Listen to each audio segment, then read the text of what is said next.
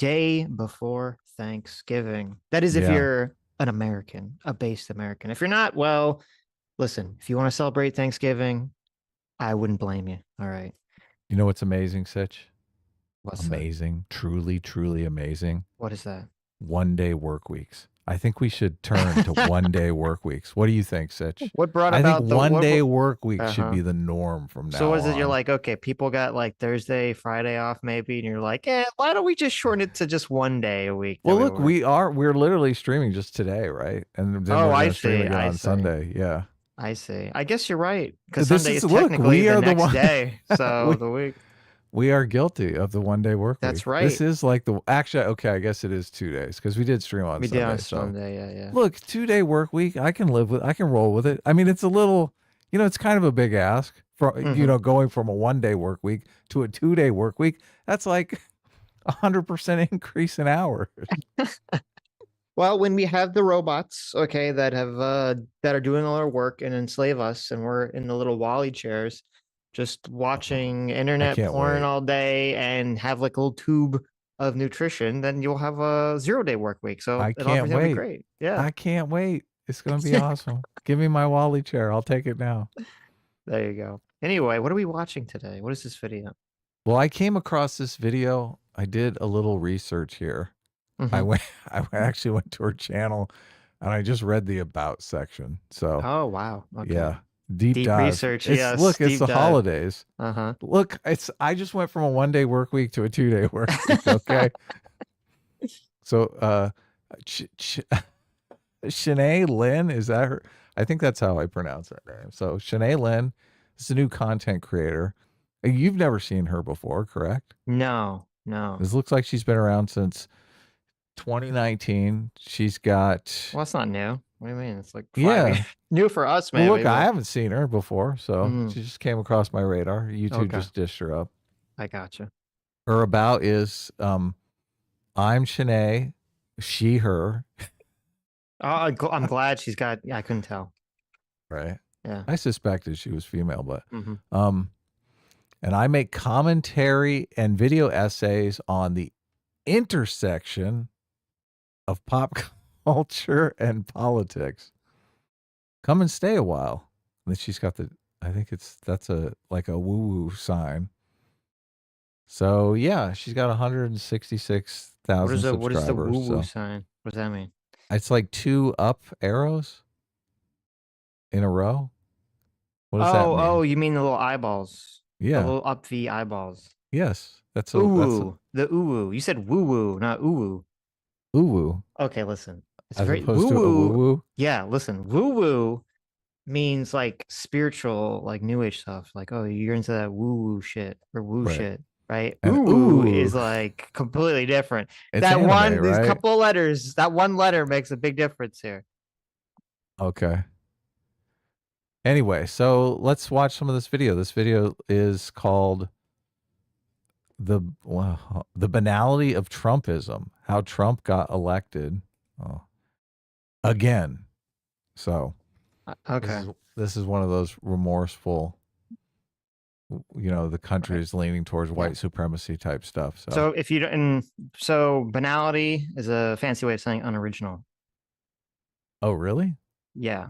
So like essentially she's saying like how, well, I haven't watched this video, so You haven't watched it? Oh, nice. no, no. Or I think I watched like I We're think I getting the kind of, live actually that's not reaction. true. I did watch it, but I was like not, I was doing something, so I really didn't pay attention at Yeah. all to it. But so I'm assuming it's going to be, and you said something about like racism, so it's like, oh, it's very unoriginal for America to be racist. This is like a time machine was taken back to 2017. Okay, Which interesting. is interesting, yeah, because it's 2024. But I mean, this is like a throwback Mm, to the dark old times, right. as Marv might say, the bad times, buckets of blood, Uh-huh. Okay. I'm punch for interested. punch. All right, let's go. So I'm just gonna say it. I knew she wasn't going to win. And I don't mean this in an I told you so way, nor do I say this with any pleasure. Rather, realistically, I just didn't see it ever happening. Hillary couldn't win against Trump in 2016. Why would Harris, a lesser known politician to many compared to Clinton, who isn't just a woman but also a person of color, beat Trump? It didn't work in 2016. Why would it work now? In fact, 2016 was an even closer election than this one. Hillary. I mean, couldn't you just say, like, why? I mean, why did Obama beat McCain then? Why did Obama beat Romney then? Like, if Uh, it's just a white dude, like, we'll right. always beat a person of color. I unless it's a combination of like, oh, being a woman and not white. It's like too far. All right, Americans will only choose a woman, or I guess they just wouldn't choose a woman. I guess because they didn't choose Hillary, right? That'd be the Well, the, yeah, yeah. Well, the that's argument. that was my instant reaction. Is like, wait a second, Obama beat the shit out of two old white guys. Right, what? right. What? Are we forgetting that? Are we forgetting the double defeat? won the And popular vote by and 3 million. well, I'm gonna say John McCain was like, he was a big deal in the Republican Party back in those days. Of War course. hero, Yeah. prisoner of war, like been in Congress forever. So, Yeah. and he was a pretty good speaker. Romney was, very bland and uncharismatic. But and like with the whole identity thing, again, it's with Hillary, it was super close. And and the problem is, like, number one, Hillary was very not liked, like far before the election. For whatever reason, since Bill was president, the Republicans have hated Hillary Clinton's guts. I don't know what spawned this. I don't know what preceded this. I And there do. have It's been it was a healthcare thing. it was the healthcare thing, saying like, how dare the president's wife be involved with healthcare? Was that the Yeah, she basically went in when Clinton won, and she was like big shit, gonna make big proposals to the Mhm. Congress, and they were like, "What the fuck? You're the first lady. Get the fuck out of here. What Go are you make like a talking flower about?" garden or fix school lunches or Yeah, something, Yeah, exactly. right. Do the Jackie Kennedy Right. thing. Get the fuck Okay. out of here. Yeah.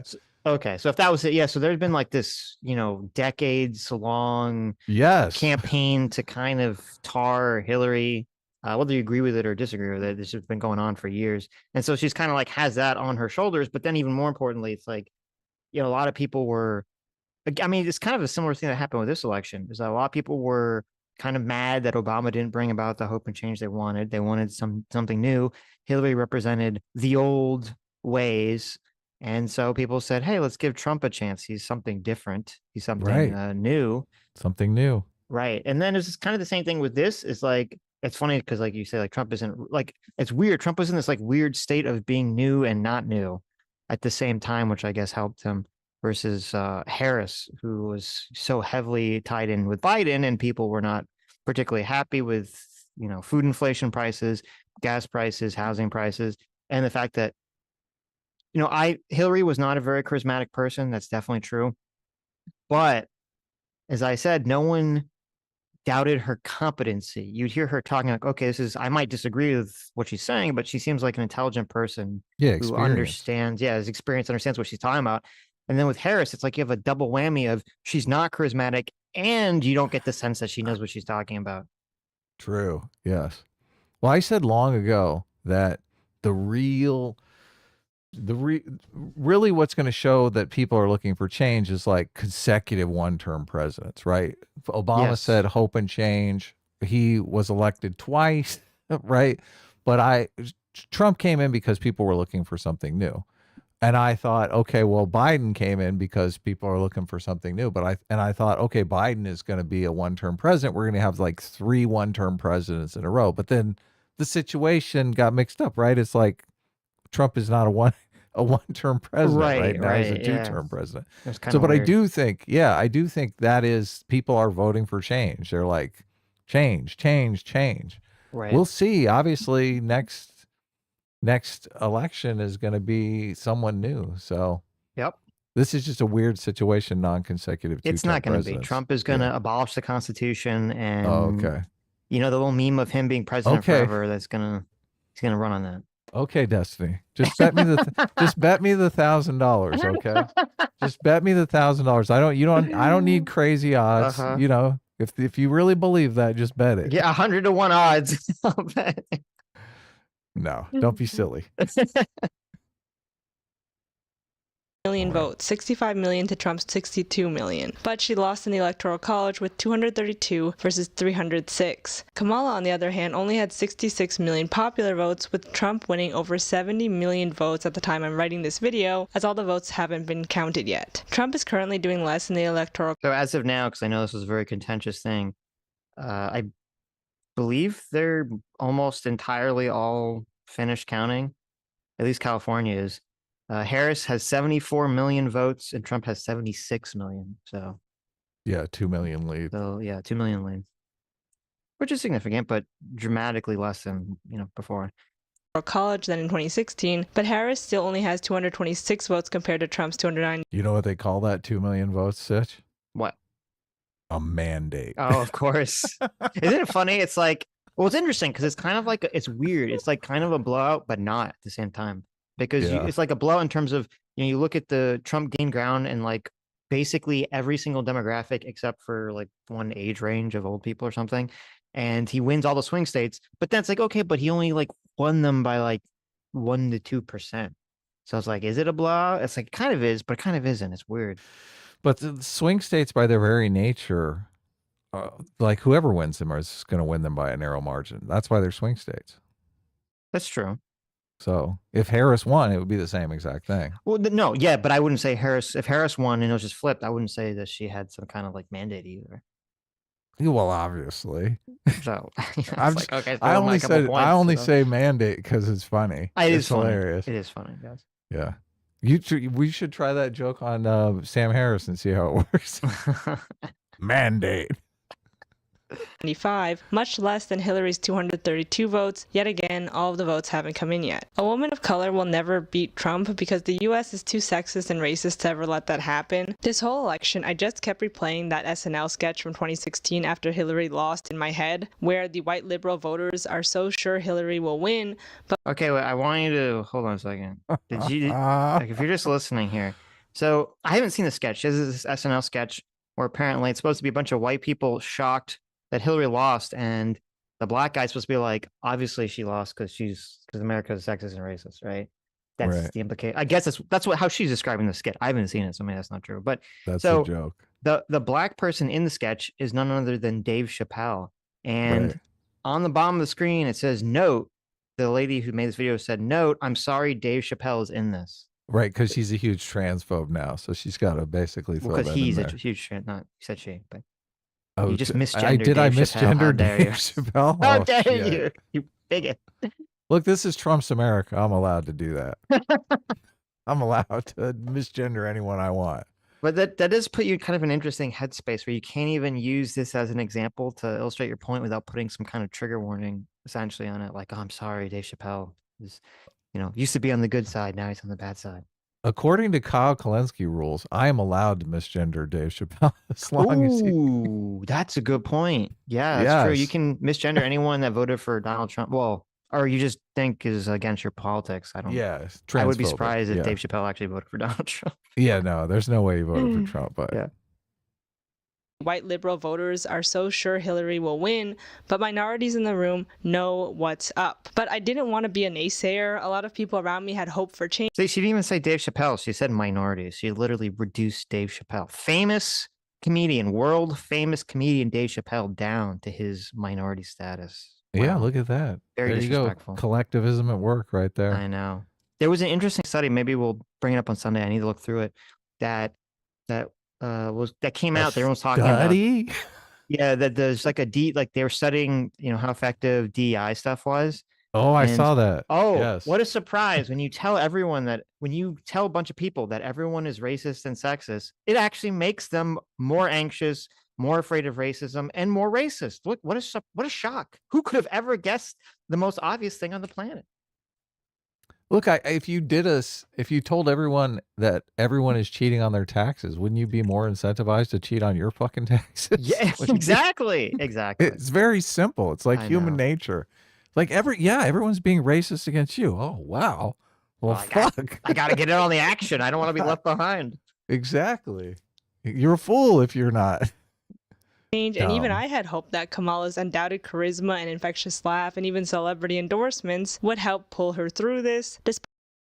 Oh my God. Oh, this video is amazing, Sitch. This is insane. Wow. I don't know. I'm speechless. Like wait, well, let me go back. What's her exact line here? I didn't want to be a naysayer. A lot of people around me had hope for change, and even I had hpe that Kamala's undoubted charisma and infectious laugh and even infectious laugh. This is like a troll, right? I can't tell because she's a very monotone way of speaking, so I can't tell if this is like a joke, like a Poe thing here. Like really infectious laugh. Charisma. Like infectious the way that like the plague is infectious, right? Like it's not an infection that you want in your life. I've noticed that when she laughs, her laugh is one of those apology laughs. Ooh. It's one of those laughs that you make when you're saying something that is like, oh, I wrecked your car. You're right. Well, it's because she would do a lot of self-laughing as a mechanism, not because she said something that actually made herself laugh or she thought of something that's funny.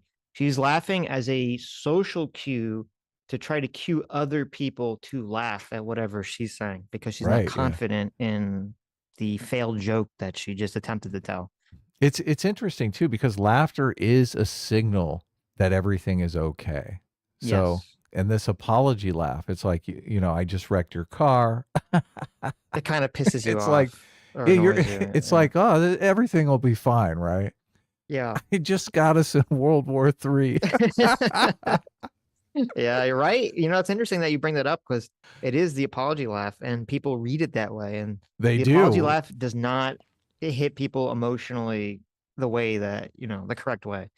There's a clip going around of her, and I don't know. I think they were saying she's on some kind of apology tour to the donors.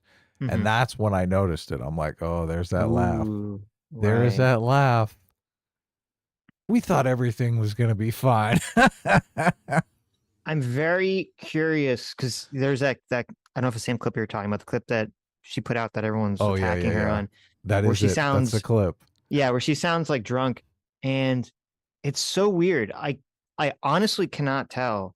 Is she on something or she just have a very weird cadence in that she speaks because it's like this, she has like that kind of Valley Girl, Southern California accent. And I can't tell. And I really want someone from the campaign to leak information about whether she was a drunk or not. Well, she could be on prescription medication too. Everyone, I mean, that's socially acceptable, right? If she's on some sort of depends what you're on. I mean, you could be, right? Yeah, but being on antidepressants isn't, I mean, I'm not aware of that making you sound different in terms of, or sound like you're drunk, where you're kind of like half slurring your speech, or you have that weird way of speaking that drunk people speak. Yeah. You know, she like on opiates or something, like, you know. She had a hip replacement. Did she go to one of those pain clinics that, you know, she saw one of the billboards like on the side of the road? She's on Ritalin. Well, she sounded different if she was on Ritalin, but. Oh, really? Yeah. I don't know. Even celebrity endorsed. Listen, you're in California. You're supposed to be the drug guy. You should know all this stuff. Uppers, downers. Yeah, it's all the same. They're all except the same. It's not. Endorsements would help pull her through this, despite not listening to young people and her voter base. But there was just no way. So in this video, I want to delve into why I thought Harris was going to lose this election, the failures of the Democratic Party when it came to her campaign, as well as look at voter profiles and voter turnout to help ourselves understand the extent some Americans and the Republican Party will go to say no to progress and where we can go from here. So. See, she just frames it as the Republicans don't want any progress. No. I mean, I'm reading that book on from Trump's tariff guy, and it seems like they do want a lot of progress as far as trade goes. So they just want a different type of progress than she wants. Yeah. A lot of people on the left only think of progress as in these race terms, like race and gender terms. They don't think of progress as like, we're going to Mars. I mean, I would think like a human colony on Mars, I would classify as progress, right? Of course, of course. Yeah. Yeah, they look at it from like a cultural perspective, but even then, it's a cultural perspective very narrowly focused on their left wing aesthetic Yeah, too. totally. So We have to return the country to the two spirits. right, like what's was kind of the whole two spirit thing is kind of funny too because it's like simultaneously they're trying to push it like progress, but it's going back to some like ancient ideas. So shouldn't that be like the actually the conservative thing is to go back to two spirit nonsense? We there's another video that we have to watch. That's an NPR video. That is the first video that made me think, okay, we just need to defund NPR. Like NPR is dead to me. What Like happened? they were doing one of these programs on Trump's America, and they wanted to hear from people who were terrified that they were going to be discriminated against under Trump, and they had like a transgender person, like a two-spirit person. Oh my God, no. And look, they had zero representation from anyone who is stoked about Trump winning the election. And it was just so obviously one-sided. I thought, what the fuck is this? Why are our tax dollars paying for this propaganda? You had to find this and send this to me. Yeah, it's so fucking ludicrous. I couldn't even make it through it. It was so insane. And they're just going on and on and on about how terrified they are. I'm like, that's because you watch CNN, bitch. Turn off MSNBC and you won't be terrified anymore. I mean, oh, God. Obviously Trump's coming after the two spirits. He's going to have the Ghostbusters come in. They're going to pull out one of those spirits. One of the people was running like a trans suicide hotline or something like that. And they were like, oh, the calls are through the roof now. I bet. Yeah. I had to get my roommate to help me answer the phone. Oh my God. I'll send it to you. Maybe we'll watch it later in the week. So without further ado, let's go. I mean, next week. 1 day work week. Before I start, I want to make it clear that the only So the Chiron says the Democratic Party, what went wrong? So thank you. This is they're one of the favorite things to do on the left is to say, oh, I fucking hate Democrats too. It's like, okay, why are you even in this conversation? Right. Are we not ripe for a third party now? The Socialist just Party. Like, well, let them. Yeah. There would be nothing better for the Republicans than there be the Democratic Party and a Socialist Party splitting their vote. Also, they know they'd never, ever, ever, ever win. That's why they don't. Yeah. Do it. Well, this is a good time, guys. Jump in. Bernie's talking about a third party. Ooh. This is it. Exciting. People to really blame on Trump winning are those who voted for him after knowing all of the horrible things he and his cohorts have done and said. It's deeply troubling, to say the least, that more than 72 million people turned up to support him, either because they agree with him and are just racist and sexist, are loyal to the party as a joke, or are doing it to spite Harris and the Dems. It doesn't matter, they still voted for violence, hate, and bigotry. Don't you love this? There you go, 76 million Americans, all racist, fucking violent lovers. Yeah. However, why does that surprise you? Well, I thought we were getting past this. I thought we were on, wokeness. The stock was down. I mean, clearly you haven't read enough Ibram X. Kendi. Look, and Robin DiAngelo, all right?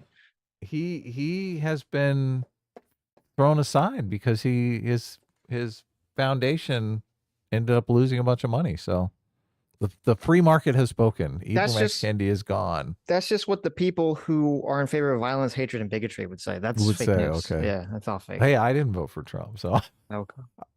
You voted for Candace Owens. That would be worse, right? It would also be remiss to not discuss the Democratic Party's shortcomings this election, and why their voter base wasn't going all in on Harris, with even some abstaining from voting despite Trump also being on the ticket. So before we get into 2024, let's look at 2020. From my standpoint, one of the only reasons Biden won in 2020 was because he's an old white man that people who don't closely follow politics were vaguely familiar with. It also helped that people could vote by mail in 2020 due to COVID, which led to the highest voter turnout in the 21st century, with 66.8% of citizens. So wait, how does this work if people only voted for Trump because of hatred, racism, bigotry, and whatever, and violence, So they voted for Biden for the same reasons? I'm For confused. hatred, bigotry, and violence. As oh, white man, what? You know, he's all, Well, I actually, mean, it was just racism. It wasn't oh, the okay. violence and bigotry. Well, I mean, guess it is bigotry. I thought like Never a lot of mind. people who, especially in the black community, and I thought this was part of why, because if you remember, like in the first couple states, Biden did very poorly in the primary, not poorly, but he didn't win the primaries. And then he like annihilated in South Carolina or something. And there's all this talk about how like the black community was very pro Biden because he was Obama's vice president. Oh, okay. So that would kind So it of was go against the racism. whole old white man thing. It's kind of interesting. But Right. 18 years and older voting in the election. Not to mention that he was running on a platform of eliminating student loan debt targeting young voters, which Harris only addressed in the last weeks of October. In addition, we just had wait. Yeah. Okay, okay, but that is wait with 60s.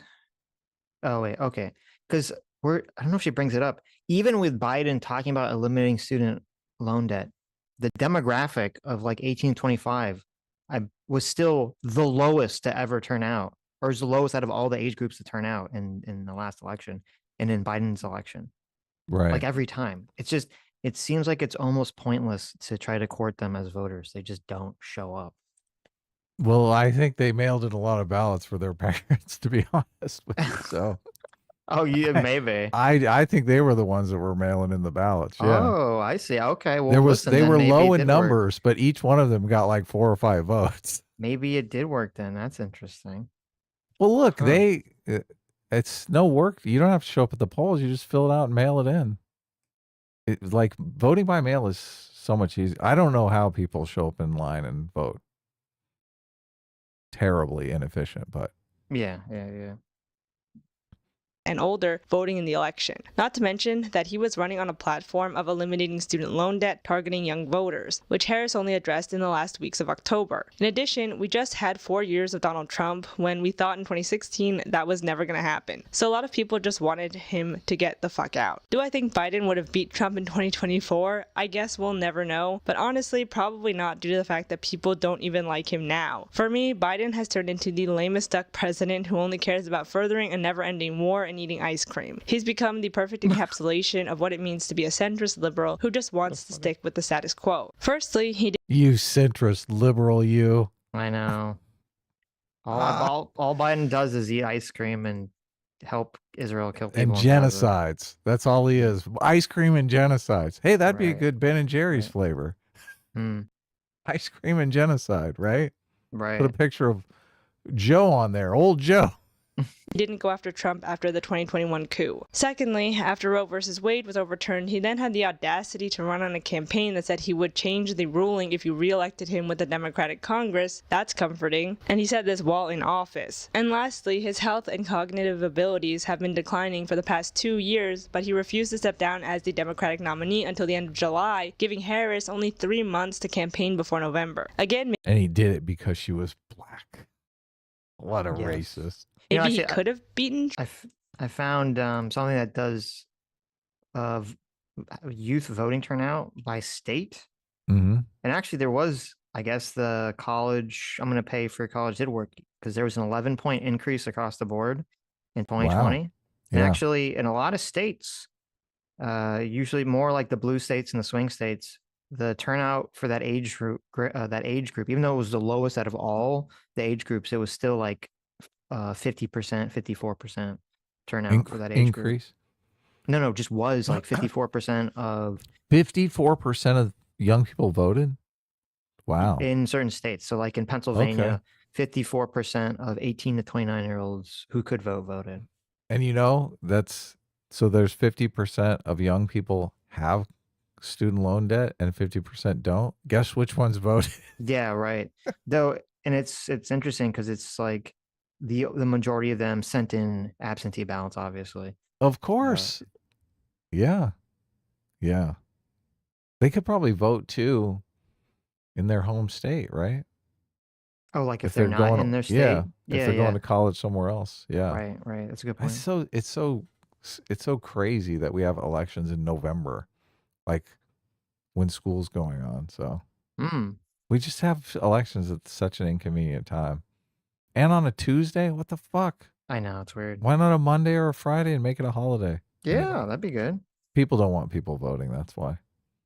Trump, but I personally doubt anyone would be more motivated to vote for him, even being an old white guy, especially with Trump's smear campaign against him, which started in June and only got worse after the debate later that month. At least She says old white guy like some people say the N-word. You know what I'm talking about? You know what I'm talking about? I know what you're talking about. She's really does not like old white guys. Okay. Philip Cogans for $20. Thank you so much. Says my mom was an ER/OR ICU nurse, was a solid Democrat. Hillary visited her hospital in 1993 to give a healthcare speech. She disliked that visit and Hillary so much she hasn't voted Democrat since. Wow. Yeah. Talk about negative charisma. Jeez. I do remember. She showed up in Congress and they covered it in the news, and they were just not happy about her because she has no look. The vice president technically has no political power. Can you imagine if the vice president showed up in Congress and was like, "I'm going to introduce a bill for health care. I'm going to change our healthcare system." That's like that's a big thing for someone who has no political power whatsoever. What do you even know? What was the policy? I don't remember what the healthcare was. What the healthcare policy, but it had to be something along the lines of universal healthcare. Well, it's interesting because, like, that was part of the big thing. And when she was running against Bernie, all people were attacking her because her universal healthcare wasn't universally healthcare-y enough, right? Compared to Bernie. So it'd be funny if she kind of like got the ball rolling and everyone hated her for it in '93. She did mention in her campaign, I believe, that incident changed her. Like she responded to that incident with more modesty and humility, and I think that was a selling point for her.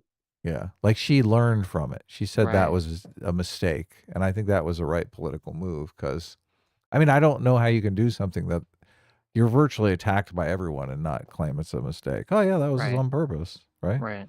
Well, I guess if you're going after corporations or something like that, you could spin it into, "I'm fighting for you, the voter." But that's not how she did it.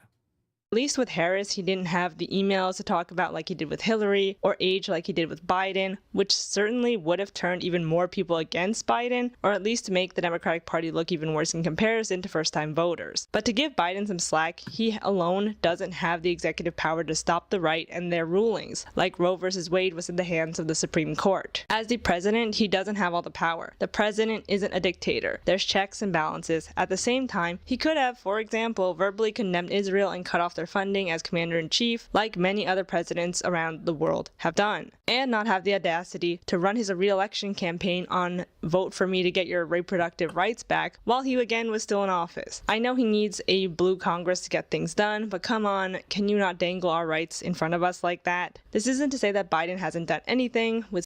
It's such a weird comment. It's like, logically, the brain understands, okay, Biden can't do anything about abortion unless they have a Democratic Congress. So he'd need to win the election, or the Democrat would need to win the election, and you'd have to have a Democrat Congress in place. And she like says this and understands this, but then she's like, but my gut vibe intuition tells me F you anyway, Biden, on this issue. It's like, it's so strange. Dangling your rights. It's like, what does that mean? Like, what does that even, dangling your rights? If someone's running on an issue and they don't have the power to change it, even if they're president, because they need Congress, what are they supposed to be like, not run on it because that's dangling their rights in front of you? Like, what does that even mean? Yeah, it's dangling their rights.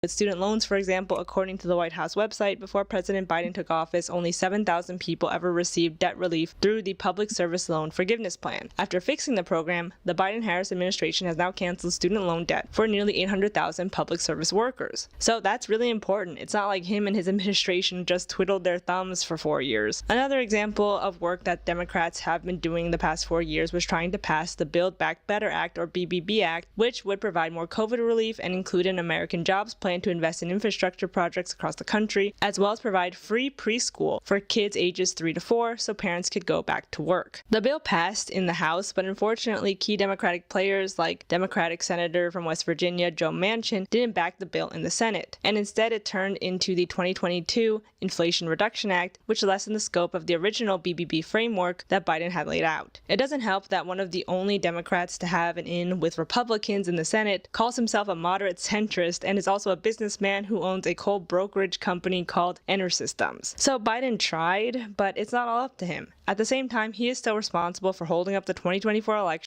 She's super triggered by anyone who's a centrist liberal type. Right.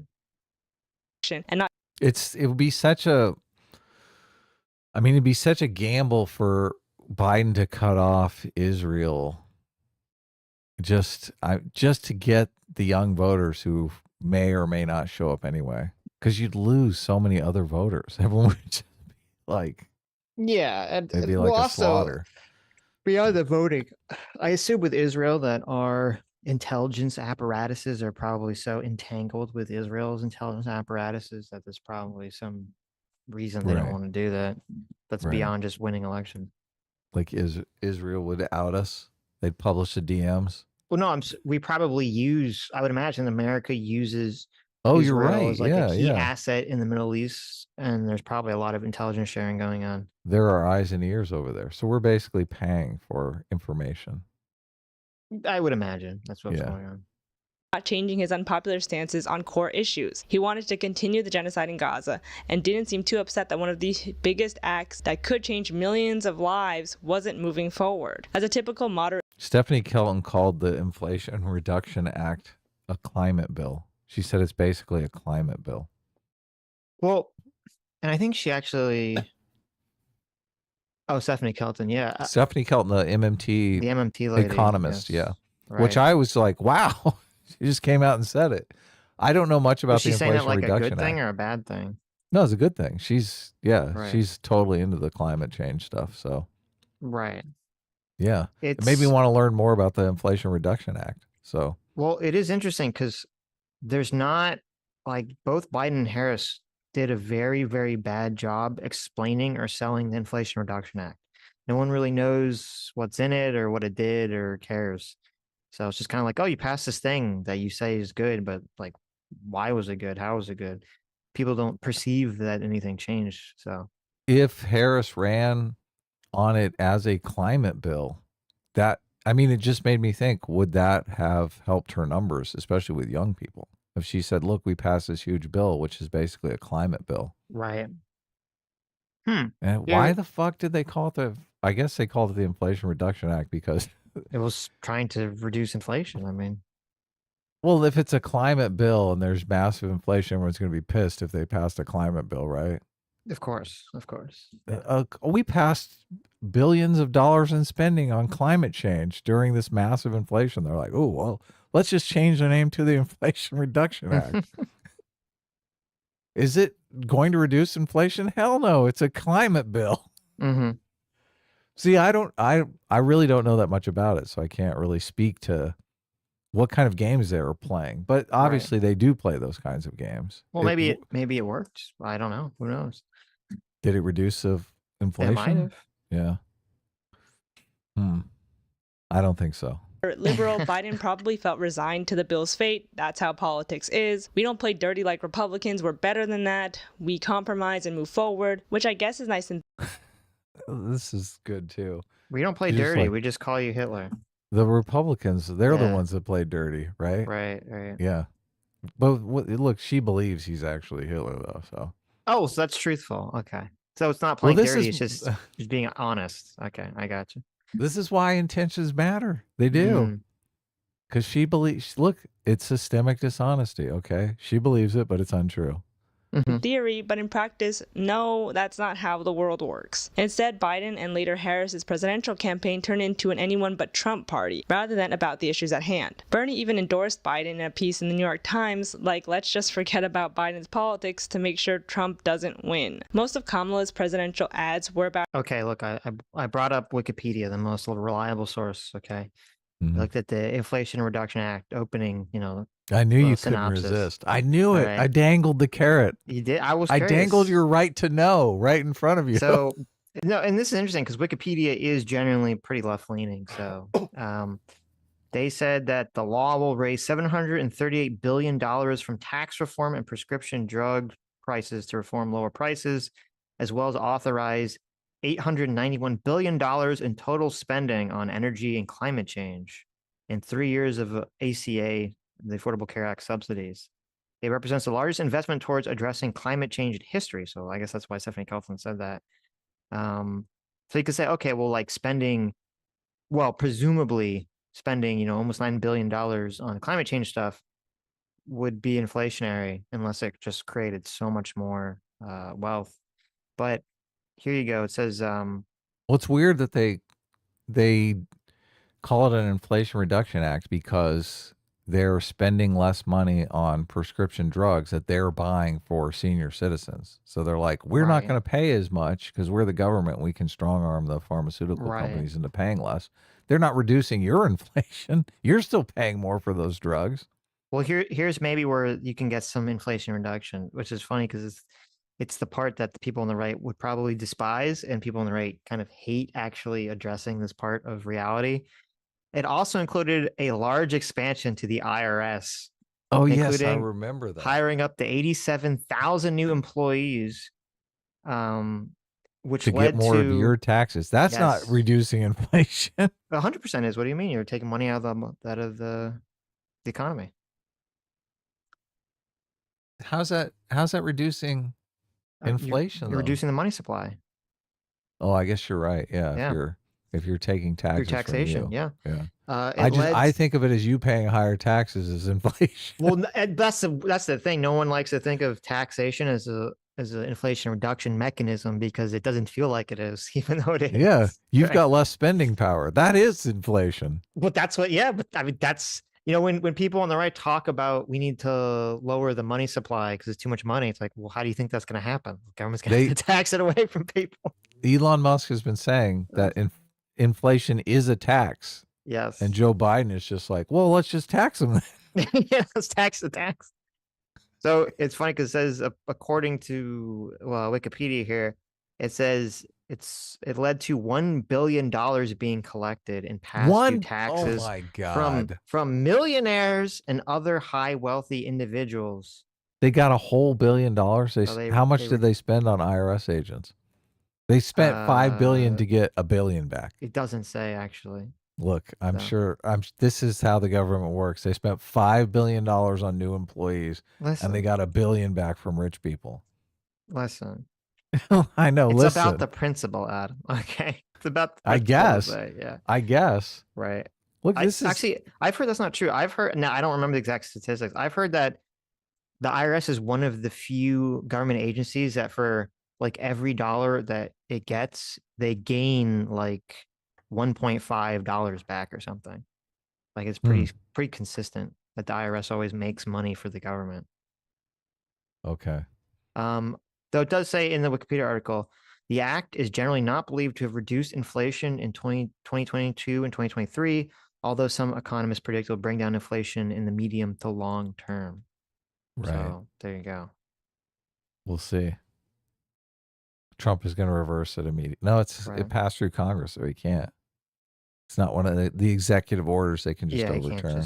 I mean, he could fuck with the IRS, I guess. But did you see that Trump appointed the guy who wrote that book I'm always talking about, The Price We Pay for Healthcare, the guy behind the hospital transparency executive order to some cabinet position? Marty McCary? That's him, yeah. He's the guy that wrote the book, The Price We Pay. Mm-hmm. What did he? Yeah. I don't know the made position. Him FDA. That's interesting. Head of the FDA? Yeah. Food and Drug Administration? Yes. Yeah. So, yeah, that's pretty cool, right? That's a good pick, right? Yeah. His book is great. how horrible Trump is and that he's a convicted felon running for office, when don't worry. Gotta throw the convicted felon in there.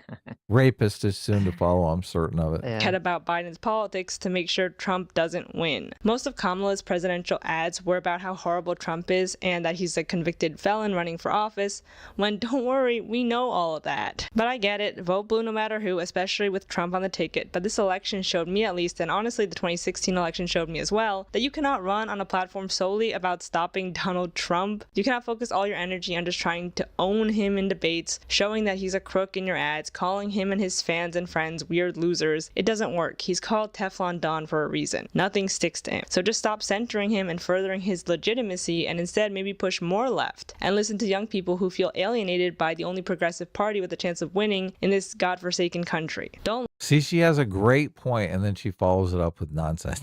I was literally about to say the same thing. Yeah, yeah. It's so sad. Right. It's so sad. Yeah, people knew about Trump.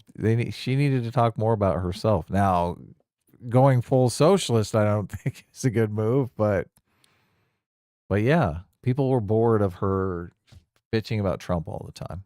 Right, right. And yeah, she needs to define herself. So, though it's interesting because we'll probably watch that podcast on Sunday. They were the Harris campaign people were complaining about that, saying that wasn't true. Oh, really? They're doing a lot of cope. Oh, man. Don't let the conservatives control the conversation. When they go right, we go left. They already see you as a communist and socialist, might as well go all in. Anti-war sentiment is very high right now. Students want peace, not to be sprayed with tear gas or to be told I'm speaking, or to be totally ignored at the DNC, or worse, mocked. Yeah, you should just cater to one demographic that hardly votes at all. That is the way to win elections. Yeah. Do that. Winning. Palestinian politicians and constituents held a vigil out. What was that? I was gonna say it's not only like you're catering not just to like young people, but like a section, a very specific section of young people that are like the hyper online, hyper lefty socialist people, which is like, okay, that's not which pisses off like the other half of the country, so that's not gonna work. Yeah, totally. Outside of the DNC because they weren't allowed inside. That's how bad it was. The I'm speaking thing was repackaged as a girl boss move by the Democrats, but it was really just a big fuck you to the voters who want U.S. imperialism to be addressed and ended. Left-leaning millennials and zoomers like myself want universal student loan forgiveness back on the table. We want a concrete plan about affordable housing and public transportation projects, gun control, and climate change. And plans for a better, more progressive future exist. I mean, the BBB framework is all there.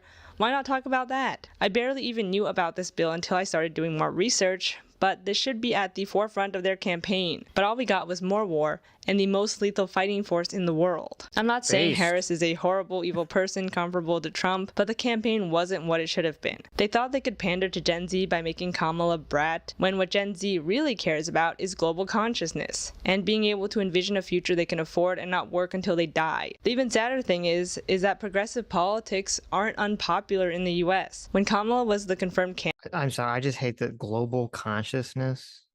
Yeah. It makes me want to vomit in my mouth.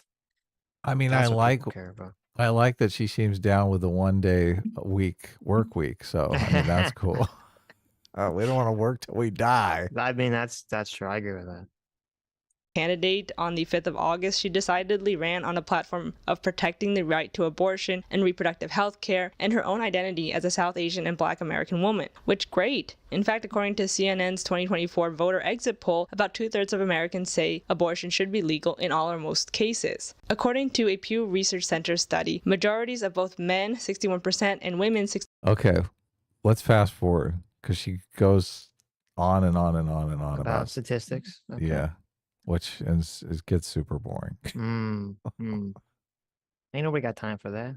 Yeah, look, analyzing all this statistics. You're using facts to back up your arguments? Oh, disgusting. I just want to feel. I want to feel it in my gut. All right. Finally, you understand content creation. Yes. Sitch. No, I wouldn't trust her. I mean, judging by what she said so far, and that the blame here is just racism and sexism, I wouldn't trust. I know she kind of gave it up, didn't she? Yeah, I wouldn't trust her ability to look at the exit polls and stuff and come up with some sort of informed conclusion.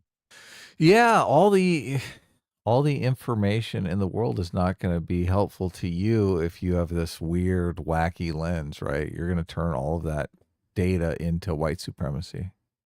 Mm-hmm.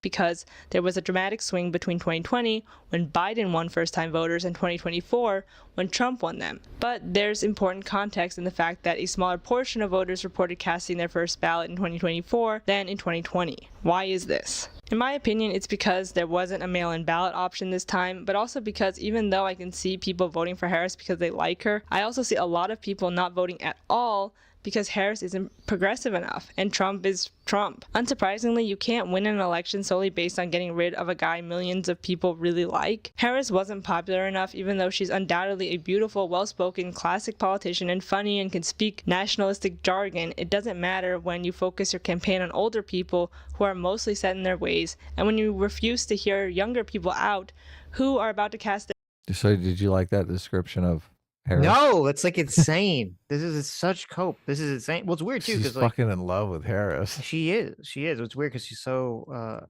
I mean, I'm assuming this person's like a socialist, an online socialist type, and it's like usually they're kind of sus on Harris, and yet she's so like, oh my god, she's so well spoken and charismatic. It's just every time she speaks, I just get shivers.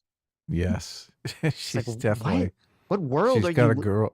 She's got a girl crush. She does, which I mean, that's fine, but you got to be objective about this. Like, this is, I've heard a lot of people talk about Harris and try to, turn her shit into sunshine, as they say. Right. And this is like some top tier. One of the most common critiques against Harris was her falling back into jargon. Even fucking David Axelrod, famous Democratic strategist, was like, "Oh yeah, she goes into the word salad sometimes." She did, yeah. He called her out on her word salads. Right, and if David Axelrod is saying that, then like translation, that means 75% of the time. Like if it's so bad that David Axelrod not only notices it, but then says it publicly on, I don't know if it was CNN or MSNBC, like then it's a problem. It's bad if he's pointing it out. Yeah. She's talking a lot and saying nothing, which is interesting because this whole video, I disagree with this woman, but she's saying something. She's clearly articulating her perspective. Right. Like none of this is unclear. With Harris, like you got none of that. She must have been watching different speeches than me because I didn't see any of this articulate and able to talk about anything. No, you're 100% correct. But unfortunately, so much of human communication, and everyone does this in their personal lives, is someone says something and you like only pay attention to 50% of it, and you sort of just get like a general vibe out of people, and then you interpret it in your mind however you want to interpret it, and then that's what you run with. And that's how you can get like, some people listen to Trump and think he's the best person ever. Some people listen to him and think he's literally Hitler. Some people listen to Harris and think she's Jesus reborn. Some people think like this is jargon. It all depends on sort of, are you able to detach your priors when you're listening to someone and actually listen to what they're saying? Yeah. I agree. Not everyone follows the argument when people speak. And especially in a culture where everyone's distracted and multitasking and whatnot. Yes. But I mean, Harris never made any argument. No, like, you could follow in every detail and you'd be like, well, the that's way meaningless. Like it's kind of, so the way that it's kind of like the Kyle Rittenhouse situation. The way it works is that like if you're primed to not like Harris and she's a bad speaker, then you'll see the truth more clear. Clearly because you're already primed in the direction to not like her. So you're going to pay attention for ways in which you can kind of like pick at her. Right. Where if you're primed to say, if you're primed to like Donald Trump, then you're going to ignore like some crazy shit he says or something stupid that he says. Right. Right. So I just do that like all the time. Exactly. You do. So it's just kind of like the luck of the draw of the situation, right? It's the same thing with like the Kyle Rittenhouse thing. Like, it's just the luck of the draw. Like the facts, I guess there's like a 50% chance that the facts of a person or situation are going to end up being on the left or the right side of the spectrum. And that's the side that's going to get it right, but they're going to get it right via chance, not via like, oh, their political ideology was able to see something, more clearly. Right. Yeah. their first vote, and just expect people to vote for you because they have to, otherwise we get Donald Trump. Before I end this section, however, I should note that it wasn't just a less than stellar campaign and Donald Trump's popularity and promise for change that ruined Harris's chances of winning. It was also blatant racism, xenophobia, and sexism. Donald Trump's own campaign used Kamala's ethnicity against her to try to discredit her Americanness, while his running mate's wife is an Indian American. He generated AI photos of Harris as a communist, a foreign evil threat, whose Remember we had to talk about, was he Trump calling Harris a communist? He made an AI picture with Harris with the fucking Soviet flag. It's just a meme, Sitch. Jeez, that's so serious. Oh, and I guess, It's just a meme. we talked about, like, at the time, there was the whole Trump questioning Kamala whether she was black or not. Black. I do Right, remember. and there was sort of that questioning, like, would that be an effective attack from Trump? And it appeared not to be. I don't know if it really hurt Trump, but it didn't really appear to help Trump either. So in terms of, like, swaying the black vote. Mm-hmm. Didn't they do a time cover where Trump was juxtaposed with Hitler? No, it was in the Washington Post. Yeah. So maybe. So they have a Washington Post article where they have Trump side by side with Hitler. They have the New Republic, American Fascist, with Trump with a Hitler mustache. So, but I guess Trump putting a meme of Kamala as a communist. I think it's like, I think this is not as bad. Well, first of all, I want to give you massive credit for your amazing whataboutism. Okay. Because I just brought it up because the question was whether he called her a communist or not whether it was as bad as someone putting his face next to Hitler. Right. So there was, and I did find the article. Here's a Washington Post article. It's an opinion piece. It's got Trump on one side, Hitler on the other side. And the article, this is from 2023, December. It says, yes, it's okay to compare Trump to Hitler. Don't let me stop you. Right. Yes. And, it's interesting. It's, when you compare someone to Hitler, it's called Godwin's Law, right? You've heard this phrase? Is, yeah. Yes. It's Godwin's laws that all internet arguments are going to, eventually get to the point where you compare someone to Hitler. And here's the simulation, I guess, winking at us. The guy who wrote this article's name is Mike Godwin. No way. It's literally Godwin's Law. Yeah. Now I'm curious. I don't know. Is it named after this person? Let me see. Oh, wait, it was. This is the guy who came up with Godwin's law. Is it really? Yes. Wow. So Holy I guess shit. So I guess that's it why is Godwin. I guess that's why he felt compelled to write the article. He's like, listen, I know I created this meme, but, like, I was wrong about Trump. You should use it on Trump. When I created it in the 90s, it wasn't about Donald Trump. That's okay. He can. That's amazing. That's very interesting. Totally funny. Wow. Okay. I guess it adds a little bit of context of why he wrote the article. I mean, it's still pretty crazy, but. Oh, yeah. And it's not whataboutism in the context of which one is worse. So. Sure, but but anyway, bring that up. But it's funny. I tried to click on Mike Godwin on Twitter, and not only are his posts protected, so I can't actually read them, but his holy shit! His Twitter banner is that picture of Captain America punching Hitler, which nice. all the people on the left like to use to advocate for violence against people they call Nazis in America. Right. So. People who they perceive as Nazis. Right. Yes. Interesting.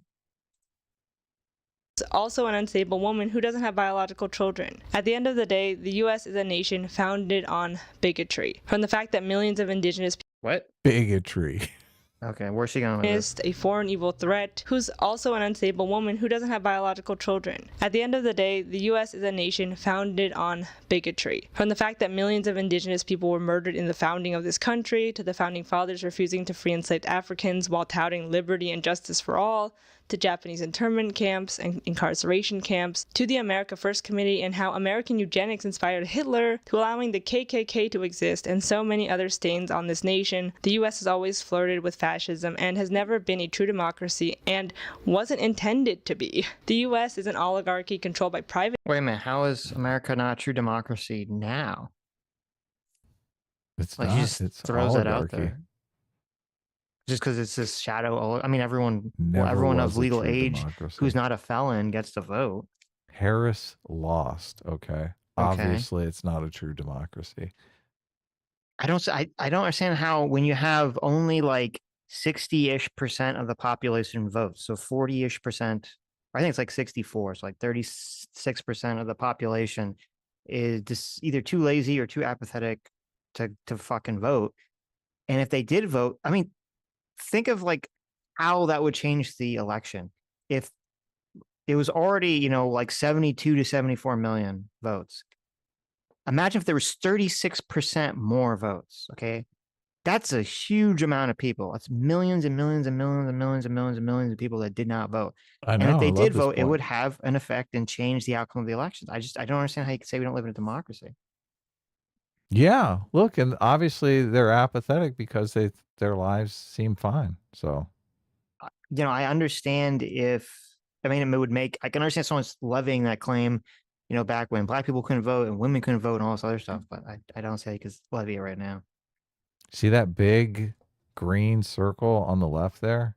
Mm-hmm. That it says $81 billion. What's that? What's that circle? I can't read it because the little Berkshire lopes together Hathaway. thing. Oh, okay. Is in the one. When am I going to get my Berkshire Hathaway stock? Oh yeah. Is that I want my wait one a minute. That's share. the Warren Buffett. Isn't that Yeah. the giant, super expensive Warren Buffett Yeah. stock? We looked Wait, it up once. It's like $500,000 a share. wait, what is this a map of? What am we looking at here? Is Who this knows? profits? It's probably the capitalization of each company, their stock value. It's their like, well, it says profit. There's no citation. Oh, is it profit? Um, Berkshire interesting. Hathaway. Berkshire Hathaway is killing it.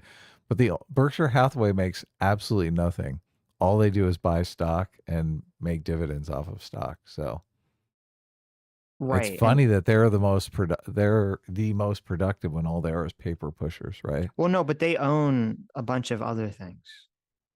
That Like, they're a make massive things, yes. conglomerate. So like they Yeah. own Geico, Dairy Queen. Geico's a paper pusher, right? Insurance. Well, it's an insurance company. I mean, it's not. Yeah. They do stuff, right?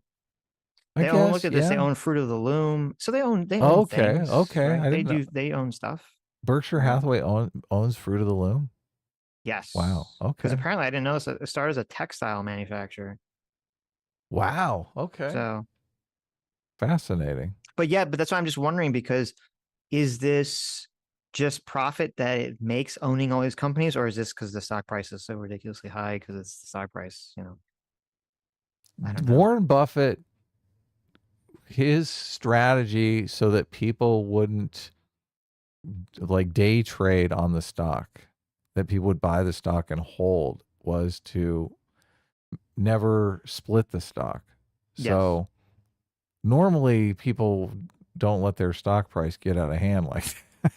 But yeah, if you don't know, so Berkshire, well, the Type A, because it's two. Berkshire's Type A stock costs $725,000 wow, per share. it's way up. Okay. I think it was like 500,000 when we looked at it. Was it the really? stock market's on a tear. Yeah, it was like $500,000. Oh my god. Well, no, you got the chart. Maybe it wasn't. Maybe I'm missing. I don't have the chart. I just looked at let me bring it up. Well, yeah. So $700,000 a share, that dissuades people from like, okay, I'm gonna day trade. Yeah, look at that. Hathaway, If you had bought this stock in the beginning or last year, last year was 547. See, that's what I thought. And Look now at that. it's 724. So yeah, We should have bought. Why didn't you buy me the share I wanted? Look, it'd be up 200K. I don't have $500 million to throw at you, man. I'd be up 200K. Sitch. Okay, I don't know about that. So let's go in on a share. It's interesting because, like, I guess it really shows you how crazy the stock market has gone recently. Because if you do the 5 years ago, it was at 330. Oh, I know. So in 5 years, remember when I told you to buy into the stock market? I know. You're like, nah. I know, what a shithead I am. So like essentially in like 4 years, it went up to 500, which is a lot, but then it basically went up the same amount in 1 year after that. It's pretty crazy. So listen, if you got the money, you should buy your Berkshire Hathaway fucking stock. This market is super difficult right now because everything's so expensive.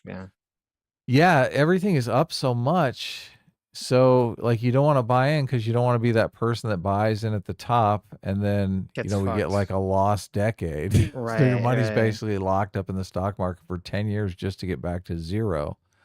But at the same time, you don't know, well, is it going to keep going up? So you're like, I don't want to be on the sidelines, and it continues to climb. It's torture. It's fucking torture right now. So Mm-hmm.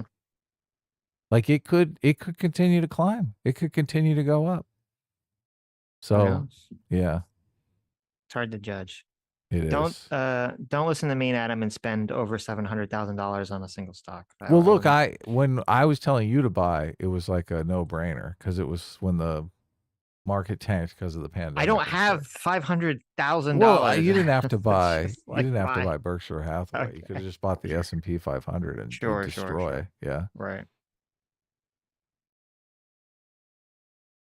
Anyway, what were we watching a interest and video? propaganda that tells its citizens to fear anything. It's funny. She put that up to totally trigger us, and we instantly went to like, look at all this money we could have made. We have a completely different philosophy. She's like, I just want to pay off my student debt. I'm like, I just want to get Sitch to get a Roth IRA. Anything un-American, whether that be people of color, immigrants, those of different faiths other than Christianity, women, LGBTQ plus folks, disabled people, and anyone who isn't the default straight cis het white guy. And this is such bullshit. I mean, Trump has nominated a bunch of women in his cabinet. What the fuck is she talking about? Ridiculous. This is like completely inept. unfortunately, a lot of people, over 70 million Americans, would rather vote for Trump and actually support Trump rather than vote for Harris, a woman of color and child of immigrants. These same people agree that Puerto Rico is a floating island of garbage, that women shouldn't have reproductive rights, that we should dismantle the Department of Education, that we should out trans kids to their parents, and ban Muslim people from entering the country. And there's, again, millions of these types of people. God. And maybe they don't agree with everything Trump. If this is the school teacher that's going to be transing your kids, guys. He's like, oh, don't tell your parents our little secret. They, them. Playful secrets. Oh my God. I love that movie. I know says maybe at this point they just want any type of change, and for them he's totally. Is that a bad movie take? Is everyone online shitting on that movie?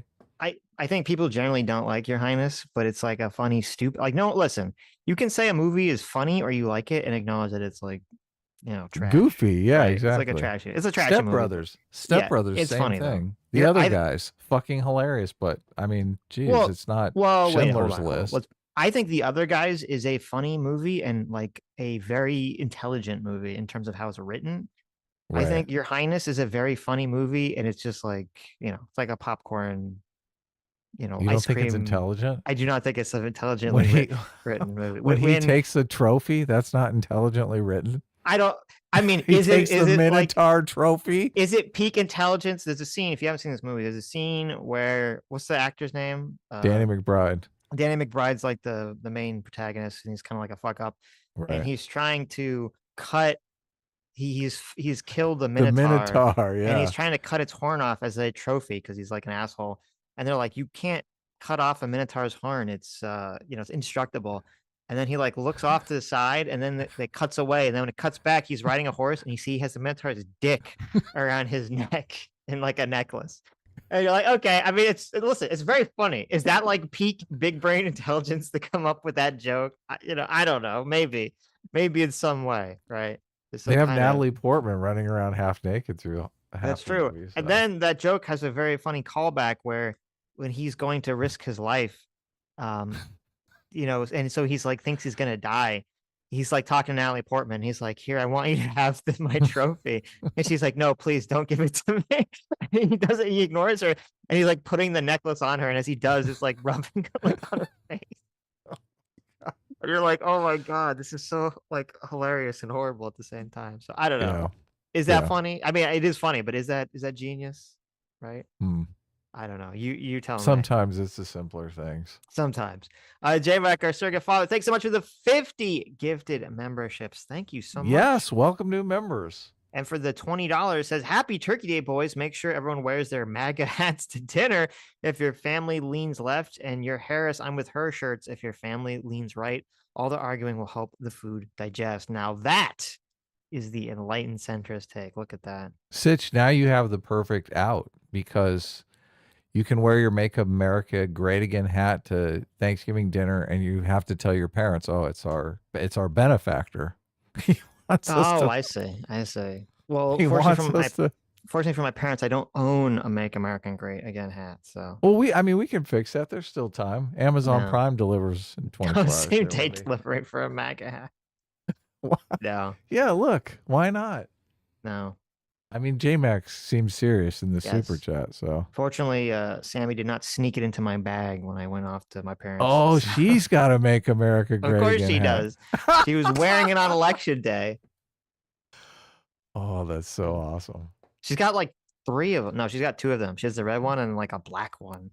Wow, maybe she snuck one into your bag. Have you unpacked? I have unpacked. There is no, she was not, had the foresight to do that. Oh, Thank okay. God. Totally a blank slate to project their own ideologies onto. But to me, it doesn't matter why you voted for Trump. The fact is you did, and a vote for Trump is a vote for evil. But I do think it's important we try to understand how common it is for people to be pro-Trump and how pro-Trumpers are just run-of-the-mill average Americans and not just QAnon basement dwellers, because then we can begin to comprehend why people are just so pumped to vote for him, and also why these people are so disgruntled with the status quo that they'd rather vote for a fascist than a moderate. Oh, part two, Part the 2. banality of Trumpism right there. So she just comes right out and says it. She's like, look, Trump is evil.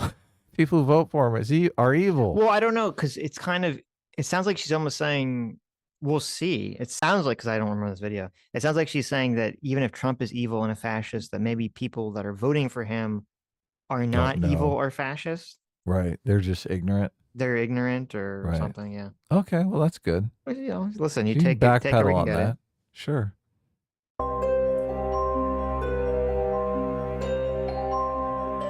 In my mind, there's a spectrum of people who vote for Trump. On the farthest end of the spectrum, there's the extremists, white nationalists, far-gone people who cannot be reasoned with, people who are outwardly bigoted and want an ethno-state, and they see Trump as their gateway to that fantasy. Then there's people who genuinely like him and believe that he's got their backs. They're not too far into the alt-right pipeline. They just think he's the best guy for the job. He's not a politician. He's an outsider. He's just like me. These people She said the thing. She said the thing. What was the thing? The alt-right pipeline. Oh, well, at least she said you that. know. Listen, I gotta give, I forgot her name. I gotta give Lynn here Shanae. credit. Shanae, I don't know how to say that name. Shanae. Shanae. Gotta give I Shanae think so. credit here is that, you know, she's only putting the alt-right pipeline, you know, far extremists as like the smallest part of the spectrum here. So you gotta give her credit for that, even though, you know, she's saying that Trump is Hitler.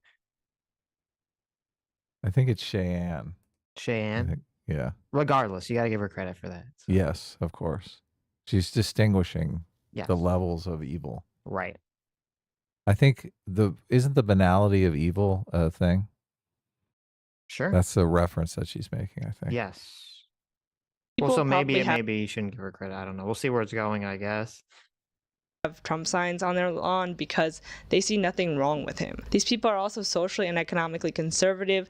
They want a small federal government. They might even want to do away with the Department of Education. They're not ashamed of their homophobic and transphobic views because through Trump, they feel as though their bigotry is legitimized. Next to these people are those who don't. So the banality of evil is a reference from a 1963 book by a Jew who fled Germany during Hitler's rise to The power. Holocaust. Yeah. Yeah. And it says, in part, the phrase refers to Eichmann's deportment, sorry, as the trial, as the man displayed neither guilt for his actions nor hatred for those trying him, claiming he bore no responsibility, I guess, for being, you know, Yeah, just Holocaust guard or following something, orders. because Yeah. he was simply doing his job.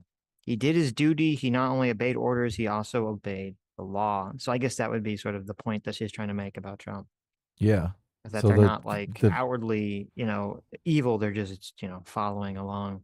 so now the banality of Trumpism, how Trump got elected, you see, she's basically saying Trump is Hitler. Well, She's yeah, doing the obviously. Trump Hitler thing. Trump is Hitler. What are you Right. talking about? Nice. What about it? Listen, Hitler grew out his mustache really, really, really long, dyed it blonde, and then just shaved it off and put it on top of his head, and then that's Donald Trump. Right. Don't see themselves as bigots for voting for Trump, even though they might even outwardly dislike him. These types of voters are the ones who confound me the most, because on the whole, they're just your regular, average, nice people. They're even friends with people who Trump hates, but still vote for him because inwardly, they're just not as tolerant and progressive as they like to think themselves to be. Even if they're friendly, well-meaning people who you would never think would vote for a guy like Trump, they do. I see a lot of white, older female voters, and even young white female voters, college-educated women, people who I'm familiar with, vote for him every single election, and I just can't understand why. I had a close female friend in college who voted for Trump in Well, if you read Jonathan Haidt's book, The Righteous You Mind, would know why. Yeah. you would understand. You would get it. Yeah. You would definitely get it. Yeah. They're voting for their moral interests. I was watching some lefty video, and they had a bunch of TikTok clips of people talking about how they're putting their foot down and disowning all of their friends who voted for Trump. And this one lady, oh God, it was so sad. She was talking about how she feels kind of bad, but she has to do it. She has to disown all these people, all these Trump voters, because they're evil. But these were the people who helped her the most when she had cancer. Oh my God. I know. I'm like, what the fuck? This is a for video real? you said? Yeah. Is it I was real? like, Is it like a meme? I feel like no, it's real. Oh my It's God. totally real. It's not fake. Yeah, it's like she's like, I had a problem with cancer, and that a lot of people helped me out, and the people who helped me out seemed to be the ones that were like the biggest Trump voters. So she's like super conflicted. Interesting. She's like, I don't want to disown all of them, but I feel like I should. I'm like, what the fuck? What the fuck? Really? People are going to help you when you have fucking cancer, and you're going to disown them because they voted for Trump? That's pretty bad. That's your problem, baby. You're the one that has the TDS. That's not good. Yeah, totally not good. I'll see if I can find it. Maybe we can listen to it next week. For Trump in 2016, and she was a totally unassuming white girl, very nice, very soft-spoken. We liked a lot of the same media, Avatar: The Last Airbender, but she and her family were Look, Sitch, she likes Avatar. staunchly anti-Hillary. First of all, Adam, everyone likes Avatar, the cartoon. Okay. Well, everyone with taste likes Avatar, the cartoon. Of course. So. Yeah. The live action's much better, though, right? Oh, God, stop it. Trump, thought Trump was a good guy and best suited for the job as an outsider. Like, how are we living in the same reality? When we on the left think of Trump voters, we tend to think of QAnon basement dwellers, torch-wielding neo-Nazis, but in reality, they're our neighbors, our colleagues, our professors. I had a professor in my senior year of college, the year of Trump's first term in 2017, who was a Vietnam vet and a recovering addict, who felt deeply unappreciated by his country, loved Full Metal Jacket, we watched it in class, but who proudly voted for Trump, made a speech about how America finally got its balls back, and who openly supported Trump's Muslim ban. Like, oh shit. Oh shit. Pretty funny. This guy's a college professor? Where? How has he not been canceled? I know. Who even are you? And he's also a social worker. This year I found out someone I've known... See, and this is when they turned the student body into the Stasi. Because she said this was during Trump's first term, right? And this is when the wokeness started taking off. They turned the student body into the Stasi, where they gave them numbers that you could turn anyone in for a microaggression. I'm sure that college professor no longer works there. Well, since I was... Right, but also, it's interesting because she's talking about like this guy, like, this... A lot of people call these stories kind of like, Anna told a story like this, and, the story you're talking about, the woman with cancer, and she's talking about this teacher, he's like a social worker and all this other stuff. And it's like, if you constantly have people that you think, okay, this is a person who's like doing something morally righteous, but then they're voting in a way that you don't understand, like that's the cue to try to figure out what's going on here in the depths of human mind in a way that's not just like, well, it's the banality of evil. Obviously these people are just being duped or evil or blah blah blah blah blah blah blah. Right? You'd want to. I mean, I'd hope you'd have some level of intellectual Seriousness. rigor, Yeah. right, to go down the pathway to say, okay, well, like maybe there's something going on here that I'm just not understanding or seeing in human nature. Yeah, that was my path exactly. Right. It became a puzzle to solve. I wanted to Yeah. understand so badly. I was so confused about it. And the first person that I stumbled onto that gave me an explanation was George Lakoff. Hmm. But his explanation was super just retarded. Like it was basically in the progressive bubble. It was an intellectual way of explaining the banality of evil, the Right. evil Right. conservatives. Yeah. And I for a while I thought, okay, well everything makes sense. Everything he's saying is logically coherent. It goes with my understanding of psychology. And so I did accept that for a while, but then as soon as I came across Jonathan Haidt, I was like, okay, well, Haidt just destroyed Lakoff, like utterly annihilated him from orbit. So, and the Haidt has been the model ever since. I understand, and this is a bit why when people want to call us conservative, I'm just like, I feel like a fraud because I just don't have those conservative moral intuitions through the Heidian model. So it just doesn't Right. seem accurate to me. Yeah. Did you read the Lakoff book, Moral Politics? That I read Moral Politics. I read, he has a book like The Political Brain or something like that. Hmm. Um, yeah, I think I've read everything of Lakoff's, Hmm. George Lakoff. Yeah. Right. Let me look. There's Okay. where is Don't Think of an Elephant is one. This is the one that many lefties turn to and we're like, okay, we're just using the wrong language. They didn't really try to understand conservatives. They were like, we need to use language that activates them so we can hocus pocus, um, you know, hypnotize them into being left wing. So Right. a lot of people Right. turned to that book and thought, I'm just going to mind mojo these people, but they still have the belief that they're evil, right? They're evil. They can be tricked through the right kind of language, It which is is not interesting. good. It does seem like we The definitely see political someone mind. like That's it. Sorry. Go ahead. we definitely see someone the quote. I know you don't like this, but quote woke right that engages in this, but it definitely seems to be predominant on the left. The sort of linguistical word games or word gaming, word thinking that kind of goes on with a lot of trying to indoctrinate people, trying to subvert the standard tropes, trying to move the Overton window with sort of these like word games and everything.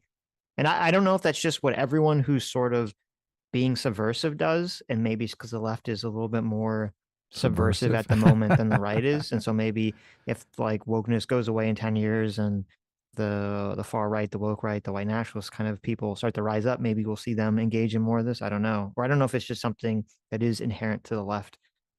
Maybe people that are predominantly on the left have more of a like their brain is more in the linguistical model of things. Yeah. The Metaphors We Live By is his first book, and that book is amazing. It's not really a political book, so I would recommend it. Don't Think of an Elephant is interesting. I super want to go back and read Moral Politics because that is the book that was super influential towards me.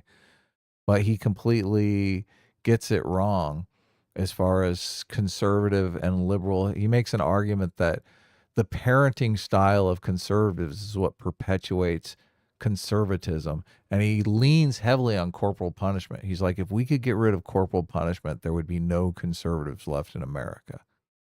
Like Wait, what? What's the lot? What's the that's argument his there? thesis. Yeah. How does that work? There's these two models of parenting style.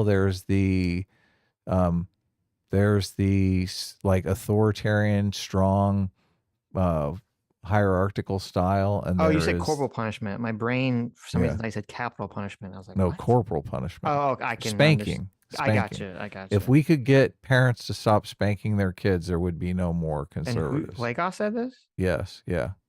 That's That's kind retarded. of the argument he makes. Yeah. Okay. Yes.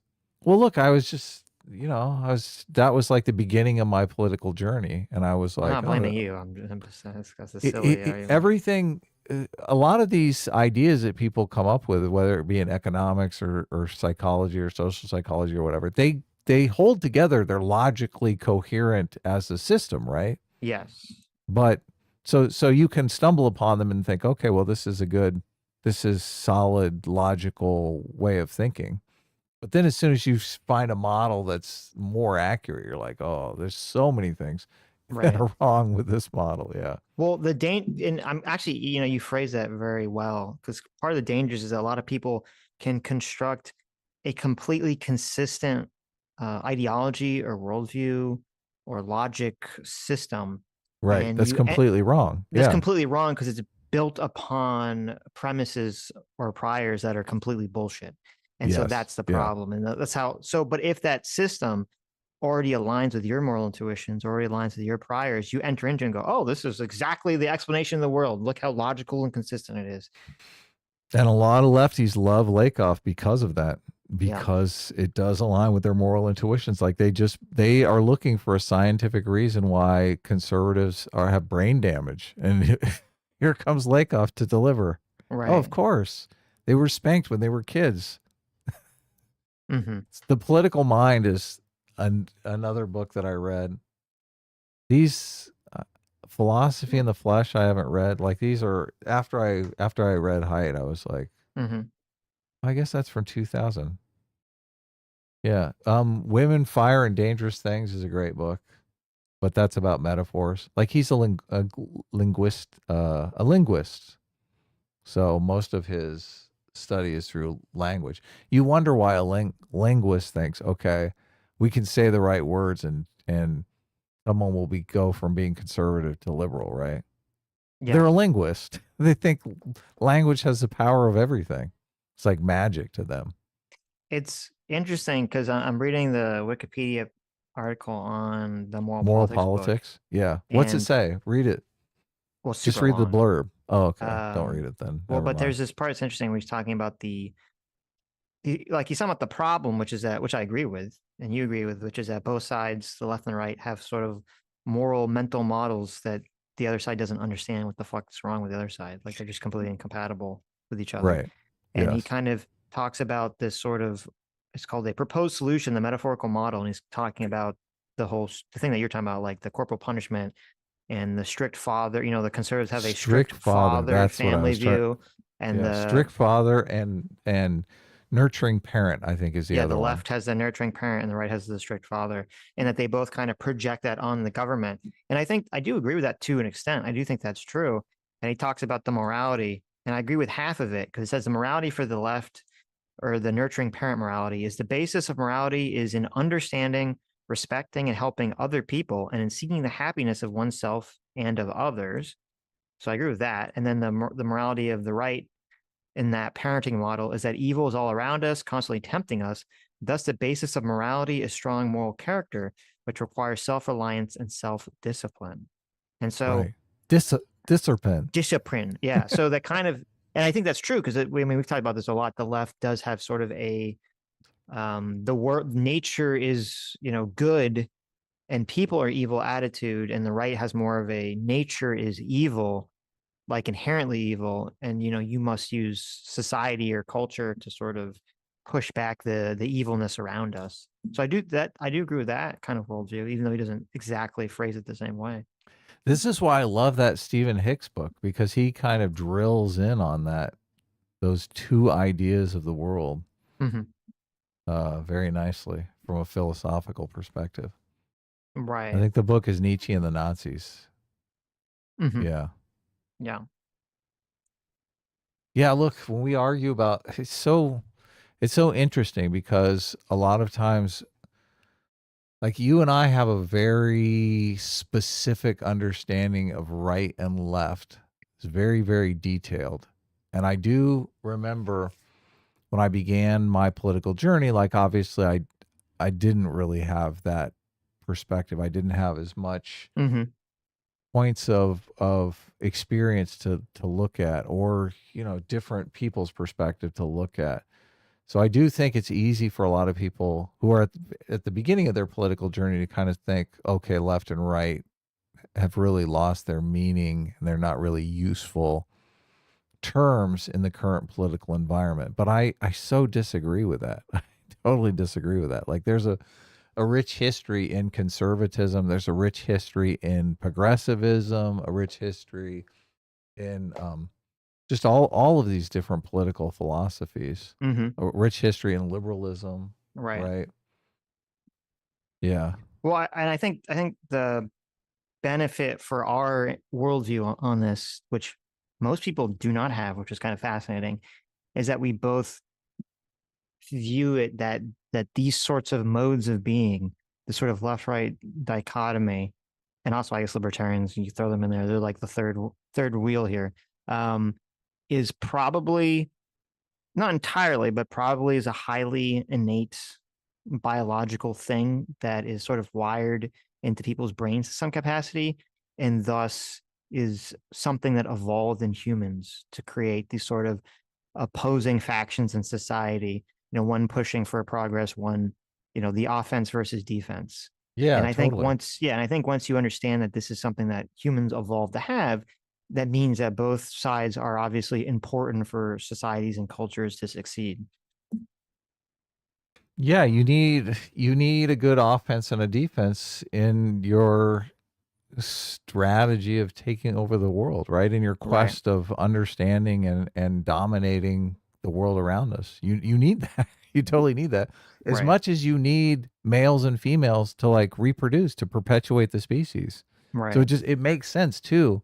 Like males and females are produced in roughly equal numbers because they're essential to the process that the males and females participate in. Mm-hmm. And it's got to be something similar with left and right, right? They're It's produced in yeah. kind of equal numbers because of the roles they play in society. It's just how can Yeah. you say that that's like not a useful like understanding of the world? It just seems like it is. Mm-hmm. I agree. Anyway, we're getting into the crazy shit now. Okay, let's do it. As a child, a very kind and sweet older white woman, again, quiet and unassuming, voted for Trump twice. I asked my relative why they did this, and they simply shrugged and they said they've been a Republican and conservative their whole life. Nothing's going to change that. At the core of it, we just have to face the fact that millions of white Americans, both men and women, and even non-white Americans, are deeply racist and sexist, xenophobic, and are afraid of progress and change. And sometimes I sit back and I try to It's so weird because like when she first said that, like, oh, they just vote Republican, I was like, oh, okay, so she's not going to say that they're evil, like they're just support Republicans. But then she's like, well, no, they're just evil. That's Yeah, why they vote because Republican. They're just racist and sexist and bigots, which is weird because then you're like, well, wait a minute. I thought, like, how can you say that you know these people that are sweet and nice and blah, blah, blah, blah, blah, that interact with you on a personal level in a non-bigoted way, but then they're like intentionally voting for bigotry. How does that work? yeah, they know that's the party of bigotry. They're like, look, I'm just a member of the party of bigotry. What are you Right. gonna do? Americans, both men and women, and even non-white Americans. I'm sure they probably tell her. They say to her, "Look, you've got it all wrong. It's not the party of bigotry at all." They're like, "Look, I go to Trump rallies. Everyone's nice. It's like diverse. There's gay people. It's Mm-hmm. great." And she just doesn't believe them. She's Mm. like, "Yeah, you're wrong." Right. Are deeply racist and sexist, xenophobic, and are afraid of progress and change. And sometimes I sit back and I try to understand why do quote unquote good white people I know and have known vote for this horrible person. Okay. Look, if you're friends with She's this interested. Listen, she's interested. She knows some good white people. All right.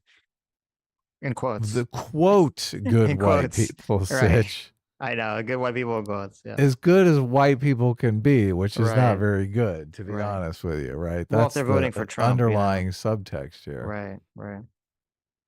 Well, no, I think the quotes are the good white people who voted for Biden. She's the other white people are No. She said irredeemable. no. She said good white people that vote for Trump. Oh, okay. A convicted felon, serial harasser, draft dodger, and I come up with nothing. You can't understand hate at this level. It's illogical and nonsensical, and trying to understand evil is futile. And I think So just give up. Look, this is where her political journey has ended. It's just futile. You can't understand it. Oh, so bad. It's interesting because that's so, like, that's the path of genocide, is to say one side, one group of people are just evil. You cannot even understand them. You shouldn't even bother understanding them. Because if that's true, if that is true, then yeah, obviously there's no solution but to wipe those people out. So she does think she understands them. She thinks they're driven by greed and racism, and that's why they need to be annihilated. They're just driven by evil motives. I guess, yeah, but she doesn't understand. She just said, because she said, like, there's these quote good people that she would, that on the surface you would interact with them and think they're good, but then they're secretly evil or they're voting for evil. And she, at least so far, and I don't know what the conclusion is, so far she doesn't understand how these two things connect. And so she's just like throwing her hands up in the air and saying, well, I guess it's just evil, which is funny because that's actually, as I just read from Lakoff's description of moral politics, that's actually the right-wing conception of reality, is that there's evil all around us, and that's just the way it is. And the left-wing base of morality is that you need to be understanding and respecting of others and understand, like, where as they're long as coming they from. agree with you politically. Right. So, it's fascinating. And this is the thing that's also important to know or to keep in mind, like, because we talk about the left-right divide a lot, and it's easy for us to kind of like conceptualize a symbolic person that represents, like, they're 100% like left-wing moral politics, 100% right-wing moral politics. In reality, everyone is some combination of all these things. They're all somewhere on the spectrum. So they're just probably more in one direction than the other, and that's going to influence how they vote. Yeah, of course. person, a convicted felon, serial harasser, draft dodger, and I come up with nothing. You can't understand hate at this level. It's illogical and nonsensical, and trying to understand evil is futile. And I think in the end, it all comes back to Hannah Arendt's 1963 book, Eichmann in Jerusalem, A Report of the Banality of Evil. The people who sit back and perform evil tasks are simply unextraordinary and don't see themselves as bad people. They're just voting Republican like they always do. Evil is banal. Evil is complacency. It's sitting back and watching the world burn and taking part in it because that's how the world is. The world can't change, and if it does, I need to protect my spot in it by picking the path of least resistance. The people who vote for Trump are wholly unexceptional. They hide behind party loyalty. This is a common left-wing mistake. I think for a lot of people on the right, their thought process is, or maybe the deep intuition. So maybe it's not like a conscious thought process, but the deep intuition is twofold. It's that, like, the world is hard and the world, is rough, and it's always going to be rough. So number one, you have to be very careful when you start changing it, because you can always make it worse. Like, people on the left don't seem to acknowledge that or accept that. They always think it's like the whole got mine, I'm just protecting mine, which, to be fair, I think does exist. I think there is a sense of, if things were hard for me, it's unfair if you're going to, like, take something away from me or make it easier for other people. I do think that exists. I saw that I learned so much morality from World of Warcraft. I say this unironically. Okay. Right. And it's funny because we talked about this the other day. Like, how I was telling you in World of Warcraft how things would be, like, really horrible because you had to, like, you had to spend 30 minutes flying to a major city to, like, buy a fucking rank for a spell or something. Yeah. So you would think that everyone should be in favor of changing that because it's just a horrible thing. But there's, like, a segment of people out there who every time they would change something, make something easier, they get really mad about it. And on one hand, like, you'd be like, okay, you don't want to make things I understand you don't want to make things too easy, because if you do, like, that kind of does remove, like, people gain a sense of accomplishment by overcoming something difficult. So if you make it too easy, you are lessening the sense of accomplishment. That is true to an extent. But on the other hand, when I would read the forum posts and you hear people, like, see the response to this, a lot of the intuition was sort of I had it hard, it's not fair that someone else gets it easy, like, kind of attitude, which is very interesting.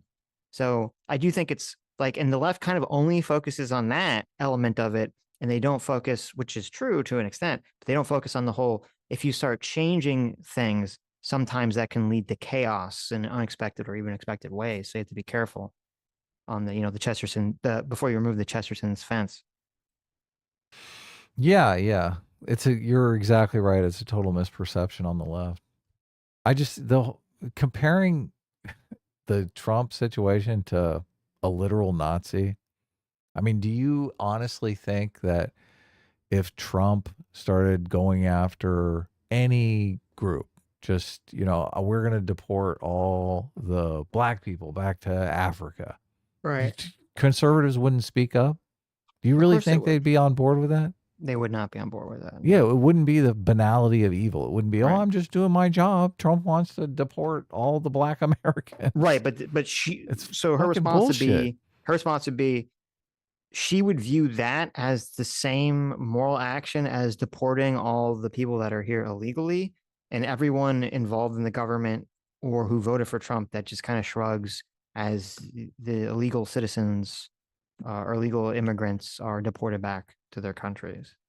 That would be how she Yes, would view it. yeah, yes, which is a misperception of the Yes. situation, Right. obviously. Right.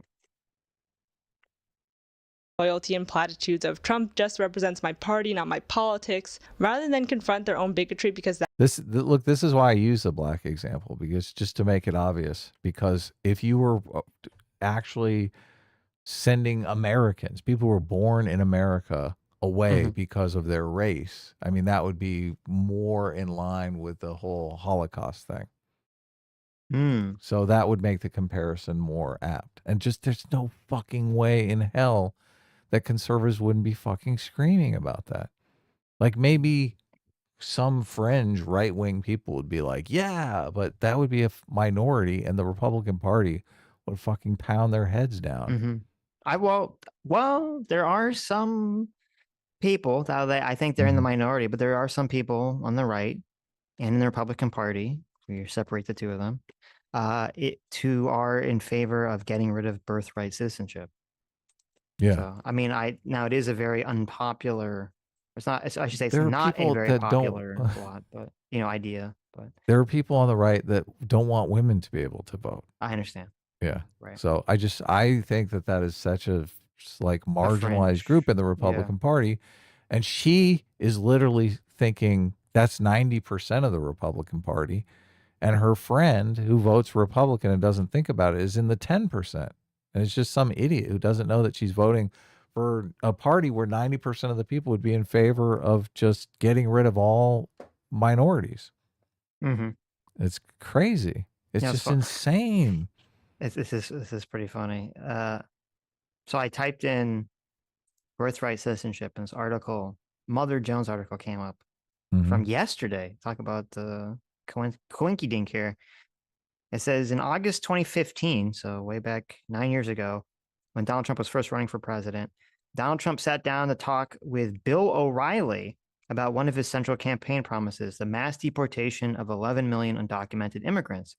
Trump said, quote, "Our country is going to hell. We have to start a process where we take back our country." Bill O'Reilly found the plan ridiculous. Such a colossal and expensive undertaking, the conservative host said, would take decades. Before then, the courts would stop sweeping raids. The idea, O'Reilly continued, was just not going to happen because the most obvious reasons why, he said, was that the 14th Amendment says, quote, "If you're born here, you're an American. You can't kick Americans out." O'Reilly almost screamed at one point, "If you're born here, you're an American, period." Trump was unconvinced. Quote, "Many lawyers are saying that's not the way it is," he insisted.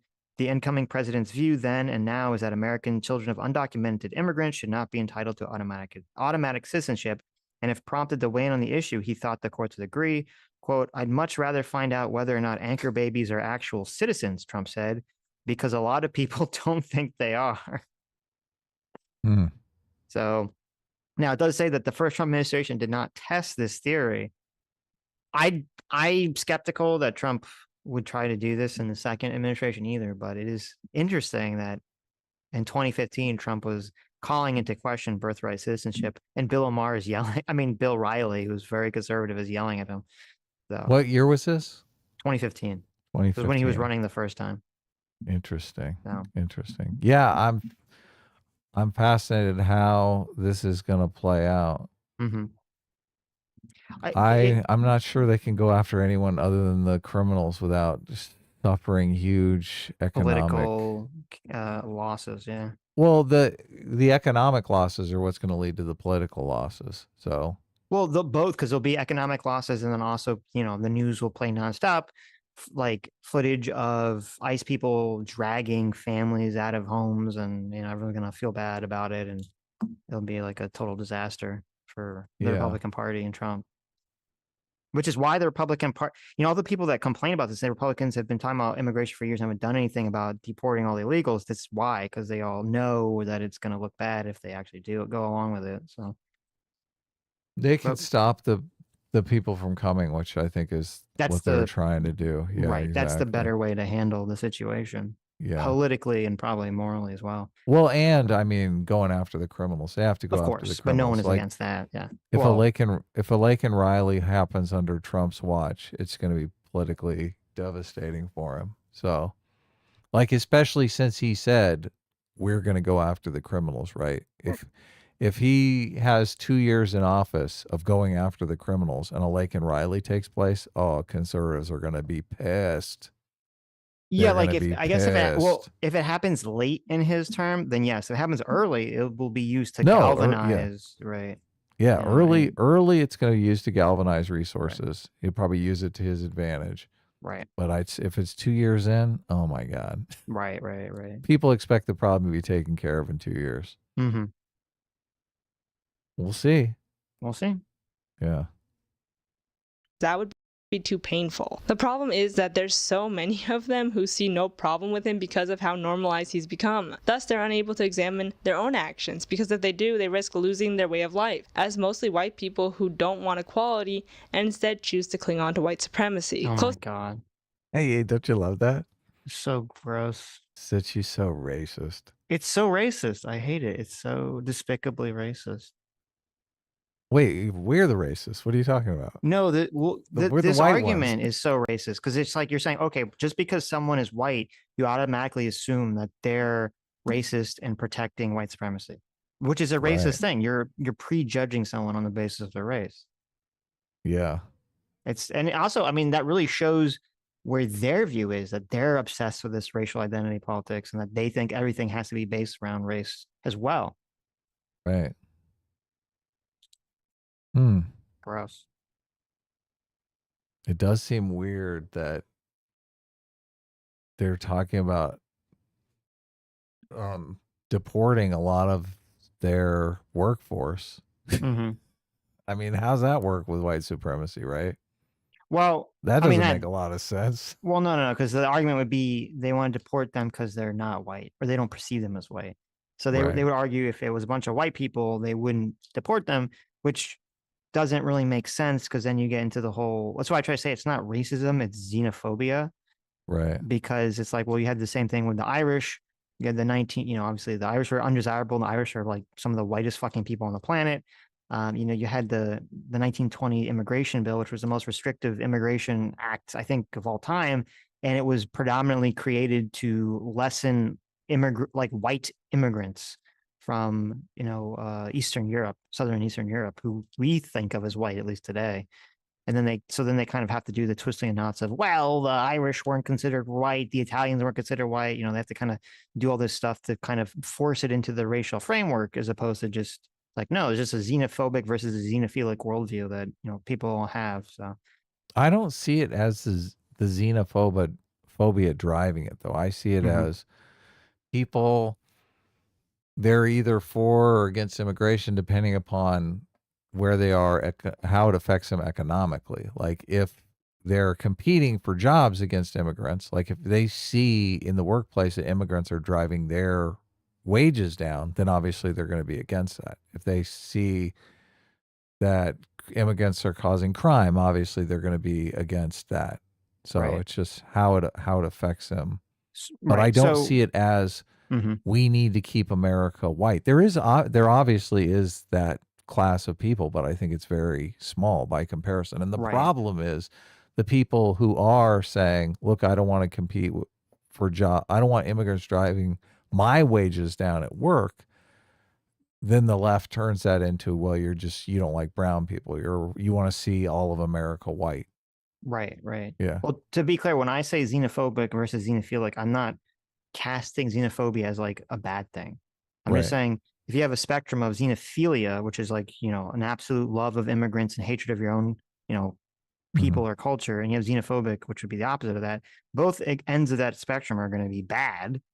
And Right. then, so obviously there's somewhere in the middle, and the right tends to be more on the xenophobic side, and left tends to be more on the xenophilic side.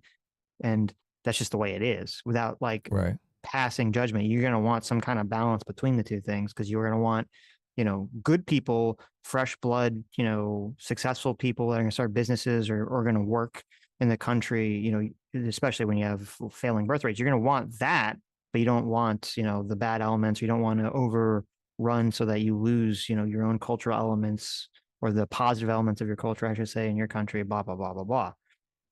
I So think you we've do need to moved find the so balance of it.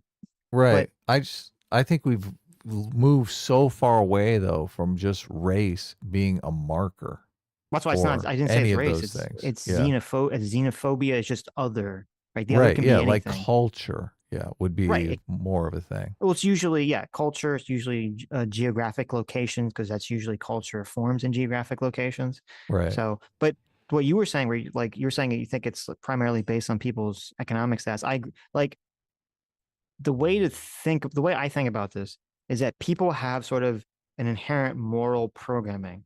So let's just say like someone has an inherent moral programming where they're more xenophobic or xenophilic, and it's on a spectrum.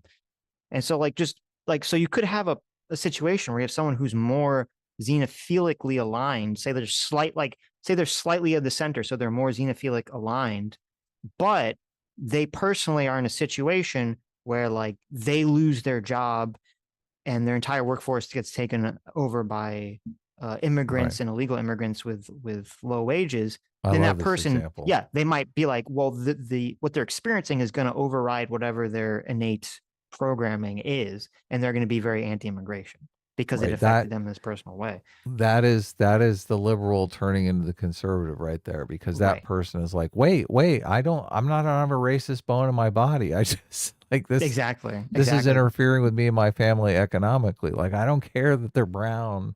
I don't care about that. I don't care that they don't Right. speak English. I love that they don't speak English. I'm xenophilic, right? Right. So like when I talk about these sort of platonic forms, idealized like versions of the left and the right, and the xenophobic versus xenophilic, it's kind of like a person like a hypothetical person that exists outside of the environment. Of course, yeah. Right. Well, But I'm just that saying that for the person, audience, because like a lot of people don't yeah, get they're that. gonna, So, and yeah. and it's difficult because I have to keep making it clear every time you talk. But It's funny because that person, that hypothetical person, they're gonna say, "Look, I'm against immigration now, even though I'm xenophilic. I'm on the left." And that Mhm. person, people on the left, are gonna say, "No, you're a racist now. You're a grifter. You're fucking changing your politics because you got hurt because you made less money at work. Oh my God, you have no principles whatsoever." Right. Like that person's going to be attacked as a traitor. Well, this is why it is important, I believe, for people to understand how humans think and how we intuit things and what our moral intuitions are, so that you can be in a situation where you say, okay, if you don't understand your own moral intuitions, you're basically walking through the world blind. You don't have free will because Mhm. you're just reacting to things. But when you do understand your moral intuitions, when you do understand why you're reacting to things, I mean, you can still react to them the way you still like are kind of programmed to do, but then you can react it differently. You can actually be like, okay, I understand my moral intuition's pulling me in one direction or the other, but if I think about this from like a logical perspective, maybe it makes more sense for me to have a different opinion. And then it also allows you to understand where other people are coming from. Breaking news. So, Yeah, no, you got it. And this is a trick of human psychology. The thing that gives you more control over your emotions and your subconscious or unconscious is bringing it into the conscious mind and understanding it. This is mhm. why Jonathan Haidt is really so powerful, because you can see your motivations that are generally a mystery to you because they're driven by some unseen force, some unseen evolutionary Right. emotion that you Right. have. As soon as you understand that, right? As soon as you understand the mechanics of jealousy and lust and stuff like that, you gain so much power over them, which Yes. genuinely makes you like a better person, That's how you gain free will. yeah, a more competent person. So, all right, I switched videos on this here. This video came out 5 minutes ago. Yeah, but look at this. Do you know what it is? It's Someone in chat turned me on to this. It's funny because we just had good for Anna. We just had this. We asked this conversation on Sunday. I know. We said, when is Anna going to be on Paris Morgan? And listen. Obviously, the answer is that me and Adam are authors of our reality of the simulation. Of course, we put it out there, and that we've made it so. Right? I'm sure this wasn't planned in advance. No, we gave it reality by speaking the words. Anna did not say that she was going to be on Piers Morgan, so we made it. This is pretty badass. But wait, let's finish the other video. Maybe we'll watch this and then maybe we'll cover it on Sunday. Let's just watch the intro here real quick, just to check it out. Come on, Anna's friend of the show. Of course, got to check it out. This is relevant news. That's true. Breaking.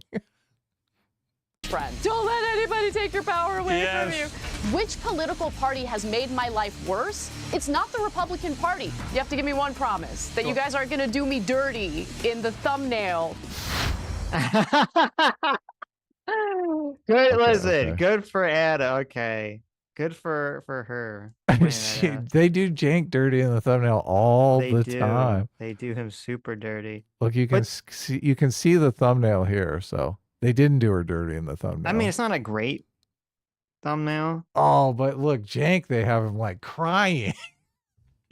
I feel like they do almost everyone dirty. Like, it doesn't matter what side of the political aisle you're on. They try to get you like mid scream or mid, angry or something. So, which I guess is smart, but. All right, I'm hitting the back button. Okay. So the crazy lady was about to make a point. Right. For me, it reset. Did you see what time we were at? It didn't reset for me, no. But okay. Oh, it did. Yeah, I can guess. Here, I'm just gonna say it. I knew she wasn't going to win, and I don't. What happened? Normally, it goes right back to the spot. Here we go. There it is. Look at that. Perfect. Ready? Blank slate to project their own ideologies onto. But to me, it doesn't matter why you voted for Trump. The fact is you did, and a vote for Trump is a vote for evil. But I do think it's important we try to understand how common it is for people to be pro-Trump and how pro-Trumpers are just run-of-the-mill average Americans and not just... Okay, maybe we're a little further than that. Maybe we're a little further. What was the time code, chat? Someone rewind the stream and tell us. Oh, here it is. I think, yeah. They risk losing their way of life, as mostly white people who don't want equality. Nailed it. Oh, look at that. I nailed where we're at. Obviously, yeah. You sense the white supremacy, and it like a magnet you were drawn to. It. Yeah. Yeah. Here's where she's calling us all racists. Yep. And instead choose to cling on to white supremacy. Closer to the end of the spectrum, there's voters who think the whole thing is a joke and that voting for Trump is funny. And lastly, right-leaning. That's Sam. No way. That's Sammy right there. Oh my God, that is hilarious. Centrists and moderates who will vote red no matter who until they die, no matter who's running on the left. To conclude, I do think that trying to search for the underlying cause of evil or why people vote for Trump is futile because hate and bigotry is illogical and you just can't reason with it. You will come up empty-handed every time. It's so funny because like hatred and bigotry is immoral, but totally highly logical. Yeah, that's the problem with it. Of course. That's why it's a wicked problem. So yeah, it's tribalism. It's a root form of tribalism. So, and tribalism is always there. I don't know what she's look. She's as tribal as can be. I think the way to frame this, and I guess people on the right would not do this because they'd be too turned off by the language. But this really is left-wing science denialism, is what this is. Oh yeah, that's how it should be framed. This is just evolutionary science denialism from the left. This is one of the things that moved me a lot too, because once I read Height, I actually had the idea that, oh, lefties, we're the party of science, like we believe in science. And I thought, oh, Height has a scientific understanding of conservatives that liberals are going to love. Obviously, they're going to take to this because they love science so much. Boy, was I wrong. Right. I was totally wrong. They don't love science. They fucking hate Republicans. Right.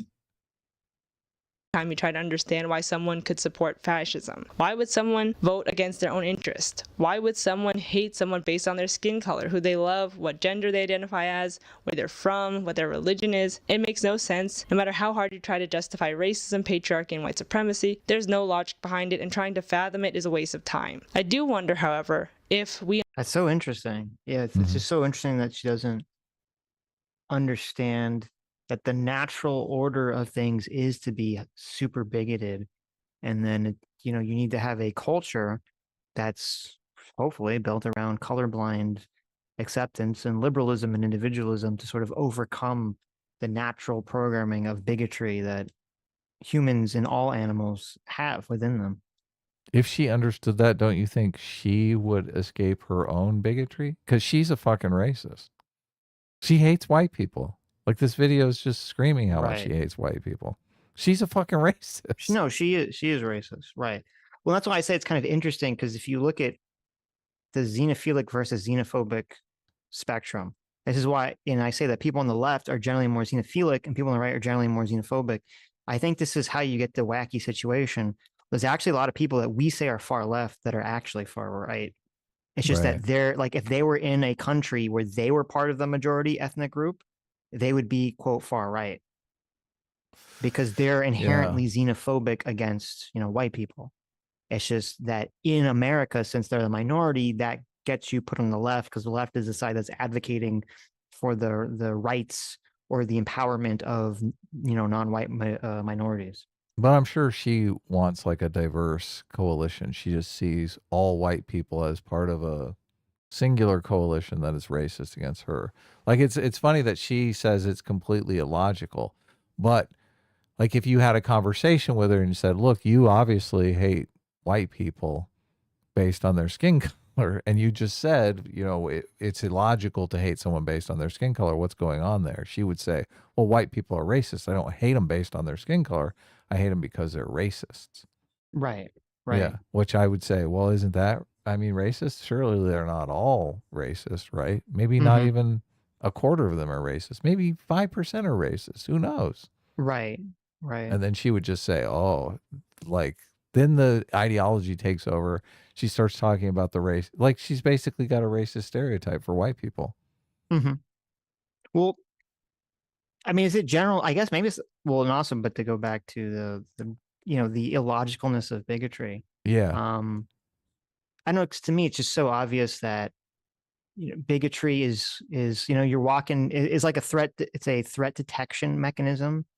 And it's funny because, like, when you talk about humans, like, people, they'll let their priors kind of fuck with their head, so maybe they won't admit it. But, like, we can go back to, you choose the man or the bear. We can go back to the bear thing. You're walking in the forest and you see a bear, and you instantaneously have a reaction of fear and danger when you see the bear, and you're like, well, how do you, like, why are you being a bigot to the bear, right? She has Shouldn't you that get with to white know the people. bear, like, on a personal level? And you say, okay, like, that's the evolved tendency that all animals, and humans are an animal, have. It's just like this threat mechanism. And then obviously threat detection. Yeah. it's a threat detection mechanism. And also, I think it goes deeper than that, because I think, like, the basis of all morality is rooted in tribalism, but that's like a longer explanation. No, So that's just like, totally true. That's exactly right.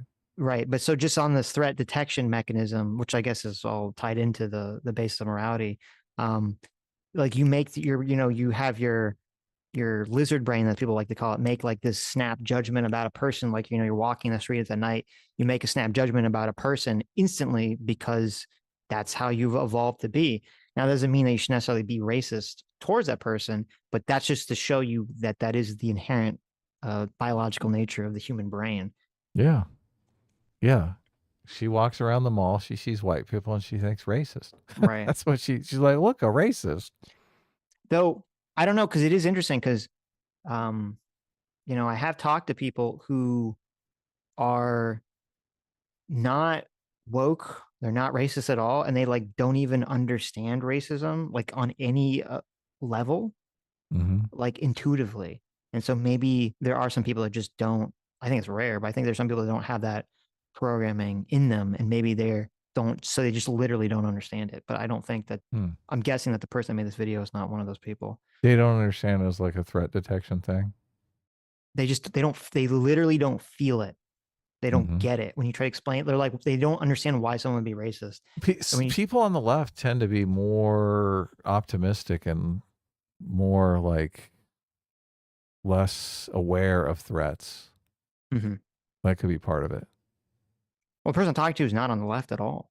Oh, they're more on the right. That's part of why, like, if you say like, oh, this person's racist, they're like super suspect because they themselves don't understand or feel why anyone would be racist at all on like an emotional level. So right.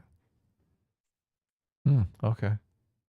On the left need to work harder in reaching these people who see no problem with Trump, but are also genuinely nice people, like seemingly normal. Like maybe we can't understand their reasoning, but we can try to make them see our point of view too.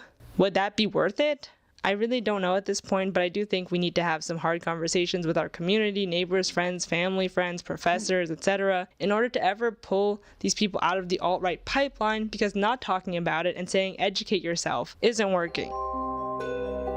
I love it when people tell me to educate myself. Oh God. Well, it's I mean, this is like massive black pill doomerism, because she asked the question, is it worth it? It's like, okay, if she's like created this idea that the people voting for Trump or the right are just inherently evil, and that the evil is built on something illogical that can't be reasoned with, and then you say, oh, cool, was it worth it to try to convince them? And she says, I don't know. That's really like scary, because again, if you don't convince them, then you have to kill them or remove them from your country. That's the only way you can deal with sort of like an illogical evil, in your community, is you have to kill it or expel it. This is why that stereotype is horrible. Yes. And the ideology is doing all the thinking for. Well, and the huge irony to this whole thing is that this is, the banality of Trumpism, which she's relating to the banality of evil, which is, about, expelling, killing Jews and other groups of people during the Holocaust. And that was the mentality that the Nazis were operating under, is that Jews and these other groups of undesirables had some kind of inherent evil within them that could not be removed. And so the only way that you could function in the society or have a prosperous German society was to kill those people. Was to Holocaust them. Isn't this irony just epic in this video? Yes. And so she's sort of creating, ironically, the same framework, only she's just creating it towards, she's using white the Nazis. People. Right. And she's using the Nazis as like, that's who those people are. So it's okay for me to adopt the same Nazi-like ideology. You can't compare white Trump voters to Jews, so otherwise you get in big trouble, man. You get canceled immediately. Just ask Gina Carano. I kind of want to read that moral politics book now, because I do feel like there's something deeply there about how I think a lot of the far left people who are not white are really unknowingly far right people. They just don't even realize it themselves, because they're very like, they have all the same ideas that like there's evil constantly around us. It's called white supremacy, right? The evil is constantly tempting us. It's tempting you. This is like the CRT notion of the world is you live in a white supremacist society, and the white supremacist society is like constantly working on black people and non-white people to sell out their authentic ethnicity to join and become part of like the whiteness. Yeah, no, it's crazy. Where it goes completely against sort of the whole, you should understand people, you should empathize with people, all these things. Like when you think of like the left hippie person, right? You think of like the left hippie person, and then you think of like the left CRT person, and they're like completely different. In terms of like the classic stereotypical like beatnik person who's like, yeah, love and peace, man. Yeah, this is what's crazy about it. That's what's so interesting. Yeah. I I think The World's End kind of plays into this theme. The movie? I don't know if you've seen The World's End. Yeah. I Where saw it's it once, but I don't remember it. where it's the really good people that end up being the evil ones. Hmm. Yeah. I love this irony.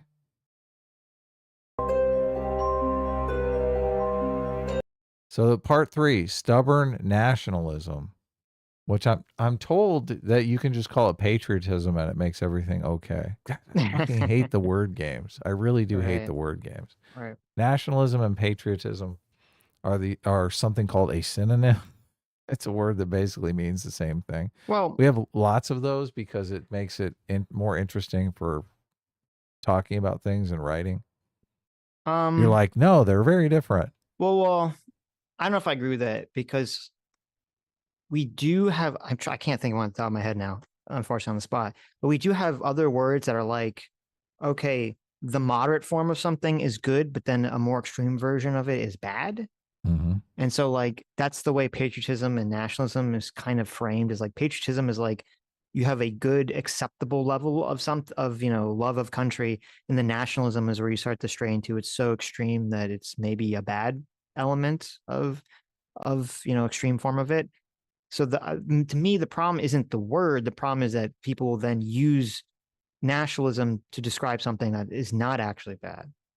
I just looked up nationalism and patriotism. Nationalism, noun, love of country and willingness to sacrifice for it is the first entry. Okay. That's Patriotism, love of country and willingness to sacrifice for it is the number 1 entry. right. Well, that's interesting. So they're both Those are identical. Right. But I would imagine they're even listed under synonyms. I imagine if you keep reading the definitions, there's some explanation of how nationalism has a more negative connotation and patriotism almost has exclusively a positive connotation. So nationalism, the second definition is the doctrine that your nation, culture, and interests are superior to any others. See, there you go. Right. Well, look, we subscribe to that. Fucking when we get into America is fucking badass, and we should like guilty. I'm fucking guilty. Yeah, I understand, but I'm saying usually, yes, but that's usually at the that people will interpret that as a more negative connotation than patriotism, even if you agree with it. And those people can fuck off and die. Okay. Right. This is the left loves to play word games like that. Oh my God, you said nationalism. Oh, it's so evil. How dare you? And it's like, get the fuck out of here. I hate word games. But anyway, I agree somewhat with what you're saying. Mm-hmm. I don't want to lose the term nationalism. I don't want the we'll just use people patriotism. to say, no, fuck you. I'll use whatever word I want. Okay. I mean, you can, but I don't think you're going to be that successful. You think people are? I don't think it's a good idea to try to rehabilitate the word nationalism because there's too many groups that use it in such a negative context, and no one's really using it in a positive context, really. So what's the point of rehabilitating it just to spite people on the left when you can just use the word patriotism? Okay, nationalism, the third definition, the aspiration for national independence felt by people under foreign domination. Is that the bad one? It could be, if you're a black nationalist. But those people are not under foreign domination. They view themselves as under foreign domination. What do you mean? The fourth and final definition here. The doctrine that nations should act independently rather than collectively to attain their goals. Is that the bad one? It can be. What do you mean? Of course. Well, trying to build coalitions with other countries. Anything pushed to an extreme can be bad. I like to smoke weed. I understand that. I'm just saying. I got a life. I got to get some shit done. We have these two words, and I understand. I don't know when this split occurred, but it's somewhere in American English history, word history. Nationalism started to take on a negative connotation, and patriotism didn't. And so that's the point of the two words: is that nationalism has a negative context, and patriotism has a positive context. Well, and I don't have a problem with that. That's totally fine. I mean, that's why I think it's actually better that you have, instead of just having words that mean exactly the same thing, which are then pointless because they mean the same thing, is better to have words that mean different things. No, I get that. Obviously, there's a vibe to certain words. I'm interested in fighting against that vibe because I don't see anything wrong with nationalism. I'll say one more thing and then we can move on. Just the second one, the second definition, which we are totally guilty of on the show, the doctrine that your national culture is interest, yes, and interests are superior to any other. Okay. Yes. If that is what nationalism is, and you're saying nationalism is bad, should we not do that on the show? Well, no, because when we do it, there's a somewhat, we think it's true. We agree, but there is a somewhat tongue-in-cheek attitude because usually, like in that definition that you read off, usually there's an extra element in there, which is like, okay, since we are superior, that means that we have some kind of moral authority, a might makes right moral authority to, use other people, use other countries, for our own benefit. That's kind of how that thinking can tend to go. It's kind of like, I guess the reason I'm resistant to you trying to rehabilitate the word nationalism is it's kind of like, I could have a conversation with someone on the left and they're like, well, woke just means that you're aware of systemic injustices. And I'm like, no, that's not what it means. It means this other thing. And they're like, well, I'm going to rehabilitate it. I'm like, well, don't rehabilitate it. Like, it's already like really entangled and meaning all this other shit. Like, what's the point of rehabilitating it? Just use a different word that doesn't have like all these negative connotations already associated with it. Right. Because like, say you theoretically are successful at rehabilitating the word woke, then it's like, okay, well then how are we going to differentiate the people that mean it in the good way that this hypothetical person does, or the people that mean it in the bad way, the way that it has a negative connotation? The people that mean it in the bad way are going to use its rehabilitation to sneak in all their shit. And I guess I'm saying the same thing with like the kind of the ultra nationalism stuff that's going on, the white nationalism or the black nationalism, is that if there's like this big movement to rehabilitate the word nationalism, like, okay, that's fine if you mean it in the good way, but all the people that mean in the bad way are going to use that as a way to smuggle in their shitty concepts into the conversation. Well, and I think this is why nationalism has that vibe that you're talking about, is just because we've seen it so often juxtaposed to the word white nationalism or white nationalist. Right. Or ultra nationalism or something. Yeah. And that has rubbed off on the word. Like if people were talking about white patriotism, we'd be having this conversation about patriotism and how nationalism was just fine. Right. Yes. Right. Exactly. Yeah. Exactly. Right. But that's just the evolution of language. So. Yeah, of course. And look, I hate white nationalists, the reason why we go on and on about America is because I do perceive of America as like Americans come in all colors. Like American is a very unique ethnicity in the world that's not tied to race, which is the part of why it kicks ass so much. So, but anyway, we can move on. The last piece of this puzzle I want to address is nationalism and how that also pushes people to the right and makes people vote conservative. I know both Harris and Trump used U.S. nationalism and patriotism in their campaigns, but they utilized these rhetorical devices in very different ways. While Harris and Democrats in general use pride in America to look to the future and to feel hopeful and to fight for a better nation, Trump's campaign uses it as they look back to what our nation once was and how far it has supposedly fallen. Make America Great Again offers nostalgia. It makes people remember how things used to be and are supposed to be in this country, aka white men and even white women are on top, and helps make voters and supporters of him fearful of change and of anything un-American. She's fucking buying all this shit. She's conflated both nationalism and patriotism together in the way that she's presenting this. Yeah, she knows it's a synonym. Right. She thinks both are bad. Right. School women's rights, that's not the American way. Americans pull themselves up by their bootstraps alone on a homestead somewhere. We march to the beat of our own drum. What is this, Europe? Many Trump supporters have this fervent nationalism that's based in the U.S. being different and free compared to other nations. We're proud we don't have free healthcare. We're proud to not have free universities. We're proud of free market capitalism and Elon Musk. We're proud of our military and guns and how we control women's bodies and the federally mandated minimum wage of $7.25 an hour. This isn't socialist Europe or a banana republic in South America. This is America, where we can get into student lunch debt before we turn 18. And this nationalism is Look, you can't get free stuff unless you're an illegal immigrant. What a fucked up place. Like, you made the mistake of being born here, immigrating here illegally. Jesus. Well, that's not our fault. I mean, yeah, it's just, there's never really a conversation about, if you just give people too much stuff, they're not going to work for it. Or, why should everyone else have to pay for your stuff? Because you keep saying free, free, free. It's not free. It's government I funded, which know. means it's, going to be taxed or, created with money, which could cause inflation. So it's like, I mean, I agree. I think that there should be more services. And I think people would be more in favor of services if the big problem is just that because the country is so large that that breeds a lot of inefficiencies and it breeds a lot of pork. And so people don't perceive their money as going to pay for whatever the thing is. Where, and when you go to these European countries, where each European country is the size of like a small to mid-sized state in America, it's logistically easier for them to create, a socialized Medicare system that works efficiently, right? Of And course, yeah. maybe that's the solution in America. I mean, it might be harder in America because it's like, okay, if one state does like all, a public option based on the state, it's much more difficult because number one, the state government doesn't create money, doesn't print its own money.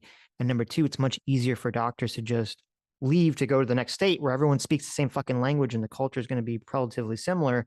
Where in Europe, it's like, okay, if you move from England to France, there's like a very big difference between the two, countries. Yeah, of course.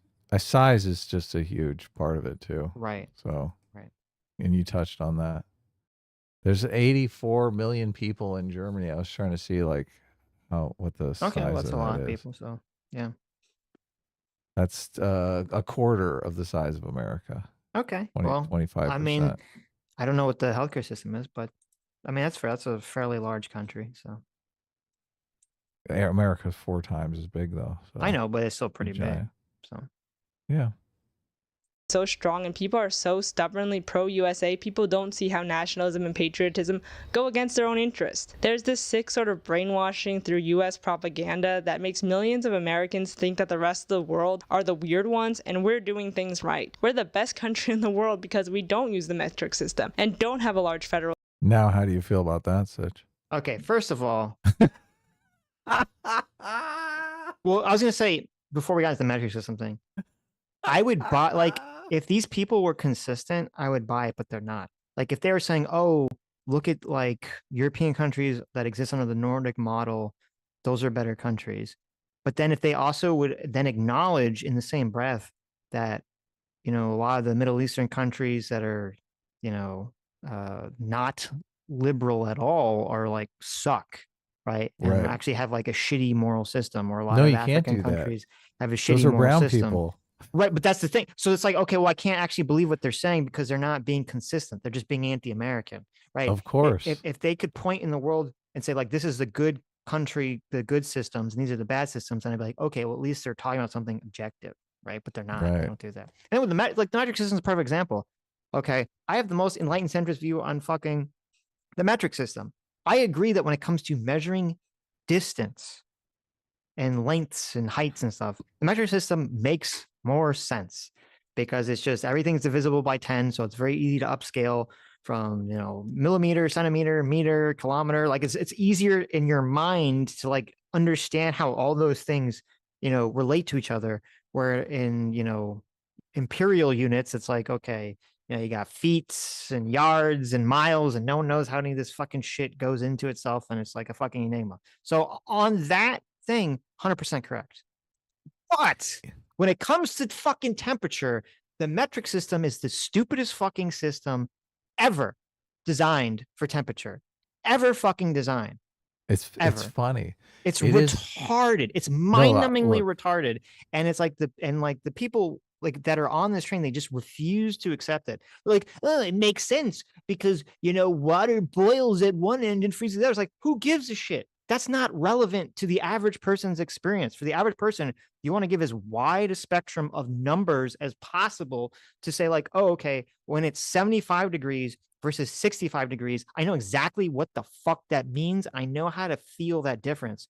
Where with the metric system, it's like the numbers are so fucking close together, you got to start using decimals and shit. And it's like, you could be like 3 degrees off and it feels completely different from, what it would be like in Fahrenheit. It's so stupid. I completely agree with you on the temperature thing. And it's fascinating that the metric system is like a socially engineered system where somebody just sat down and thought, okay, what is the most logical way to design a measurement And they system? fucked it up on temperature. Well, look, and the system, what I don't even, what do we call it? The American system, Imperial right? system. It's evolved. It's completely evolved. It's just it came into being out of tradition. Right. So even there, you have like the conservative, You're correct. progressive You're right. That's very divide. funny. Yeah, You're it's right, yeah. hilarious. But That's even funny. even there, just as you said, on temperature, the evolved system is 10 times better. It is. is. It's just way better. Yeah. Way better. Yes. It completely goes with your intuition because it goes with everything was designed about humans. Right. Right. Humans at the center of it, not fucking the temperature of, not science at the center of it. Well, So, and I'm assuming with the imperial system, I don't know if this is true, but I'm assuming the imperial system that all these things, feet, yards, pounds, all the miles, I'm assuming these all came from like different cultures or something at some point. Like they're not, sure, they're not exactly meant to, they evolved from trade. right. They just Definitely. evolved over time. And so like they made sense in the context. Maybe they don't make sense now. If the people pushing metric system acknowledge that they're wrong about temperature and wrong about date formatting, then I would say, yeah. okay, I will trade you temperature and date formatting for us changing length and height measurements and weight measurements. Because they're also Right. wrong about date formatting. Okay. Putting the month first makes more sense, period. Yes, it does. No one has ever worked a job where they've ever had to format fucking information and have to go through archives. Like maybe it doesn't matter like in the internet age or the computer age, but my God, when I worked at jobs where I had to like go find files and shit from specific time periods, like it would like you want the month first. Okay. The Believe me, month you that- really want the month first. The month that you're in is the most relevant information because you need to know what time of year it is, and then the day, like the day of the month, like you can't even process the day of the month until you know the month. Well, yeah, and also it's like you have the most important information, the most important broad information on the edges. So you have the year on one side, the month on the other side. So your brain, you can like very easily see like, okay, am I in the right year? Am I in the right month? And then once you have the generals like sorted out, then you can focus in on the middle. So it's actually a very physically intuitive thing. You have the generals on each side, and then your narrow focus is in the middle, right? Oh man, we got a bunch of year firsters in the chat. Well, Holy that's retarded. Those people don't know what you're fucking talking about. But well, actually, to be fair, it doesn't that's for actually computer formatting. Like, to be fair, it doesn't matter if you have the year and month on the edges. I don't think it matters which side they're on. I'm just used to the month because of my own experiences, but it doesn't actually matter to what I'm saying. As long as the year and the month are on the edges, and you have the day in the middle, that's what makes the most sense. These year firsters, man. And they fancy themselves patriots. I know. Get out of here. Get them out of here. Deport them. You know what's crazy? So this is crazy too. I mean, you can argue that it makes more. I don't even think it does. I think this is a total nonsense thing. Like in Japan, they use the 24-hour clock. Oh my God. That's why? Like, I don't know. It's so weird and obnoxious. I was like, why would you do that? Like, I understand the military because it's like, okay, we have to like super make sure like people's lives are in line. But like in the real, like in the world outside the military, I mean, usually people are generally pretty understanding. You don't usually get the AMs PMs mixed up too often. So right. All right, we're almost done, and then we got super chats. So. Government taking care of our citizens, but rather the strongest military in the world, because that's so much better. Not everyone believes this, of course, but clearly a majority of people do and are stubbornly proud to be American, so much so that they don't want the government to help them out. The sad thing is, it's the U.S. that's different from the rest of the world, and who has fallen. Wait, what did that say? Majority of people do and are stubbornly proud to be American, so much so that they don't want the government to help them out. The sad thing what's wrong with that? People should want an economy that makes them self-sufficient, that they're not reliant on the government for it. That's a good thing. That is a good thing, yeah. Yeah, what the fuck? And people resent a government that makes the economy so fucking bad that they actually are reliant on the government. Right. is it's the US that's different from the rest of the world, and who has fallen so far behind. We're fighting for rights we already had. Well, it's weird because she says the U.S. is different from the world, which is true. It says we've fallen behind. It's like, well, what does that mean? U.S. is the richest, most powerful nation in the world and has been the most culturally dominant for the last 70, 80 years. We are What are falling we- behind in age longevity. Okay. Yeah. Well, Which so sucks. that's right, yeah. but so and medical outcomes. right, but fucking see, we're down but see, in. this is the Education argument. we're down in. This is the problem. This person, they just hate America because they're not able to separate the wheat from the chaff. Yeah. The chaff, okay, is the that shaft? the shaft? They can't take the wheat from the The wheat. shaft. Many people The- they say the shaft needs to be removed. I don't support that, because you have a situation where you're like you have all these positives of America, as I just went through, most powerful, richest, you know, all these successful inventions, most culturally dominant. That means something. That means America is doing something correct, right? But Right, then you yeah. have, okay, but if America is losing on health outcomes and things like that, well, that means that we're doing something wrong. So if we had someone that was actually an objective arbiter of these things, they could actually figure out what's going on here and articulate them in a way that's not retarded or not so amazingly ideologically biased as them to say, yeah, America just sucks. Everything America does is wrong and bad. Blah, blah, blah, blah, blah, blah. Yeah. If only we could be communists, right? That's what she's thinking. I mean, probably. Like the right to abortion, and for rights that other people around the world already have. Free universities, free hospitals, public doctors, free daycare, paid federally mandated maternity leave, free pharmacies and medication, public transportation. Speaking of free, I'm going to go to the bathroom while you watch this. Okay. Public perfect. transportation, eggs that don't need to be refrigerated, fruit trees. Oh my God. Wait a minute. Okay, I was getting up. I got to stop for a second. I Wait. can't believe she throws in eggs that don't need to be Right. refrigerated. Like, who gives a fuck? I mean, I just, that to me is weird. I mean, is that's the thing, right? Oh my God. America's falling apart. Refrigeration. Right. Holy shit. Because I love that you had to go to the bathroom, but you're like, what? Eggs that don't need to be refrigerated. this is, well, okay, here's my understanding. I don't know if this is true or not. I'm sure people argue about it in the chat. This is my understanding of what's going on here. Because it's funny, I forget where or why. I was just having this conversation about the eggs being refrigerated in Europe versus America. So I looked it up. we did talk about this on Sunday because I talked about the cheese thing too. Oh, okay. So it was on Sunday. It was yeah, because my understanding when I did a very cursory search was that in America they do some kind of washing of the eggs. And when they do some kind of washing of the eggs, it removes some layer of the egg that is what makes it have to be refrigerated. Really interesting. Right. And So so because we like clean eggs and the fucking Europeans like they're dirty, fresh out of the butt egg. right. And so I was like, oh, okay. So then the question is, well, what is the point of washing the eggs? Is there a point to that?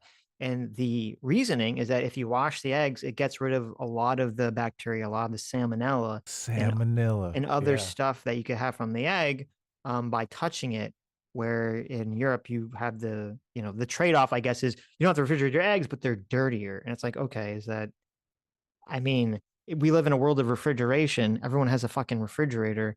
I'll take I'll take the cleaner eggs that have to be refrigerated than the dirty poop eggs that don't. That come straight from the cloaca. A friend of mine told me that they don't even have different holes for the things that come out. Oh yeah, who told you that? It's like it's like a one hole situation. Right, it is. You better wash whatever comes out of that hole if it's a one holer situation. Okay, now I'm gonna go to the bathroom. all right.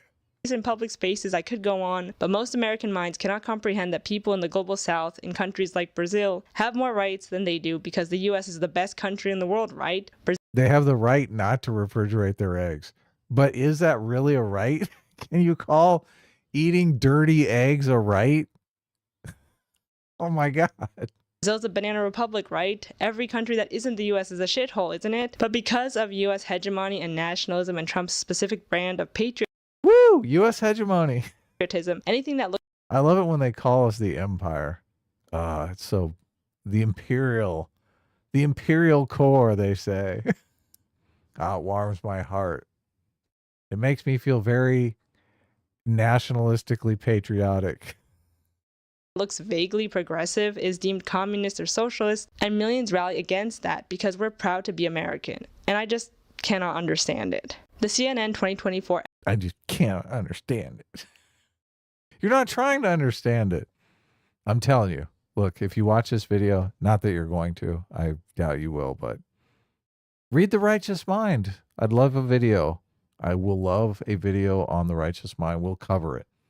You tear apart The Righteous Mind. You tell us how The Righteous Mind is complete horse hockey and makes absolutely no sense. And it's just propaganda designed to make conservatives seem like they're actual human beings. You make that video. We want to see it. Your audience wants to see it. That'd be a fascinating video. Be good content for you. exit poll says that white voters without a college degree have long represented Trump's base of support, something that has remained constant. A shift has occurred among white college-educated voters. They narrowly backed Trump in 2016, but Harris won them by about 10 points in 2024. A split. I mean, this metric says way more about college than anything else. It just says college has become an indoctrination factory. It's exactly what it says. Yeah, as soon as it's like, oh, only one party has college voters, you're like, okay, well, fuck. Right.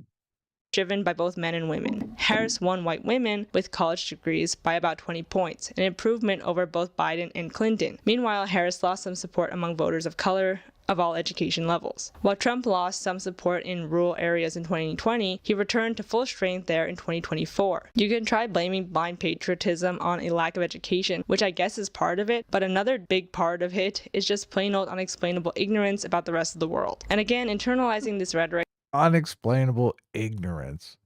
I mean, God, this video is amazing. Right. This is a pretty amazing video. The irony. The irony. Right.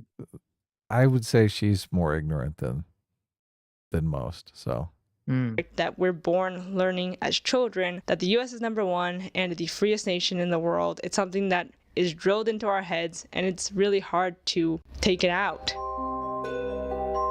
Conclusion. Moving forward.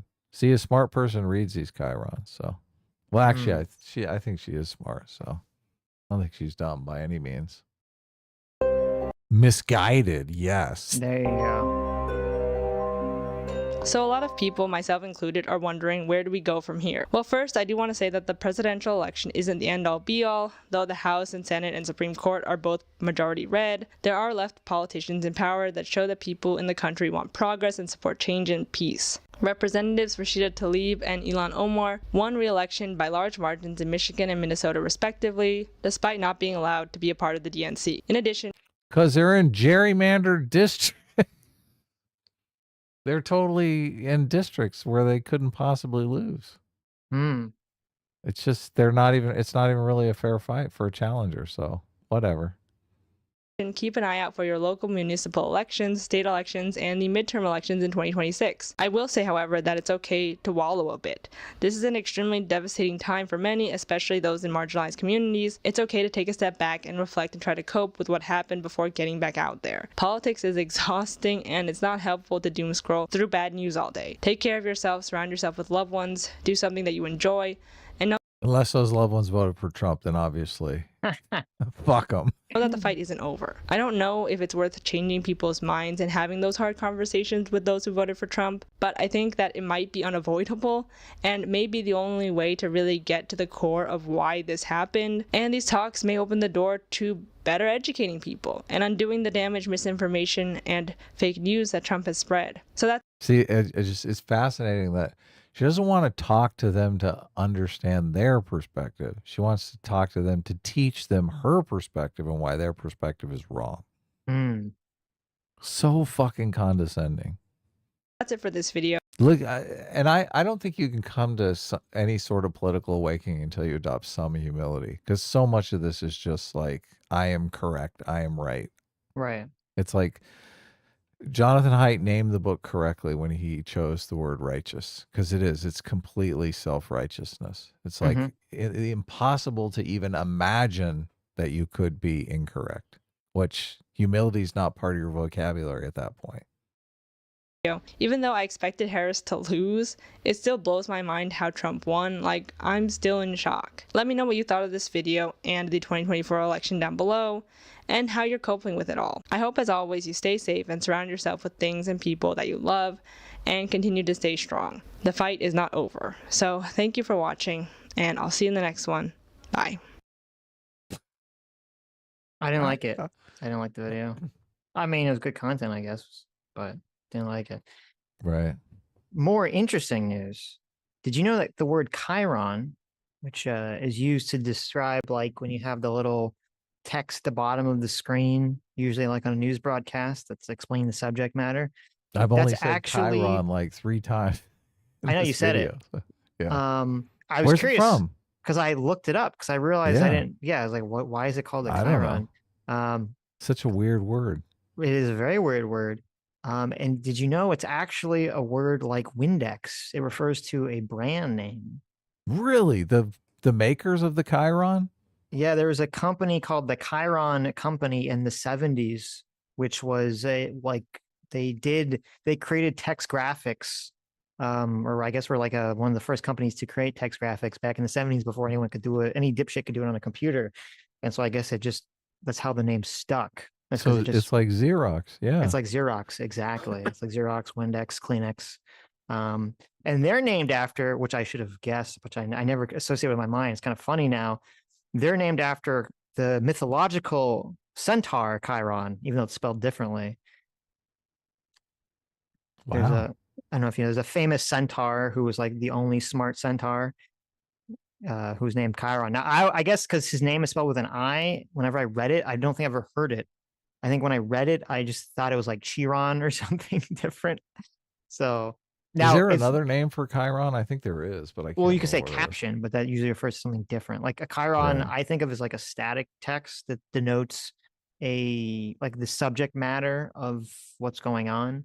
Right. But it's funny because when you look up definition, it's like they talk about like text usually in the bottom half, lower third of the screen. And it's funny because Chiron is named after a centaur who his lower half is a horse. So it's kind of an interesting little coincidence. But yeah, it's only got one definition and no synonyms. Interesting. Yep. Panel of text or content shown at the bottom of the television screen, e.g. for rolling news, updates, etc. So I guess, cool. I mean, technically, I don't think you would use the word chyron to describe like the little subject text in these YouTube videos. Right. But I'll let it pass. Okay, I'll let it slide. What do they call it in a movie script? It's been so long since I wrote a movie script. I can't like remember. a scene heading? Title card. That's what they call it. Oh, a title card. Yeah. Sure, title sure, card. sure. Like if you're going to show something on the screen, you call it title card and you tell what the card is. Right. Yep. Brian, for $50, thank you, Brian. Says people that have bad ideas will use any word to smuggle in their ideas. When we take back a word, we don't hide the bad. We kick out the bad ideas from using that word, and they will use another word to smuggle their bad ideas. I think that's very optimistically naive, and I don't see the point of doing it. If you already have, I think you should fight a word. If there's no other word that means the concept, and they're just trying to smuggle something bad in. So, if the left came after the word patriotism, and you're like, okay, we don't have another word to go to, there is no other word that has a positive connotation, then I agree that it's worth fighting back on. If you have a word that's a positive connotation and a negative connotation, that's fine. That's true of almost every word that exists, in the world. And I don't really see what is lost by allowing people to allowing nationalism, which I looked it up while we were watching, which apparently started to gain a negative connotation in like the 1920s. So this has been brewing for a long time. I think having nationalism have a negative connotation, I don't think anything's really lost by it, because you can just use the word patriotism, which means essentially the same thing, only in a positive connotation. Yeah. Zero Fox sent me is interesting. There's a Wikipedia article talks about this term. It's called emotive conjunction. Let's see. It says in rhetoric, a motive or emotional conjunction, also known as Russell's conjunction, is a rhetorical technique used to create intrinsic bias towards or against a piece of information. Bias is created by using the emotional connotation of a word to prime a response from the audience by creating a loaded statement. And so the example they give is if someone says, I am firm, you are obstinate, he is a pig-headed fool. So essentially, firm, obstinate, and pig-headed fool can all mean the same thing, but they'll just have positive versus negative connotations. Right. Yeah. Like obstinate versus firm is a good example. Like, or I guess stubborn, I should say, which is what obstinate means. Like if you say like, oh, he's very firm, right? That's like, oh, that can be like a good thing, but stubborn is almost exclusively a negative thing, even though they technically mean something that's almost the same. Yeah, but you So, can. You made the same argument with patriotism and nationalism, where it's yeah, it's like good. the You're right. dose makes the medicine situation, where Yes, right. firmness is good, but then you can take it too far and it become obstinance or stubbornness. Right. Or then there's interesting ones because I'm looking up the synonyms of obstinate. Like stubborn, almost always bad. I can't think of when stubborn's ever used for good. But then there's one with unyielding. Unyielding can be both good or bad. Oh yeah, look at this. Right. So That's yeah, what I no, am, unyielding. you're unyielding. Okay. Totally. But then you have inflexible, which is almost always bad. Mhm. Or I guess it's always bad. I don't think inflexible is ever used in a good way. Mhm. So Of course not. right. Uncompromising could go either direction. Strong-willed can go either direction. So I don't know, it's just the way kind of language works. Yeah, it's great. It is interesting. It's all vibey. A libertarian trap for what? Yeah, no, let's read super chats. The libertarian Probably a trap for good 25 idea. months. Thanks so much. Says I hope everyone has a wonderful holiday tomorrow. Thank you. you. We Yes. agree. Everyone have a great Thanksgiving. We're memeing about like arguing about politics and whatever, but unless you're like a family that actually enjoys arguing, which some people do, but most don't, just try to actually have a good, happy holiday based on positivity and not, negative emotions. Okay. Yeah. It's the conversations around politics are a lot better when you understand people's perspective and you respect their perspective. The thing that makes it uncomfortable Mhm. is when people like this banality of evil person go in and start being self-righteous about how you're Right. a fucking moron. Yeah. Right. So I know I always have fun talking about politics, and a lot of times people, I mean, you do get people that are like they're terrified to talk about politics, but as soon as you open up and are like knowledgeable about their personal perspective, they're a lot more, Mhm. those conversations can be a lot more entertaining for people and put people at ease. So Yeah. Well, I mean, that's Yeah. interesting. Yes. I mean, some people like the fight. I think we're in the minority. Most people don't like the fight right. about these issues. And that could be interesting is that instead of fighting someone, just keep asking them, like, try to get to understand where they're coming from. Yeah. So You got to have love. You got to have there love you in your go. heart, Have love and love in your heart. forgiveness. Yeah. Right. Got to be like the political Jesus. Right. Unless you're Nancy Mace. Lucifer the Doberman for Oh, no. 32. Sitch, are Doberman you for still mad at Nancy Mace? No, I was just Did you see her on Piers Morgan? I did. I was She like, showed up on Piers Morgan. It was so lame as I knew it would be because Pierce just asked her a bunch of softball bullshit questions. So it's unfortunate because like I feel like Pierce is like really good in the panels, but very often when he has the singular guest on, especially if they're a politician, it's just like pointless because it's just softballs away with them, which is kind of lame. But Loser Doberman for 32 months. Thanks so much. 32 months. Look at that. Says, I'm out on a mountain hike with the dogs. Thanks for the entertainment. A-Team reigns supreme. Why you sound so sad? It's the holidays. Sitch, I think scream it. It's so wonderful that we live in a modern world in America where you can be on a beautiful mountain hike with the puppies and still, thanks to the wonders and miracles of American ingenuity and technology, you can listen to us wherever you are. Yeah. As long as you have a signal. Great. Or Starlink. From the mountaintops, you can scream, A-Team reigns supreme. I mean, you probably shouldn't do that because you might start an avalanche or something, or a rock slide. But oh my God. Karen Mayer 502 for $5 says, anyone else tired of hearing how voters want change? It's just a meaningless thought terminating cliche because no one knows what they or anyone else wants. Well, I half agree with what you're saying. like it is somewhat of a thought terminating cliche, but it's also true. Like you're Oh, yeah. correct. People generally don't. I think like 99% of people don't really have a good grasp of like how all the various policies the candidate pushes for is going to change their life for good or bad. But people do have a feeling where they want change or they want things to kind of remain the same. So, Yeah. Every election is a referendum on the status quo. right. People want the border closed. Like that's the Right. change they want. Exactly. Yeah. The Mongolian leprechaun surfer man from Saturn. Wow, what a name. Thank you so much for the 16 months. So it's time for you guys to hear the right opinion on Revenge of the Sith. Revenge of the Sith wasn't dark enough. George Lucas should have had Anakin not only Minecraft those younglings, but eat their flesh. Wow. Oh There my you go. God. There you go. Cannibalism. Wow. Well, I don't know what brought that on, but okay, there you go. But then for another $5, the Mongolian leprechaun says, just kidding, guys, LOL. So Oh, there it is. wow. We thought you were kidding anyway, but Glad to hear it. thanks for the super chat. Right. I mean, I don't know. I could believe Mongolian leprechauns that surf from Saturn would, in fact, be in favor of eating man flesh the way that the aliens in Sweet. your favorite movie do. So, Yeah. Look, and he's discipline equals freedom too, which is second tier. Thank you so much for being a member. Yes. That's awesome. Libertarian M8. Oh, wait, I skipped one. Did you already read that one? M8566 for $5 says the left openly prejudiced against white men, say white men will vote for Trump, get upset when a majority of white men vote for Trump. I mean, I know. It's put that in a meme comic, okay? It's the cycle. It's the lefty cycle. It's so stupid. It's so stupid. Why would we vote for the people who are saying we're racist? I know. So ridiculous. Dumbasses. Libertarian Sasquatch for $2 says lefties are so self-indulgent. It's wild.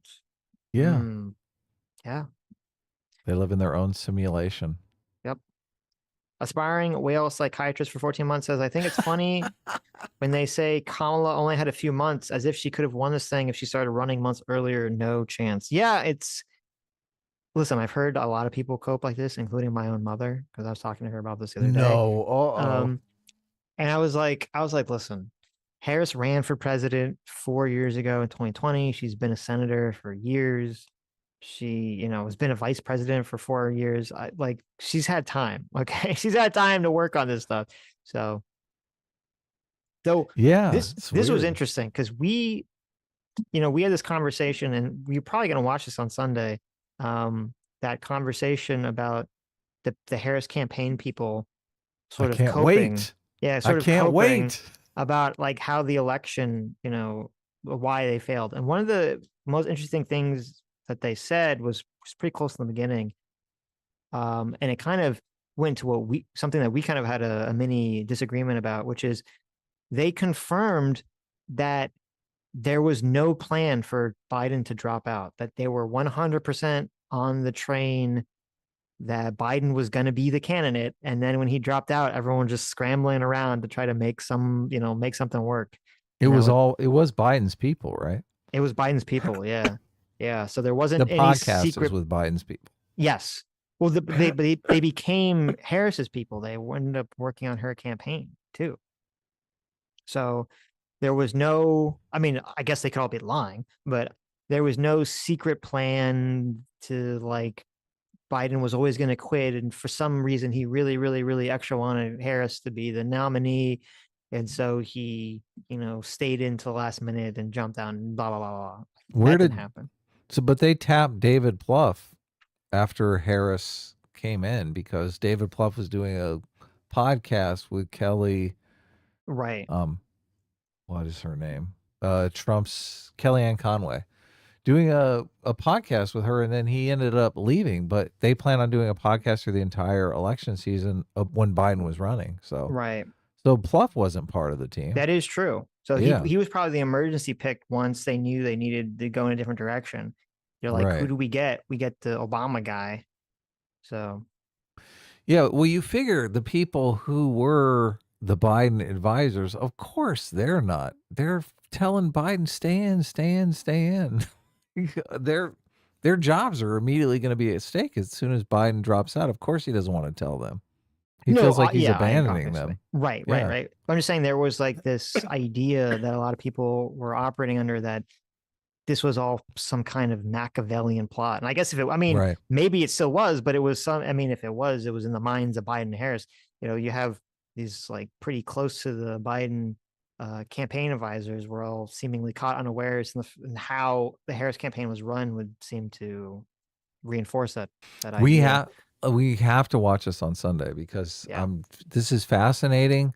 Obviously, if these are a bunch of Biden people, they're of like the thing that I want to see, if I could be listen in on some conversations, would be Nancy Pelosi and Gavin Yes. Newsom, because like they had to be talking about this long before Biden ever dropped out. Gavin Newsom set up a fucking debate with Ron DeSantis.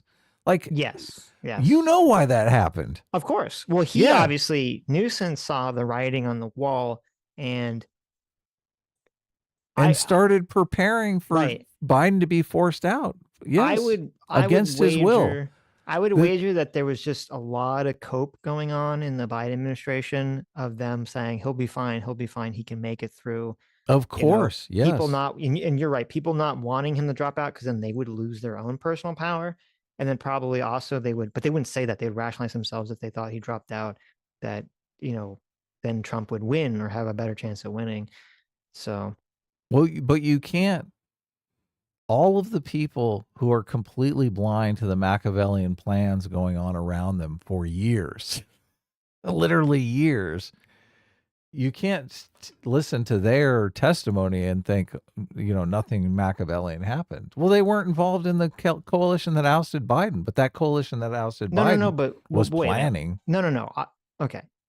I'm not saying that there wasn't some sort of plan by certain people to oust Biden. There obviously was. We witnessed it happen. I was saying there's this idea that there was some Machiavellian plan that Biden was a part of, that for some reason he or the Democratic elites, whoever the shadow group are, specifically want Kamala Harris to be the nominee and knew that she couldn't win a primary. So they concocted this super convoluted, or I shouldn't say convoluted, but the super risky plan to have Biden stay in intentionally, I guess, or just let him sink a debate so that they could swap him out for Harris. When there's zero indication. Every indication is that everyone was basically caught off guard with this and that they did a hasty switch. The postulation that I made, and it probably was when we were watching the Newsom debate with Ron DeSantis, was that the plan was for Biden to cinch a nomination without fanfare, because there wouldn't be some sort of primary that beat up the candidates, and then he would hand the nomination over to the person who had the best chance of winning through internal polling or whatever. That I postulated. Obviously, if the Biden people are talking, that couldn't have been part of the plan, because Biden would not play along with that plan, right? Right. That's why you had to have Nancy literally threaten Biden for him to fucking. But this is why. But this was not the plan. But this is why the conversations that I want to listen to specifically are Pelosi and Gavin Newsom, because both of those were key players in this fucking thing. Right. And look, we might be talking about Gavin Newsom if Biden like dropped out and endorsed Newsom. Oh, yeah. I think what was going on was based on like how these organizations tend to operate and how power tends to operate.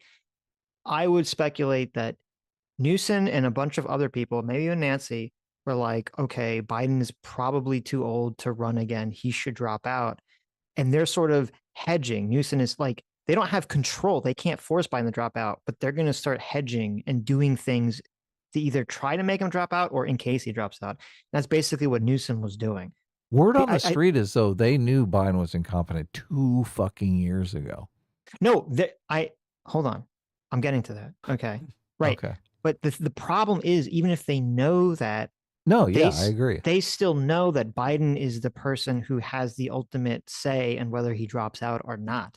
I think people too often have this worldview that there's like the shadowy group that somehow controls everything, and that all the presidents and all the people that are in charge of everything, they're all just like puppets to this magical group.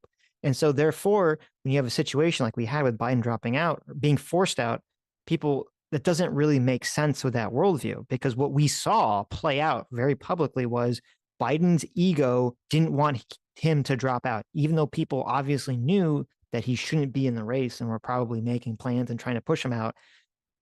He himself ultimately had to say, he had to make the decision unless he was going to be 25th Amendmented, which the Democrats really didn't want to have to pull the trigger on that because they thought it would make, things look worse for them. So, but the people that want to believe that the shadowy cabal controls everything can't accept what was very publicly played out when it makes the most sense. So there's like this concoction sort of idea, conspiracy that will know actually the goal always was to get Harris to be the president from the beginning for some fucking bizarre reason. And the only way they could do it is with this, Biden staying into the last minute scheme, which doesn't I don't buy make any of sense. Right. I Which don't doesn't think make sense. I don't think Harris was Pelosi's pick. No. Some of the people have said they thought there would be an open primary and someone That's what stronger Pelosi would said. emerge. Yeah, exactly. Pelosi herself said it, which again kind of shits all over the shadowy DNC cabal here. But I guess it's just framing it as a shadowy DNC cabal. Like the players were obviously, look, they want Biden out.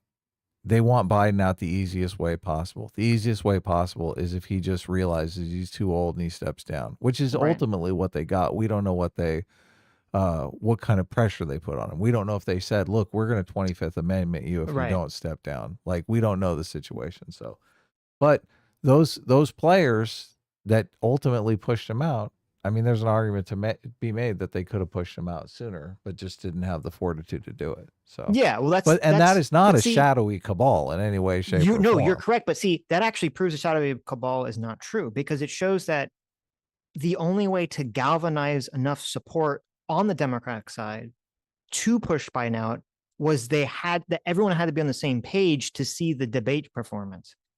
Before the debate performance, they literally couldn't coalesce a coalition of people to push Biden out until that moment. And so that kind of disproves the whole idea that there is a shadowy cabal that just chooses and picks everything. The good thing about Biden and Harris losing is that there's going to be a lot of fucking talk going around about this. We'll learn more about the situation. Everyone is going to give their perspective.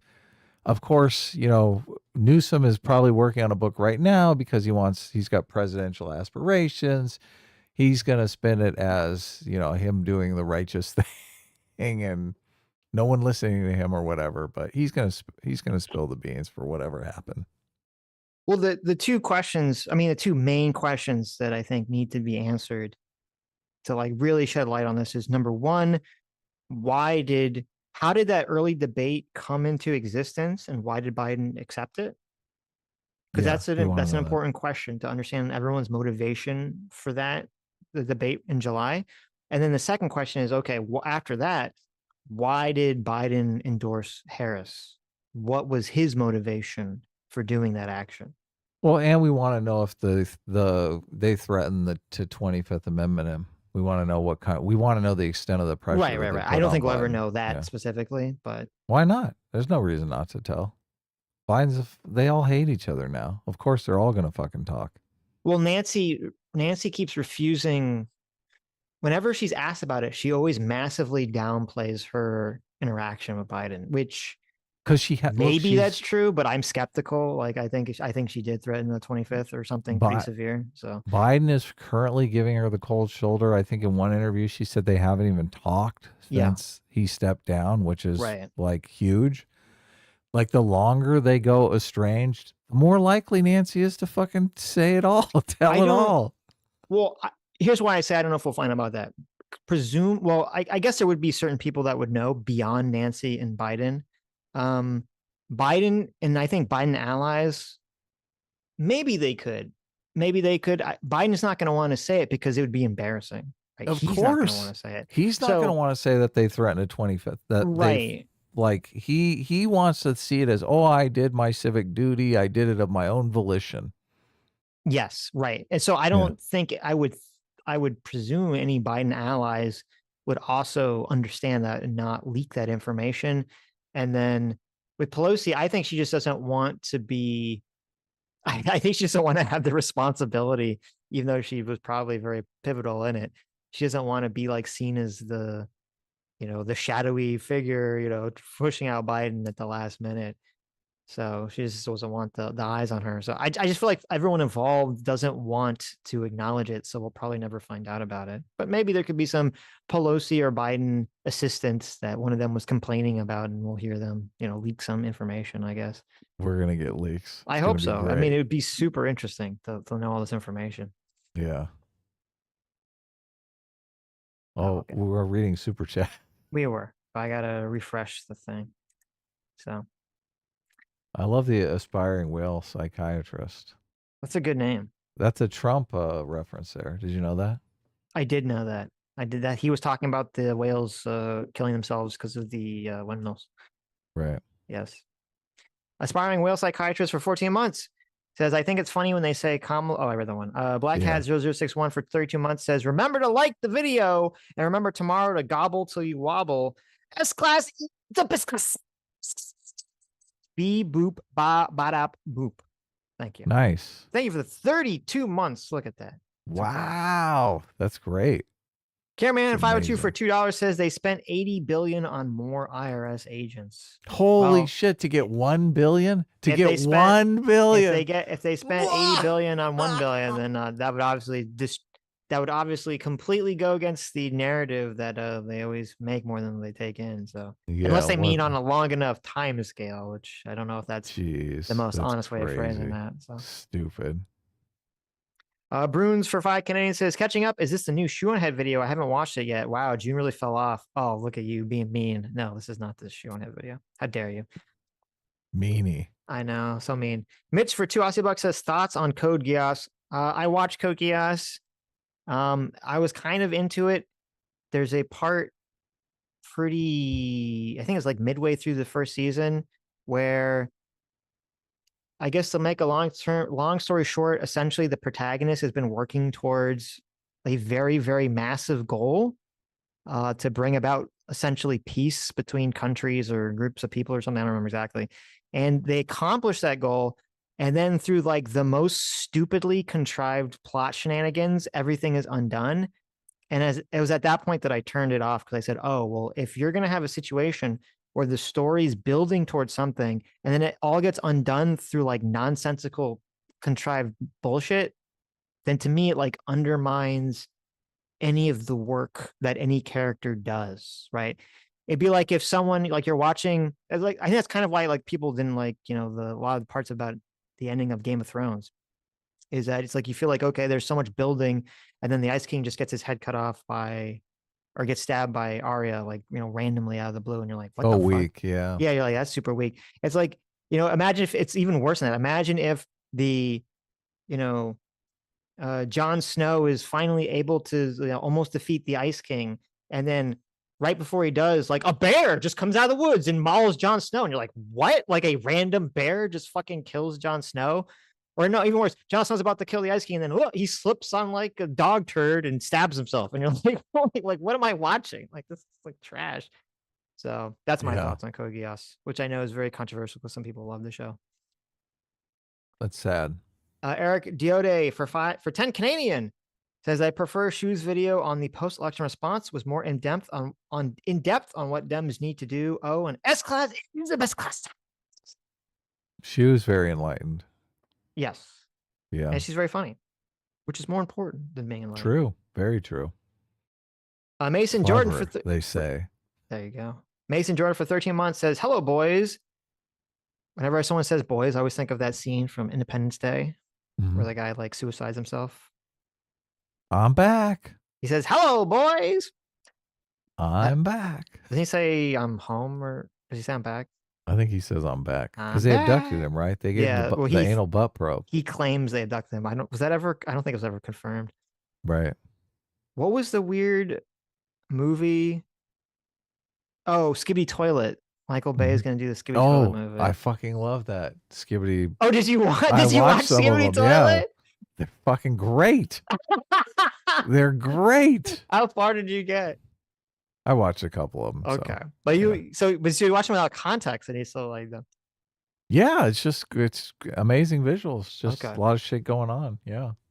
Because like I'm intrigued. the way it works is like you have like the evil toilet people are like taking over the world, and then you have the TV people are fighting them, and then it becomes this this infinite arms race where like the toilet people will come up with some new weapon, and then there'll be a bunch of episodes of them like defeating the TV people. Then the TV people come up with a new weapon, and there'll be a bunch of episodes of them defeating the toilet people, and just keeps escalating again and again and again and Nice. again. I love it. Yeah. Well, there you go. Adam's a Skibbity Toilet fan, everybody. It's official. They had the TV people had some kind of weapon where they would shine a light and it would just make the toilet people kind of spaz out, and then they just all go around and flush them. Nice. Yeah. So the TV people are definitely winning in the ones that I watched. So, well, they're the good guys, so you want them to win. Okay. It's all relative, right? No.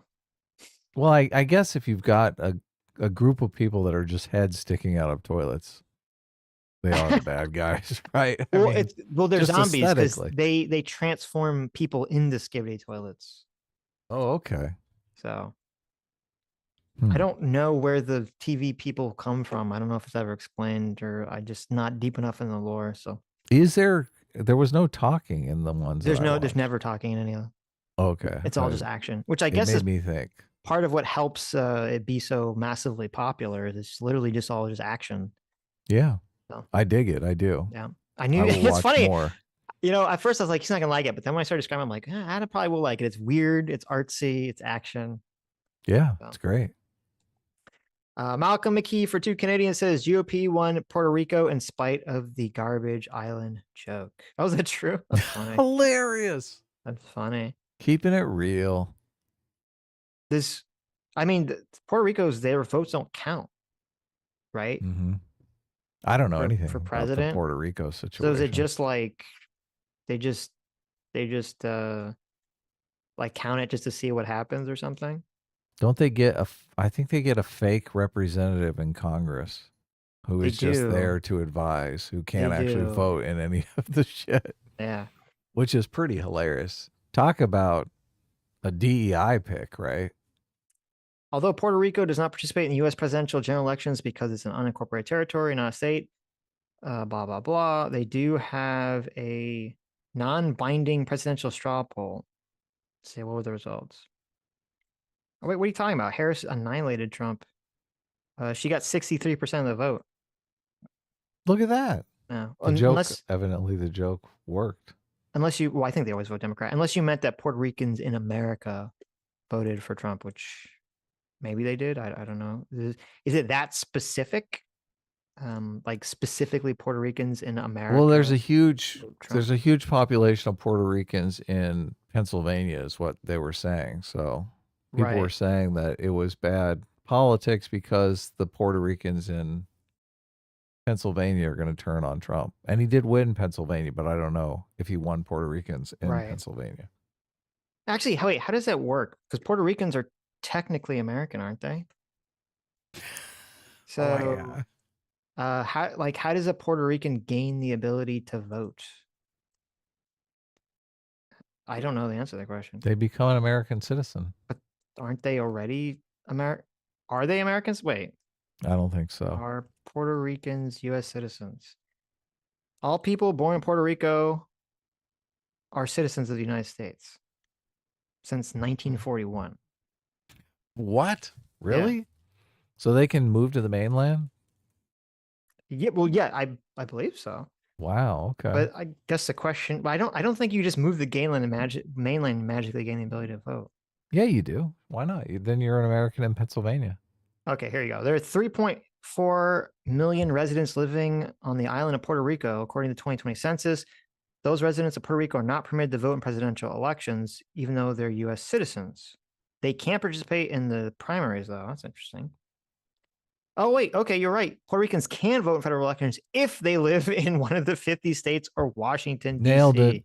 Look, it's just logic, Sitch. How does this make any? This is so stupid. That makes no fucking sense. I mean, I understand it's because of the electoral college system because they're not a state, but it seems kind of bizarre that like you can just literally move to another state and you can vote, but if you live in Puerto Rico, you can't. Like that just seems silly, doesn't it? So I don't know. What state is Washington D.C. in? It's in Virginia, right? Or is Well, it, it's not in it. It's not in a state. It's in Yeah, it between is. Virginia and Maryland, isn't it? It's its own Yeah. thing. It's not in a state. I know it's its own thing, but Right. it's in a state. Is it completely surrounded by a state, or is it? I thought it was in between Washington and in between Maryland and Virginia, isn't it? Okay. It's I thought kind it of was like completely surrounded by Virginia, but maybe I it think is on the no, it's border. kind of like I think it's I can't tell from the Google Maps. the argument I was going to make is Right. like if it's in Virginia, it's like, can you decide I'm going to be Virginian or I'm going to vote Washington D.C.? Right. No, it's I was correct. It's kind of It's on the the border? border of Virginia, but it's actually surrounded on three sides by Maryland. So it's in Maryland. Well, it's like right on the edge, so you could say it's its own thing. It's not like in the middle of Maryland, if that makes sense. Yeah. It does.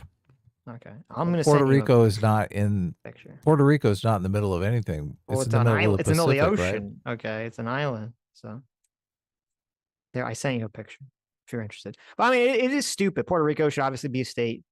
DC should probably also be a state. The only reason they're not is because they'll vote Democrat. So I'm very angry, Sitch, when you're Very, just very giving angry. states statehood away and you're not willing to expand the House of Representatives. You're literally taking power away from us to give it to I'm just saying to some logically it island. makes sense. Puerto Rico should be a state. America's Samoa should probably be a state. If they No, want to be, logically it makes sense that none of these people are none of Okay. these non-incorporated territories are states unless you're going to expand the House of Representatives. Because well, I guess if I don't you want them to. taking representatives away from California. Listen, I don't care about if they want to expand, elect, representatives, however many, to match it Give proportionally. them Florida whatever, who representatives then. cares?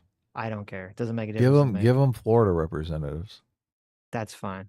Dilute the power of Florida. Okay.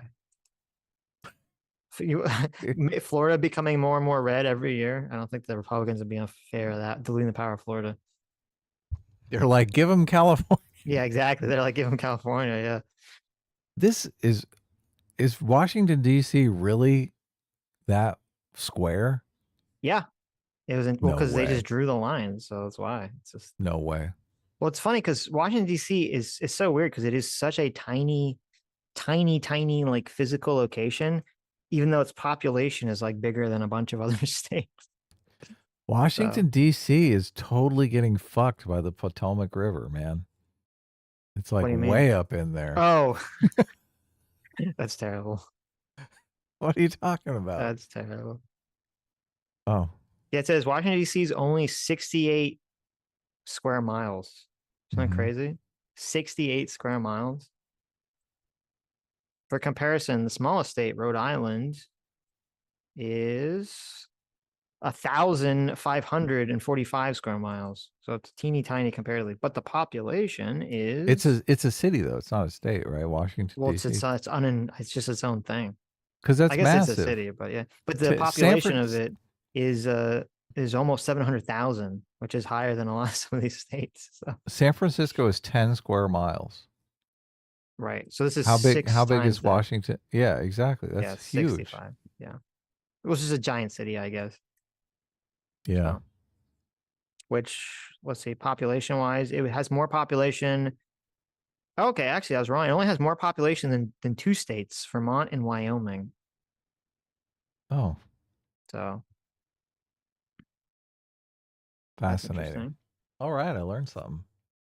Well, there you go. This is still would be a state. Puerto Rico has more population than Nevada, Arkansas, Kansas, Mississippi, New Mexico, Nebraska, Idaho, West Virginia, Hawaii, New Hampshire, Maine, Montana, Rhode Island, Delaware, South Dakota, North Dakota, Alaska.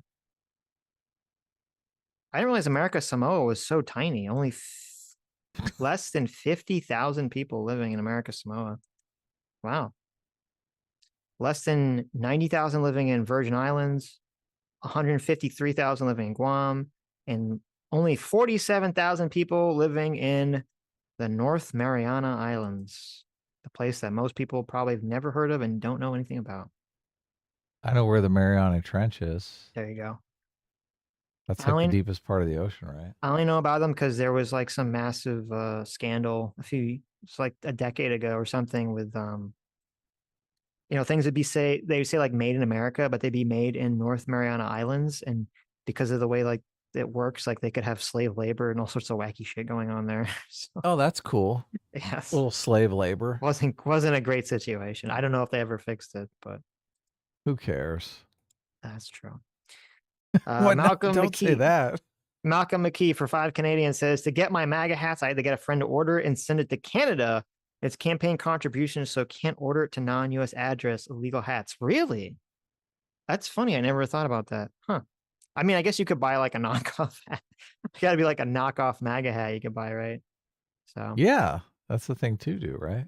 I think if you were in Canada and you bought a red hat and you went to like a hat printer, stencilist, embroiderer, I don't know what the word is. You went to like one of those hat stores and you asked them to like put the Make America Great Again on it, they'd probably like arrest you, throw you out of the country, deport you. Trump would probably be pissed, right? You're Yeah. moving in. Didn't he try to trademark Make America Great Again? No, he tried to trademark You're Fired Oh, really? Yeah. That's ridiculous. from The Oh, Apprentice. it's terrible. Yeah. Oh my God, for $2 says gonna stand up and do Trump dance mid Thanksgiving dinner. There you go. Yeah, That's I one way to laughed do it. hard at that Right. super chat. As long as you don't do it on the table. All right. Just do it by your chair. Oh my God, it's I'll gonna be Yeah. so many Thanksgivings are gonna be ruined by this election. I know. Libertarian Sasquatch for $2 says my SIL won't come to TG because we voted for Trump. Significant other, is that? Sister-in-law? Oh, SIL? Sister-in-law? oh, I guess so. Won't come to Thanksgiving because we. Oh, that's unfortunate. Well, CS it's Pappy only for an $5 in-law, says so her loss. Yeah, there you go. CS Pappy for $5 says, I'm thankful that there are people fighting hard for truth and enlightenment in these dark times. Happy Thanksgiving to JMac. There you go. True. yeah, thanks. Thank you. No One Games, thanks so much for the 13 months. Says, I work tomorrow. That sucks. Unfortunately, hospitals don't take the day off. Happy Thanksgiving. A-Team reigns supreme. There you go. You're such a bastard. Well, thank you for your service of working in a hospital. So. Yes, yeah, and I think you make like time and a half or something. So hospitals are union, so Right. at least you'll make some money. I don't know about those weird shifts. I know they put the nurses on weird shifts. They put the doctors on those weird, like 12-hour shifts. That seems psychotic to me. Did you know that they put like it's in Florida? I don't know if it's in other states. In Florida, Yeah, these everyone's 12-hour shifts. 12-hour shifts. Yeah, It's they do the same retarded. with cops. It's like all the people. Oh my God, this is such a bad idea. Can you imagine Yes. having an interaction with a police officer at the end of his shift? You're like, Yes, oh. 11 hours. Yeah. You're talking about two jobs where it's really important that people don't fuck up. Yeah. Cops and doctors or nurses. And you're like, oh, let me make them fuck up by giving them these like weird fucking 12-hour shifts that are like bizarre and terrible. I am like a 12-hour shift type person. A lot of people like it because they work 4-day work weeks. Yeah, you work have a 4 3 or 4 day 12s, work yeah. week. Yeah, that's Yeah. why you like it. But it's still, and you get like 1 or 2 days off, or extra days off. Yeah. But it's still, I understand why people would like that. But if your job is literally to help someone not die, I don't think that should be the case. I think you need to have, people be fresh. You should force people to work The 8-hour, 5 days a week. the 8-hour shifts. Oh, No. so painful. Hey, I think we got another backer on Supervillains Anonymous. Nice. Whoever backed, thank you.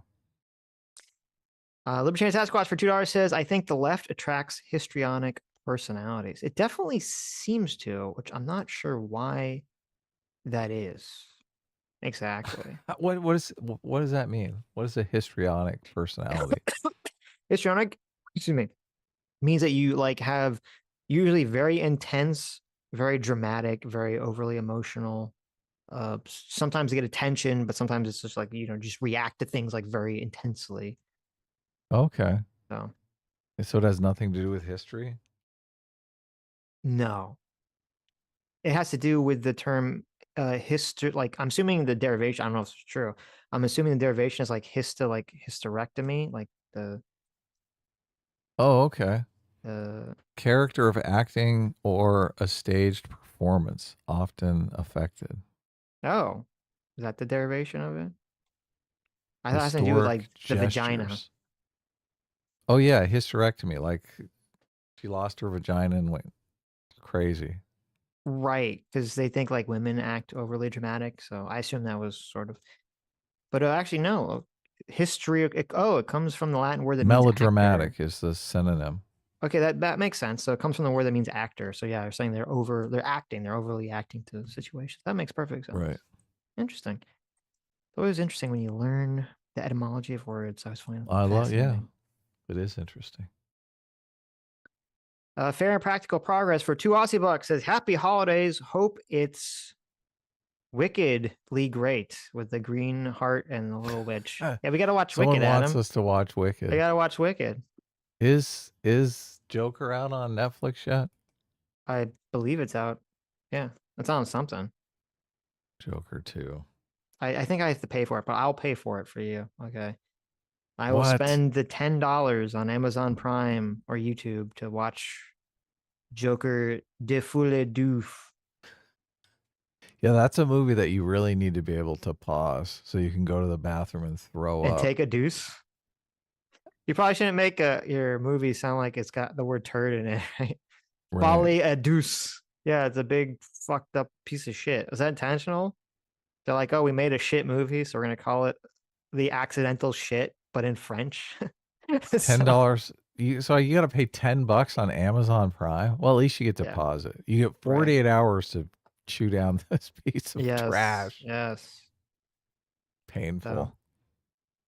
So, interesting. Yeah, that's the problem with being forced to go to the movie theater because you're like, oh my God, fucking, I'm in pain. I want to just leave. Zero. I'll be right back. Okay. Zero Kala for 24 months. Thanks so much for 2 years of being a free will seeker. Says happy Thanksgiving, fellas. Well, happy Thanksgiving. Thank you. Seki Jokes 451 for £5 says, Oi Sitch, why are you fooling around with this Sammy Goyim girl when you could be with the nice Jewish girl from the neighborhood? Y'all breaking your mother's heart. No, my mother loves Sam. Okay. They get along swimmingly. Even when they argue about politics. MAGA Man for $5 says, when Trump takes office, should America continue to manifest its destiny northward? I think no. I think that if we manifest destiny northward and take over Canada, it's the dirty Canadianness will infect us. I think what would be a better idea is that we need to build a wall. We need to build a big wall on the northern border. That way we'll keep the cold air out. That's my plan. Okay. Build a big wall and we'll make America warmer. Back. Welcome back.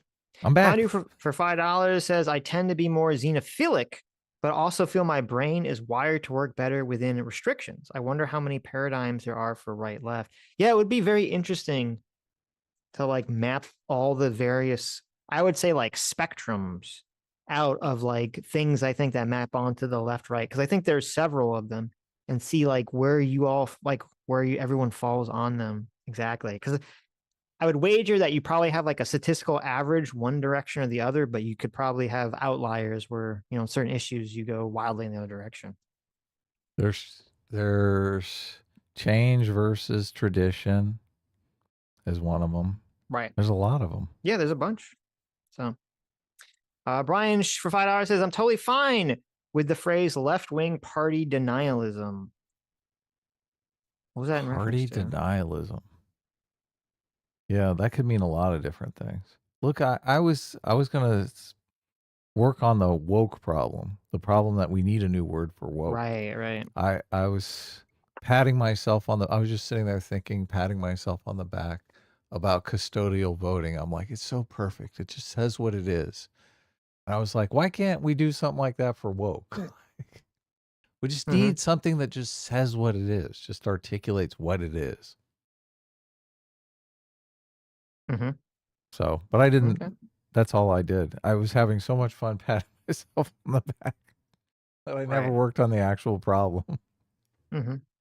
So, but anyway, cameraman 502 for $5 says, I think Noah Smith said correctly. Americans don't like the idea that they don't get a say on who can come into the country and who can join the club. Yeah, I mean, I think that's true of everyone. It's true of just Americans. So, yep. Brian for $10 says nationalism only has a negative connotation only from the left. You can't believe in patriotism unless you believe in nationalism. U.S. is a nation I'm a patriot to that nation. I think you're too focused on owning the libtards on this one. It's funny because I actually, when I Google, because I was curious, is when the negative etymology of nationalism, spawned. But you don't think the right has a negative connotation towards nationalism, right? No, I think they do. I think everyone does. Oh, really? Lesser so than the left, but it still has a negative connotation to everyone. Really? That'd yes. be interesting. Can we do a poll? I don't even know how many people are watching right now. Well, it'd be more useful to I'm sure someone has done an actual poll. So right. But I mean, we've got a lot of people on the right in our audience. Let me finish what I was saying. Okay, go ahead. So I found this very interesting article from 2019 called The Problem of Nationalism. And guess who it's from? Who? The Heritage Foundation. Oh, really? Wow. Yes, the Heritage Foundation. And so this is in response. Now, I haven't read the article because I didn't really have time while we were, talking. So maybe it's a complete 180, but it says, at first glance, the new nationalism of conservatives will seem benign and even uncontroversial. In his book, The Case for Nationalism, Rich Laurie defines nationalism as flowing from a people's natural devotion to their home and their country. Yoram Hazony, in his book, The Virtue of Nationalism, also has a rather anodyne definition of nationalism. It means, quote, that the world is governed best when nations agree to cultivate their own traditions free from interference by other nations. It's interesting in both of these, that people are just sort of tweaking and kind of creating their own definition of nationalism, which is why are you doing that? There's nothing particularly controversial at all in these statements defined in these terms. It sounds like a little more than simply defending nationality or national sovereignty, which is why Laurie and Hazony and others insist their definition of nationalism has nothing to do with the most virulent forms involving ethnicity, race, militarism, or fascism. Here's the problem. I suppose any of us can take any tradition that has a definitive history and simply redefine it to our liking. We could give ourselves permission to castigate anyone who doesn't agree with us as misunderstanding or even libeling us. But who actually is responsible for the misunderstanding here? The people who are trying to redefine the term, or the people who remind us of nationalism's real history and what nationalism actually has been in history, which raises an even bigger question. Why go down this road at all? If you spend half of your time explaining, quote, oh, I don't mean that kind of nationalism, why would you want to associate a venerable tradition of American civic patriotism, national pride, and American exceptionalism at all with the various nationalisms that have occurred in the world? After all, American conservatives have argued that one of the great things about America was that it was different from all the other countries, different from all the other nationalisms. I feel the same way about the word centrist. And it continues, so... Well, yeah, so you could be. I mean, I agree right about with centrist. the word centrist. Yeah, you could be right about centrist. So it's like a lost cause now. So here's an article from 2019 from the Literal Heritage Foundation talking about the problem of nationalism. There's actually a video that maybe I'll watch after this called "The Problem of Nationalism" that the Heritage Foundation is talking about this exact term. So, I mean, I guess that would be the real question: is what is the point of trying to redefine or save the term nationalism? To troll people. Wow. Okay. So you agree? Listen, as long as you're being honest about it, okay. Fondue for $5 says, Sitch, we tell these people F off. We all understand the word games are usually leftist cheating at conversations. Why let them get away with it? Okay. I mean, well, first of all, you guys are all assuming that. That's why I said I actually wanted to look into why the term had a negative connotation. You're all assuming that it's some evil leftist word game, which, I mean, I wouldn't be surprised if it was in the 1920s. Probably if it was the case, you should just let it win, because essentially, as I said, the reason I have a problem with it is you're allowing the actual you're going to allow the actual extremists to smuggle in their horrible extreme ideas into the conversation. And the problem is, I would be suspect of anyone highly motivated to rehabilitate the word to say, well, is that the motivation? Is it to allow the resmuggling in of these terms? It's like if people on the left try to resmuggle, like try to rehabilitate the word like socialist or socialism or something, or wokeism or woke or whatever. It's like, why are you trying to do this thing, this action? Yeah. I mean, I've heard a lot in the context of Fukuyama, which I don't think he's using it with the negative connotation. And he separates nation building, which is like a cultural process, which Right. involves nationalism, from statecraft, which is building institutions, which is an interesting dichotomy. But in Fukuyama's work, he's not using nationalism. There's no nasty tinge to nationalism. So, Right. but like maybe he's changed his perspective on that because his work is often written years ago. So It's interesting. looking though, I put the poll up at and most people are 67% say yes, it has a bad connotation. So yeah. I mean, everyone understands it. Like, even if you want to not have it, everyone understands it's perceived that way. yeah. So, and it's interesting. I even found in this year, 2024, the Cato Institute, another right-wing think tank like the Heritage Foundation, says the case against nationalism. Do I think is the Cato Institute more like libertarian leaning than the Heritage Foundation is more like I think so. Yeah. Yeah. But it says nationalism is a collectivist. Oh, I guess they're libertarian. Yeah. Nationalism is a collectivist ideology at odds with America's founding principles and institutions, classical liberal economics, and the realities of our population. Oh, our diverse population. Yeah. So there you go. So even the Cato Institution is against this. Interesting. I met a guy who worked for the Cato Institution. He was trying to sell me on some Ayn Rand book. I mean, sorry, not Ayn Rand. But what's her fucking name? Ann Coulter book. And I was like, no, thank you. Okay. Our league. I may read some Ayn Rand, so Okay, you read the Ayn Rand. I'll let you know.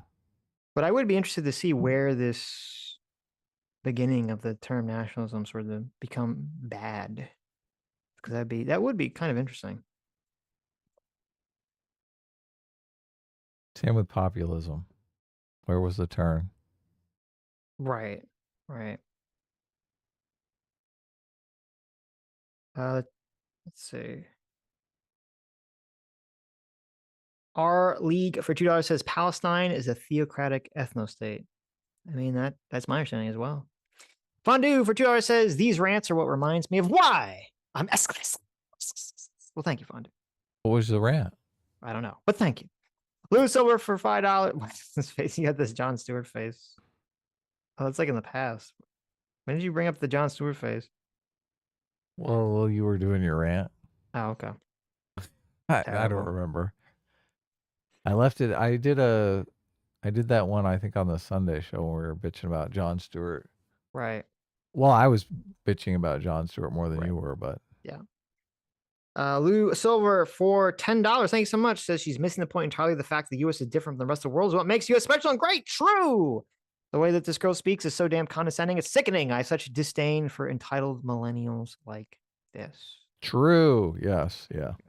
Is she a millennial or is she a dreaded Zoomer? Doesn't say on her bio. I don't know. Could be either one. How old is this individual? Let's see. Who do we have to blame? 2005. Does that make you I don't know. a millennial or a Zoomer? I don't know. I'm not sure the generations.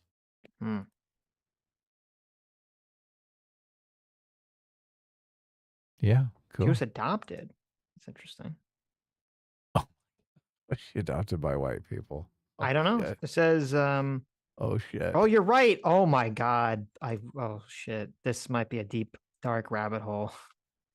Oh no. I found a video from 4 years ago. It says what being adopted is really like. Let's talk about adoption. I talk about what it's like being a Chinese American adoptee in a white family. Oh my god. No. No. Interesting. The rabbit hole deepens. Okay. Oh wow. No. The same year, 4 years ago. Oh, right before this video, she has another video. Colorism: Why Asian People Want to Be White. Wow. My. Very, very interesting. Okay. Adopted people are usually more well off because it takes some money to adopt kids. So it's interesting. Mm. Kristen Brandon for $5 says, "Hey, watch the Warfronts video on America. Hey, watch the Warfronts video on America. It's ready for major war. Do you think USA do a draft or something else to get more recruitment?" What? I don't know. I don't think there's People going are to be talking any about. draft. I think, I saw not only I would Peter. be I can't worried remember about it if who. I was 20, though. Jeez. It I would wasn't. totally be worried about it. I saw a bunch of people, and it was interesting because there were a bunch of people from different political spectrums. There's Peter Zeihan, and there's some people on the right who are like foreign policy people, and they were all saying that like people completely misunderstood the Biden saying that giving the Ukrainians the abilities to shoot missiles into Russia. They're saying that number one, that Putin is like actually a worse, weaker Obama in terms of that Putin has thrown out red line after red line, and that Ukraine and America has crossed it, and nothing has ever come of it. So it's just like totally making them look like paper tigers. Number two, Peter Zahan brought up an interesting point where he was saying that in order to try to like read the tea leaves of whether their quote red line is real or not, you have to see who announces it. And he was saying that judging from the Russian guy who announced it and what their position was, it was like a total bullshit thing. And then that apparently that action from Biden was actually a reaction to Russia bringing in the North Korean troops. So it wasn't just out of the blue. They said like, oh, you bring in North Korean troops, we're going to do this. So it's a response to that. And then someone else brought up, I think it was actually Dan Crenshaw brought up a good point where he was saying that this action is better for Trump, not worse, because it allows Trump to be like the good cop and Biden to be the bad cop as he's coming into term, and that the people freaking out about it are just sort of like, losing their minds over nothing. So Right. I would tell everyone to just chill the fuck out. A lot of the people that are hair on fire about, here's the thing. All the people that have been hair on fire about, oh my God, World War III, nuclear war. They've all been completely wrong for 2 years. So, there comes a time where you say, okay, maybe we shouldn't keep listening to the same group of people. The same group of people said Russia wasn't going to invade Ukraine and have been, completely wrong about their analysis of the whole thing from the beginning. So. But isn't it like inflation? Like if you scream inflation every single day, sooner or later You'll it's going get to it. happen, Sure, right. So I guess there if is going to be a World War III, right? Yeah, if you keep screaming World War III, eventually you'll get proven right. So, but it's kind of like Mishmeyer, whatever the fucking guy. I can never say his name right. He's been screaming about Russia's going to do something for 20 years. So now he's like, I called it. It's like, okay, well, I guess to be right eventually. So on a long enough time scale, you'll be right eventually. The thing that's scary is if Putin's health starts deteriorating. Mm-hmm. Like if Putin gets in the Biden situation, that could be devastating. Mm-hmm. Right? It depends. Yeah, well, it depends whether there's someone waiting in the wings to take him out and usurp him or not. Yeah, but why wouldn't they just do what they did with Biden? Just be the power behind Putin.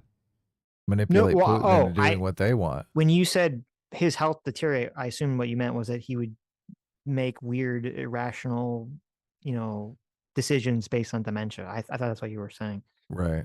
And so if that was the case, then whoever is the quote real power would usurp him because he would be a useful puppet anymore.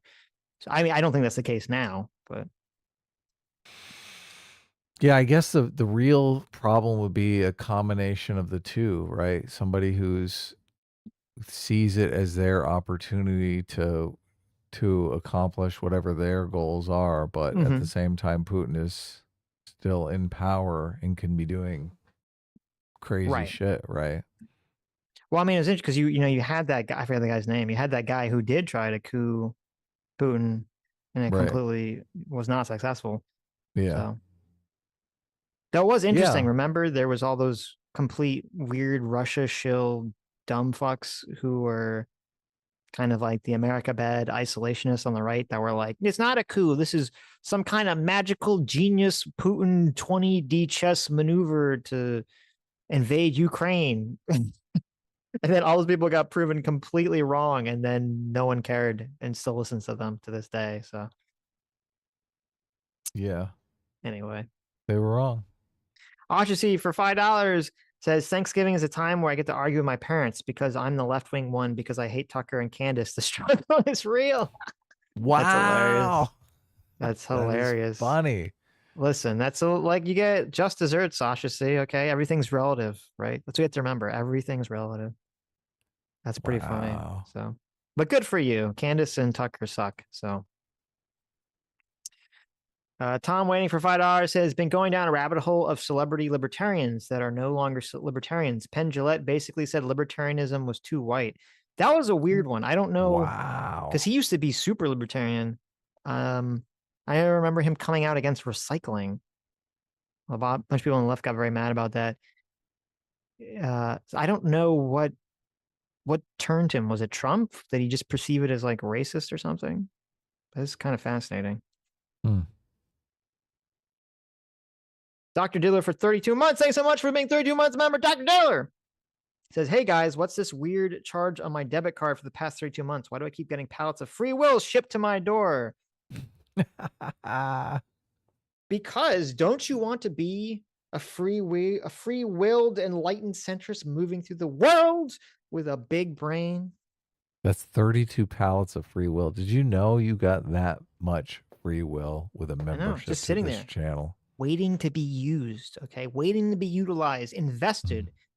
Don't store it all up. It's good to have like a good supply of free will. This is the way to think about it. You want to have like a little hoard of free will that you can call upon in emergency, but you should have like a steady drip of free will throughout the day. Okay, Yes. just to kind of keep you going throughout the day. It costs us $500 to mail that pallet of free will, and your membership is only $5. There you go. What a deal. What a deal. Tom waiting for $5 says, I'm rewatching season 1 of Fargo. Just want to let you know. Oh, Thank thanks. you. Yeah. I've seen the movie, never saw the TV show. So kind of a Zero Fox in the chat said Penn being asked to be part of an anti-mask movement or anti-mask event. That's what changed them? That's kind of weird. Huh. Thank you, Bellsprout for $5 says, when lefties say progress just means progressing towards a communist utopia. A team is woo. Yeah, that is Why, what they thank mean when you. they say progress. So M8566 $5 says, anything special planned for this Sunday? It's episode 350. Number one, no. Number two, I didn't even know it was episode 350. I mean, what am I saying? Yes, we do have something special. If you're there, Sunday for episode 350, you will get to celebrate our bicentennial tertiary sentinel show episode. You will get 50 free units of free will just for showing up. That's right. You'll get an entire pallet, 50 free units of free will shipped to you for free of charge instantly just by watching at least 40 minutes of the stream on Sunday. Okay. Which is the average length of time that people watch. So that's why I said it. Yes. I should have said 50 minutes. We got to push the numbers up to 50. If you guys have any ideas for special episodes, let me know. Hit me up. I'm the one that has planned every single special episode that we have. So Sitch is not necessarily one for, like, he's down to do it. Definitely. Yeah. I'm not like a holiday guy. Yeah. So I'm not really a holiday guy either, but it is kind of a, people they want to feel like they're part of a community. They want to celebrate. This is like sense. Yeah, this is like an achievement, a milestone. So it's like a birthday. So I get it. Let me know. Maybe we'll celebrate on some odd episode, like 369. Yeah. There you go. That'd be good. Vile Van Gogh for $5 says, picked up my China visa from DC. Also took home a few crystals. Oh, are you going to use those to like ward off the bad luck in China? That'd be smart. Nice. What kind of crystals? The Hope good they're the kind. right ones, because Right. some of those crystals contain evil spirits. Well, no, listen. Gotta make sure they're the good crystals. You don't want any of the crystals with the evil. No. Okay. Yeah. Those are Morris the for $5 ones that- says Washington, D.C. is a federal district. It is part of no state. True. Puerto Rico has no electors, so its citizens don't vote for president. Well, no, it's Right. yeah, I get it's silly that if you move to the states they can, but that's the way it is.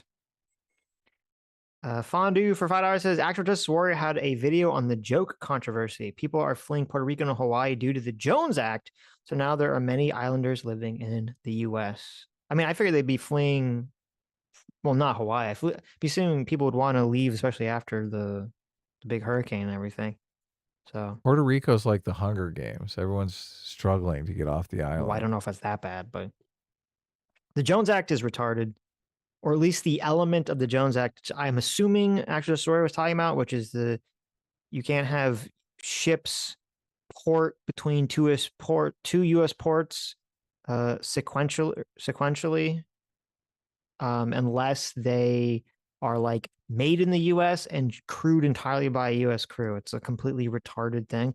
So if you've ever been on a cruise, they always stop at like a non-U.S. port in between. So I don't fucking know why Congress has never got around to fixing that element of the Jones Act, which is totally fucking retarded. Well, I can't understand why. There's a bunch of money trying to prevent them from doing it, like truckers and things of that nature.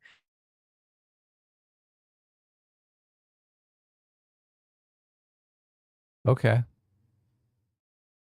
Did we lose Sitch? Canadian says Okay. declared race in Puerto Rico was won by a candidate whose party is aligned with the GOP. Oh, interesting.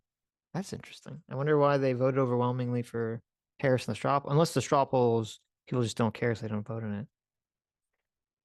Mark Dutch for $5 says DC was a square carved out of Virginia, Maryland. In the Civil War, Virginia took back its share.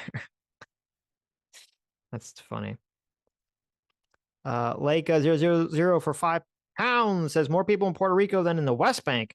Where are the students protesting occupation, apartheid, and colonialism? That's an interesting question.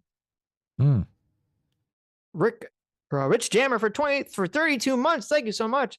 Says Adam, you should overlay the blunt on top of your microphone so that whenever you talk into your mic, it looks like you're taking a hit.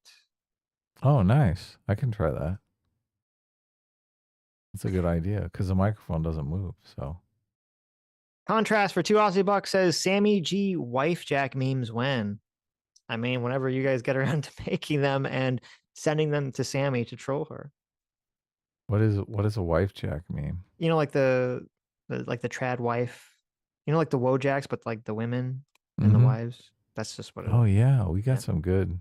Yeah, Make some that's a good Sammy idea. G We need ones. an emoji like that. Right. We need to update our Sammy emoji now. I tried to do the Sammy in the bushes emoji, but now we need the wife jack Sammy. You need the one. You know, it's so funny because she made that comic like a long. I don't remember when it was, like a while ago, where like remember she was trapping me in like the little box. I do. I brought it up. That's where yeah. That's where the emoji, the in the bushes emoji, came from. Yeah, I made it from that. And it worked. I guess it worked. She trapped me. You got trapped. I got trapped. Yeah.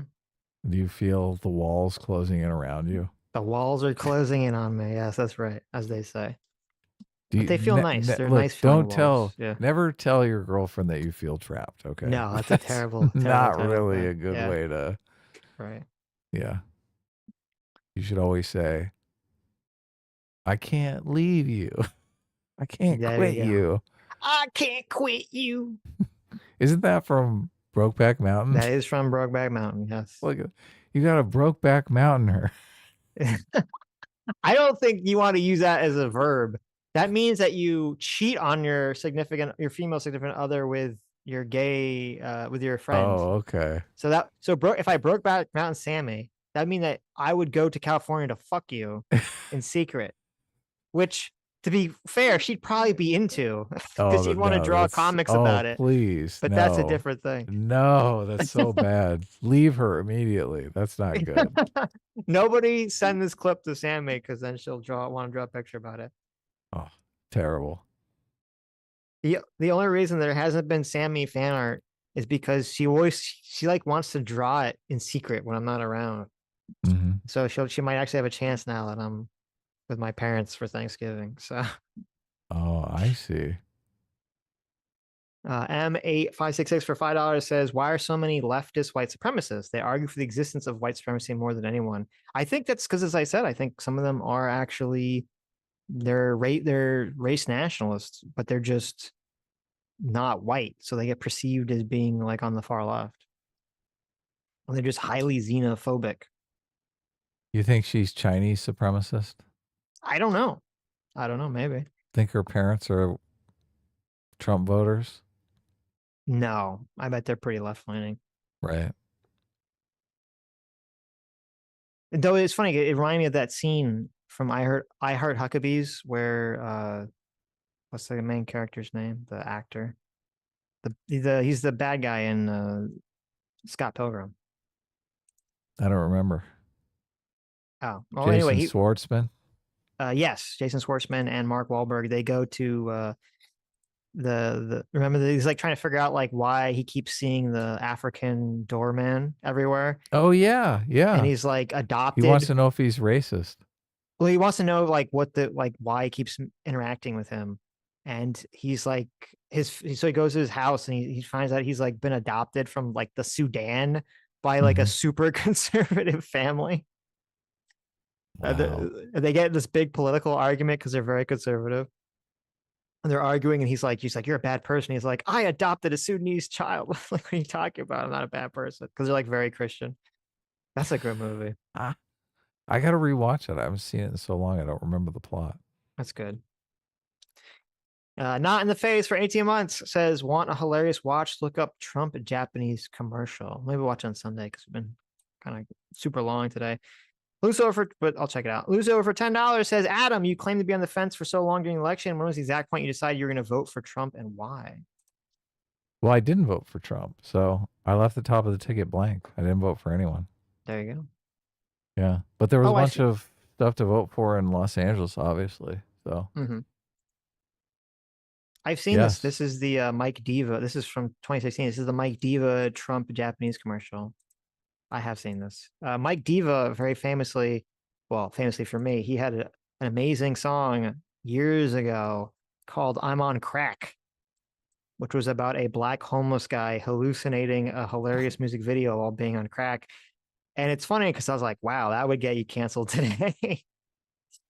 That would get you real canceled today. It's interesting the things that were funny and allowed back in the day and are not anymore. So it was a good song, though. You can still check it out. Type in I'm on Crack, Mike Diva. Is it still on YouTube? It's still on YouTube, 4.5 million views.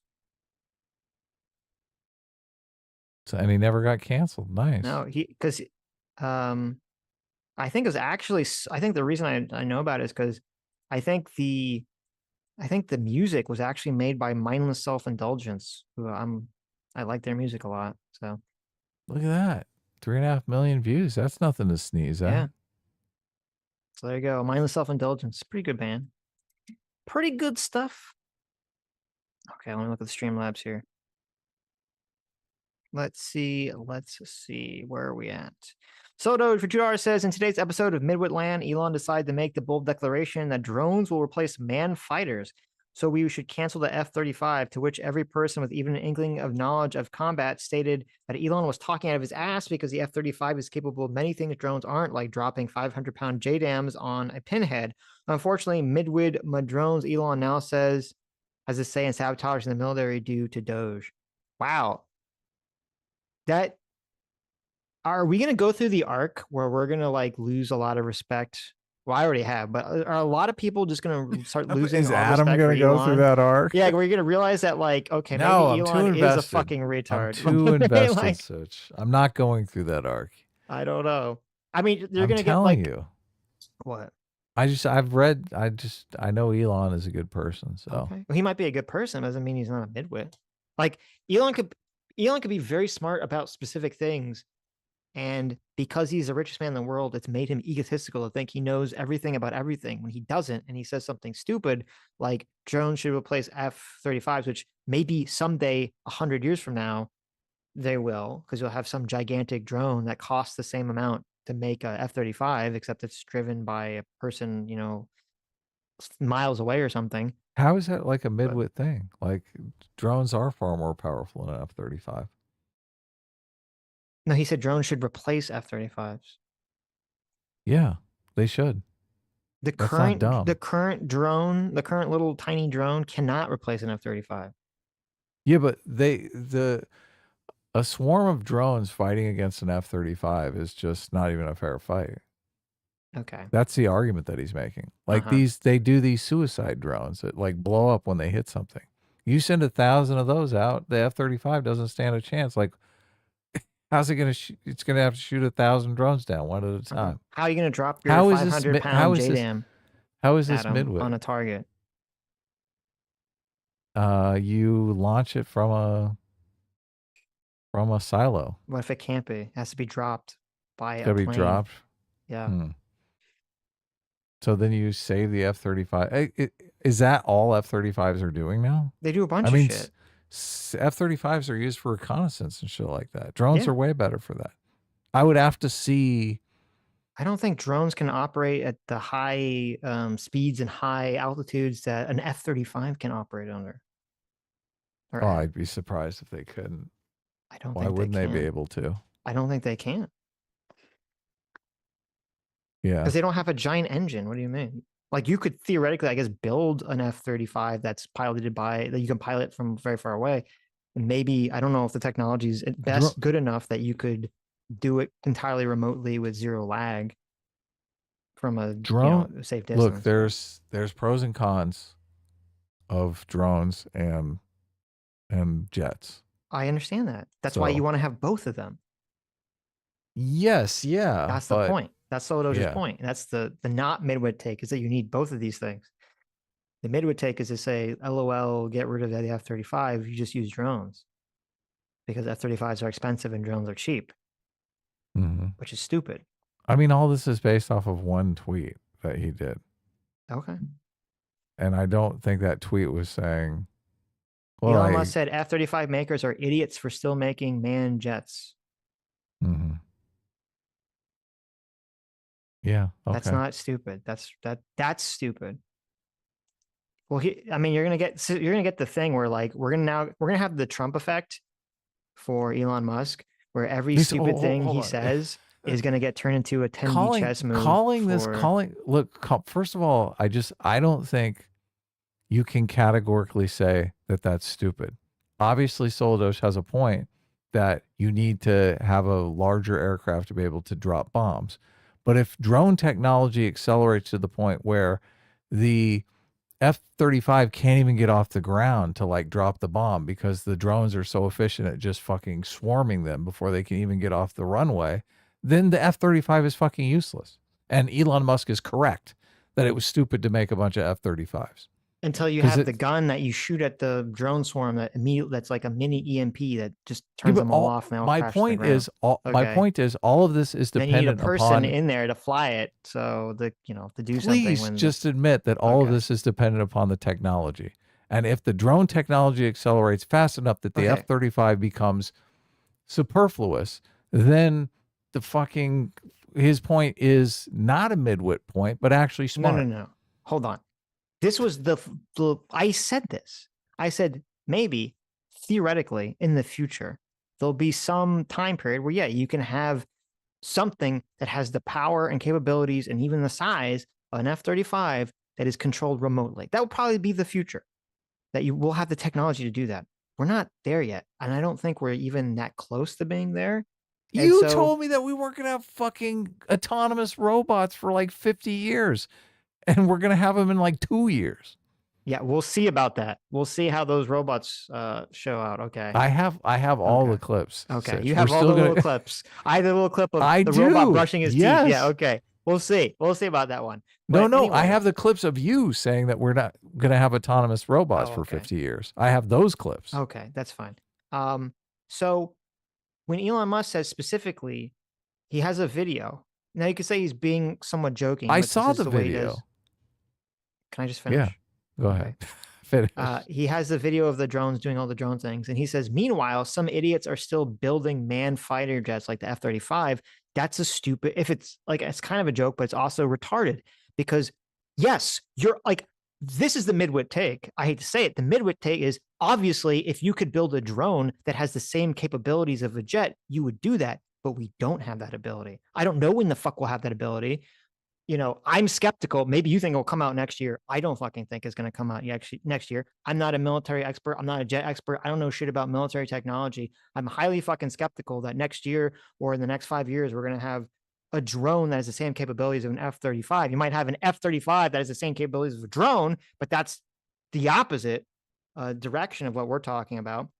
So well, he's so not saying. So yes, it is stupid and midwit and retarded to say that they shouldn't be building F-35s right fucking now when you need them right fucking now, because at some point in the hypothetical future, we'll have a drone that will do what an F-35 will do. Yeah, that's a stupid take.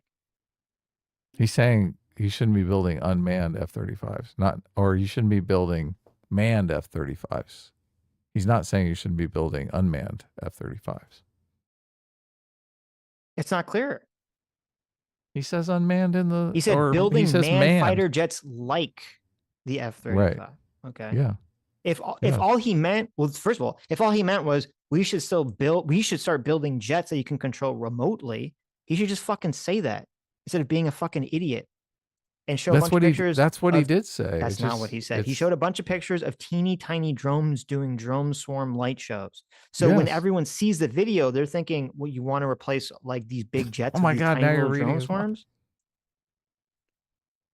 Right. I think you're bending over backwards. I think you're unreasonably bending over backwards to defend Elon Musk. There's a shitload of articles on this. I can't believe, like, Elon Musk tweets out one thing and like the whole world goes insane. Right. Well, it's because this is the problem. Now that he's part of Doge, he can just say like like Elon Musk has been consistently saying very broad, somewhat humorous, but somewhat serious, stupid shit for like the last 2 years. But now that people think, well, he might actually have some role in government, he's going to be like the new Trump, where every dumb fuck thing he says, they're going to write like 10 articles about every statement he says. Look at this. Times of India. Why Elon Musk is being trolled for his takes Times of India is like on F-35 fighters. Yeah. Times of India is like it's like this weird paper that's been gaining more and more prominence recently. So oh, okay. Well, they seem to talk like very, very much about like culture war issues. So I don't know what's up with them, but anyway. Are there any unmanned fighter jets? The XG-58 Valkyrie, manufactured by Kratos Defense and Security Solutions, is an experimental stealth unmanned aerial combat aircraft designed to gather data for the relay scouting information and its partner aircraft. So look, they already have one. It looks pretty badass. Yeah, that's good. Yeah. Holy shit. This thing looks like a fucking spaceship. It's stupid to say that we should, until the technology exists, you have to keep making the manned ones until the better technology comes out and supplants it. Because yeah, you're going to want to have the unmanned jet where some guy is sitting in a base in Arizona and he has a full virtual reality setup where he has 360-degree vision in all directions and he's sitting in a fucking armchair. Like, obviously that would be ideal. Mm-hmm. Well, maybe that's all he's saying with the tweet. Maybe that's all he's saying is that, you know, I don't think that's what he's saying. Soto for $2 says, separate note, did you see that Harris aides confirmed that every internal poll showed she was behind Trump? Most campaigns are motivated to only release close polls to motivate voter turnout. So it's crazy to see they knew all along. I didn't see that. I saw them say that all the internal pollings show that they were within the margin of error. That's what they were saying on the Pod Save America one, but I don't remember them saying that she was always behind in them. But the clip that I saw was always behind. Oh, okay. Maybe they said that she never ever really was ahead. Okay. Yeah. Was that in that podcast? I must have missed that. Because I heard them say multiple times in the podcast they were in margin of error of each other. Okay. So, because they actually talked about the whole why she didn't do Joe Rogan thing, which is kind of interesting too. Yeah. Which you'll have to The see on fucking Sunday. cope. I saw that part. Yeah, some of it does seem like massive cope. Saul for $2 says, my mom is a moderate Republican who hates Trump but still voted for him 3 times. She says people who love Trump love him because he's an asshole, and that makes them assholes. She's against birthright citizenship. Oh my, okay. That's weird. What a weird conflux of views. What if That's one of super your weird. parents is American and one of your parents is like a foreigner? Mm. What is it? So- Does that count? Or are they 50% citizen? That's a good question. Saul for $2 says, by the way, she hated Hillary since her first interview with Bill when he was running, when she said, I'm not some little woman standing by my man like Tammy Wynette. She thought it was demeaning. Who the fuck's Tammy Wynette? Mm-hmm. Do you know who that is? That's way before my time. Tammy Knowledge. Wynette? I don't know. Was she one of the Oh, that's a woman that the Westboro Stand By Your Baptist Man people? songwriter. Oh. What a dumb comment to make. That was a very dumb comment to make. I guess she never learned. That was her original deplorables, basket of deplorables comment. It's funny. So for $2 says, there are unfortunate people who are Arya stands that loved her killing the Night King. Just watch the Burlington bar reaction. Please give the rest of Code Geass a chance. Grant I haven't seen in a decade. Probably not. But yeah, listen, like the normie viewer like watches shit and they just, whatever happens, they go, yeah. Like it's really hard to get the normie viewer to turn off. So, I mean, that's what was shocking about how like the Game of Thrones ending was so bad. It even got the normies to turn on it, which is pretty interesting. Hmm. Sala for $2 says, how familiar are you with civic or liberal nationalism? I mean, I've heard civic nationalism. I've not heard liberal nationalism. So I don't know if that How means does the that same make you thing feel or- since you love civics? What? How the term civic nationalism make you feel? Because It makes civics me- is like a good word. It makes me angry. It makes me Because very they're angry. pairing a word that you love with a word that you Yes. hate. I never liked my civics class. It was super fucking boring. Oh. So I actually don't like the word civic. It makes me think of boring stuff. Oh, okay. Even though it's not like a negative connotation at all. Like do your civic duty and stuff. Well, I thought since you're for mandatory civic Civil duty service stuff / military service. Yeah. Yeah. Right. That makes sense.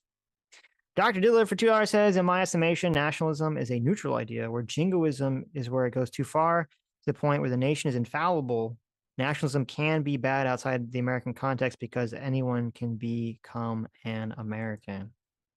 Interesting. Well, I'm curious. I'm going to watch this video the Heritage Foundation put out about nationalism. So for $2 says, speaking of Elon, my mom hates him because he has multiple children from different women. Oh, well, maybe that's why your mom hates Trump, because he's like not, a conservative in terms of his own life, obviously. The way that he lived his own life. Do you know the story of his business partner that has a kid by him? Do you know the story of that? No. So Elon or Trump? Elon. Okay, no, I don't know. So she, I guess, is I'm not sure she's a lesbian or I can't remember if she's married or not, but she was going to have she was going to get artificially inseminated and have a child of her own, and she was looking at sperm donors, going the sperm bank route, and they give you the roster of the traits of the guy that they're going to give you the donor sperm from. And Elon volunteered to give the donor sperm. And she accepted because Elon's obviously like a super genius. So that's the story. He's not like fucking a secretary or anything. Like they've never had sex or sexual relations. Right. Which is, I mean, it's kind of interesting, right? Well, I'm assuming she might be like a lesbian in a lesbian relationship too. Well, I don't think anyone had a problem with that. I'm assuming so. I mean, Elon Musk has been in relationships with other women and had children with multiple women. They've been in relationships, right? Well, no, Doesn't he I have think like a there's only bunch the of kids? two. I think there's only the two. I think it's only his Only two? Oh, okay. first Well, wife and this woman. maybe Yeah. for no. I don't think that's accurate. Well, I it, thought it, it like Elon it Musk might be inaccurate now because there's children. like some second wife, but Let's he see. had a Right. a serious relationship with a woman. Like they go through all of this in the Walter Isaacson book. Right. So, and look, the media has totally spun Elon like as if he knocked up his secretary or something like that. So, I mean, I'm Right. reading in the book and I'm kind of shocked by this. I'm like, oh my God. And this woman is like, like a super genius too. She's like running one of his companies or something like that. So the kids are going to be super autistic. Yeah, essentially. exactly. So, but she's like, look, we're both like fucking 140 IQ super geniuses. What would happen? And she's and she's already going like the sperm donor route. So, yeah. So you're obviously looking it up. Does he have, is there a third woman involved or is it just the two? Okay. There's three. Yeah. He has 12 children. Is it Amber Heard? No, he has 12 children among 3 different women.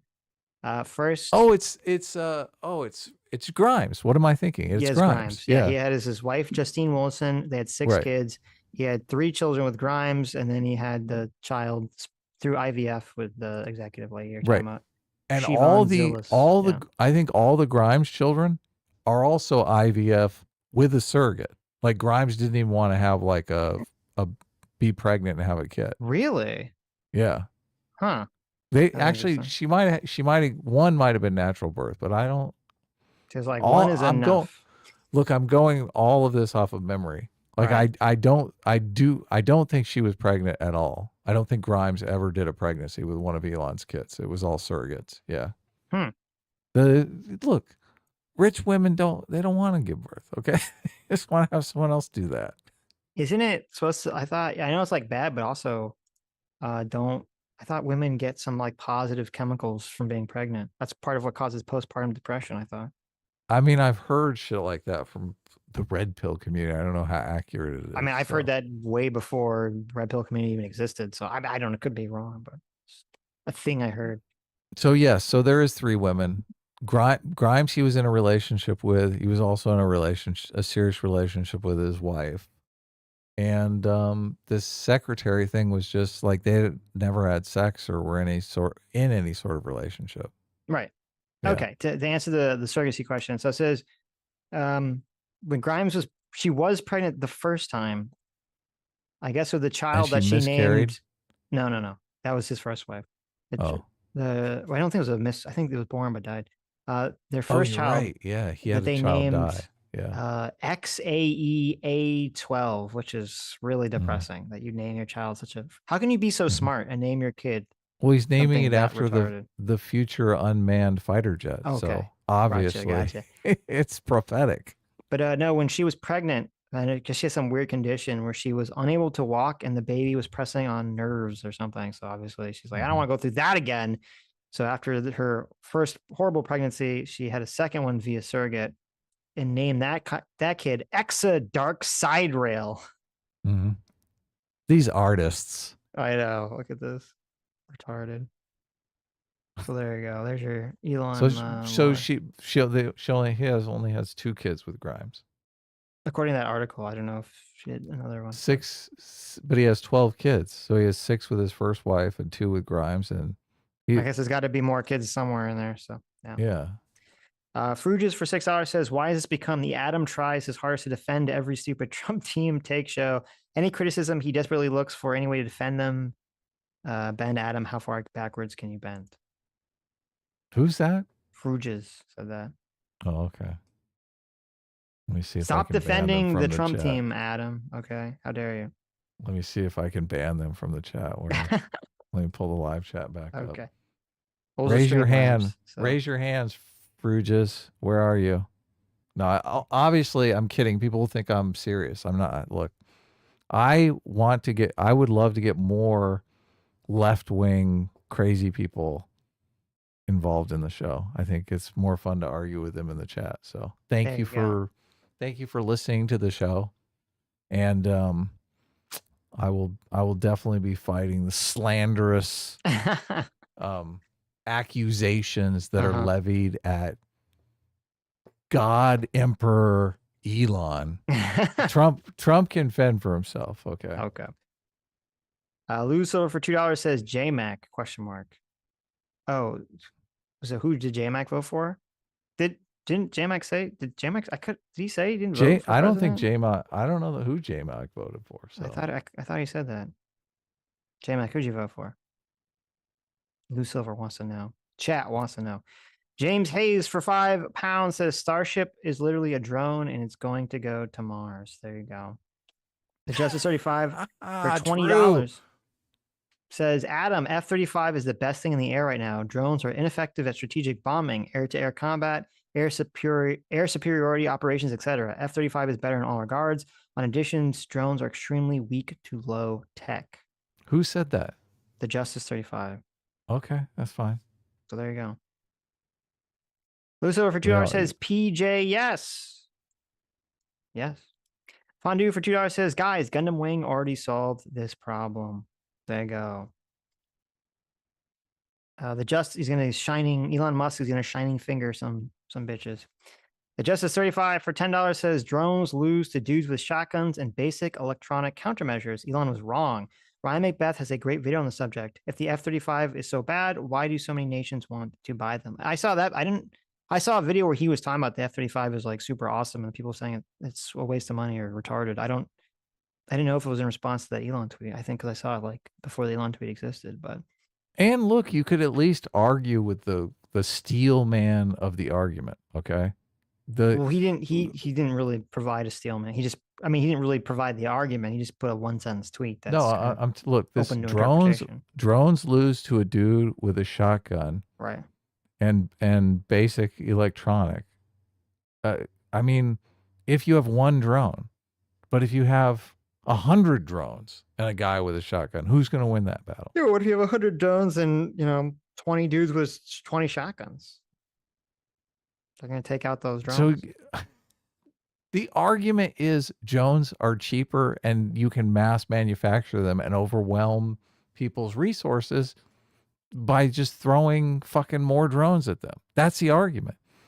So yeah, but if you want to keep saying, oh, but you can manufacture a dude with a shotgun. Well, it takes you got to have sex with a person, have a baby, fucking, you got 20 years, you got to build the shotgun. You got to I don't think this is true. I've played a lot of StarCraft and RTSs and you just build your little barracks and you mine enough crystals and Vespian gas and you click the Marine button and it makes a little Marine and he's got like the assault rifle and he just pops out and he shoots the drones down. This is a classic. This is the it's just that's the argument. So argue against that argument. It's not a midwit argument. Elon, regardless of what Elon presented it as a midwit argument because there was no explanation. That makes it a midwit argument. Yeah, because he's trolling you guys for fun. Okay. It's great. He says something and everyone loses their minds. Okay. It's as I said, it's a Trump defense. Everything he says that's stupid becomes a 10D chess maneuver. So Nomad for $5 says, guys, I played Black Ops 2. Okay. Adam is 100% right. There you go. Is that, there you go. Did the drones destroy you in Black Ops 2? I guess I never played it. So. Black Ops 2.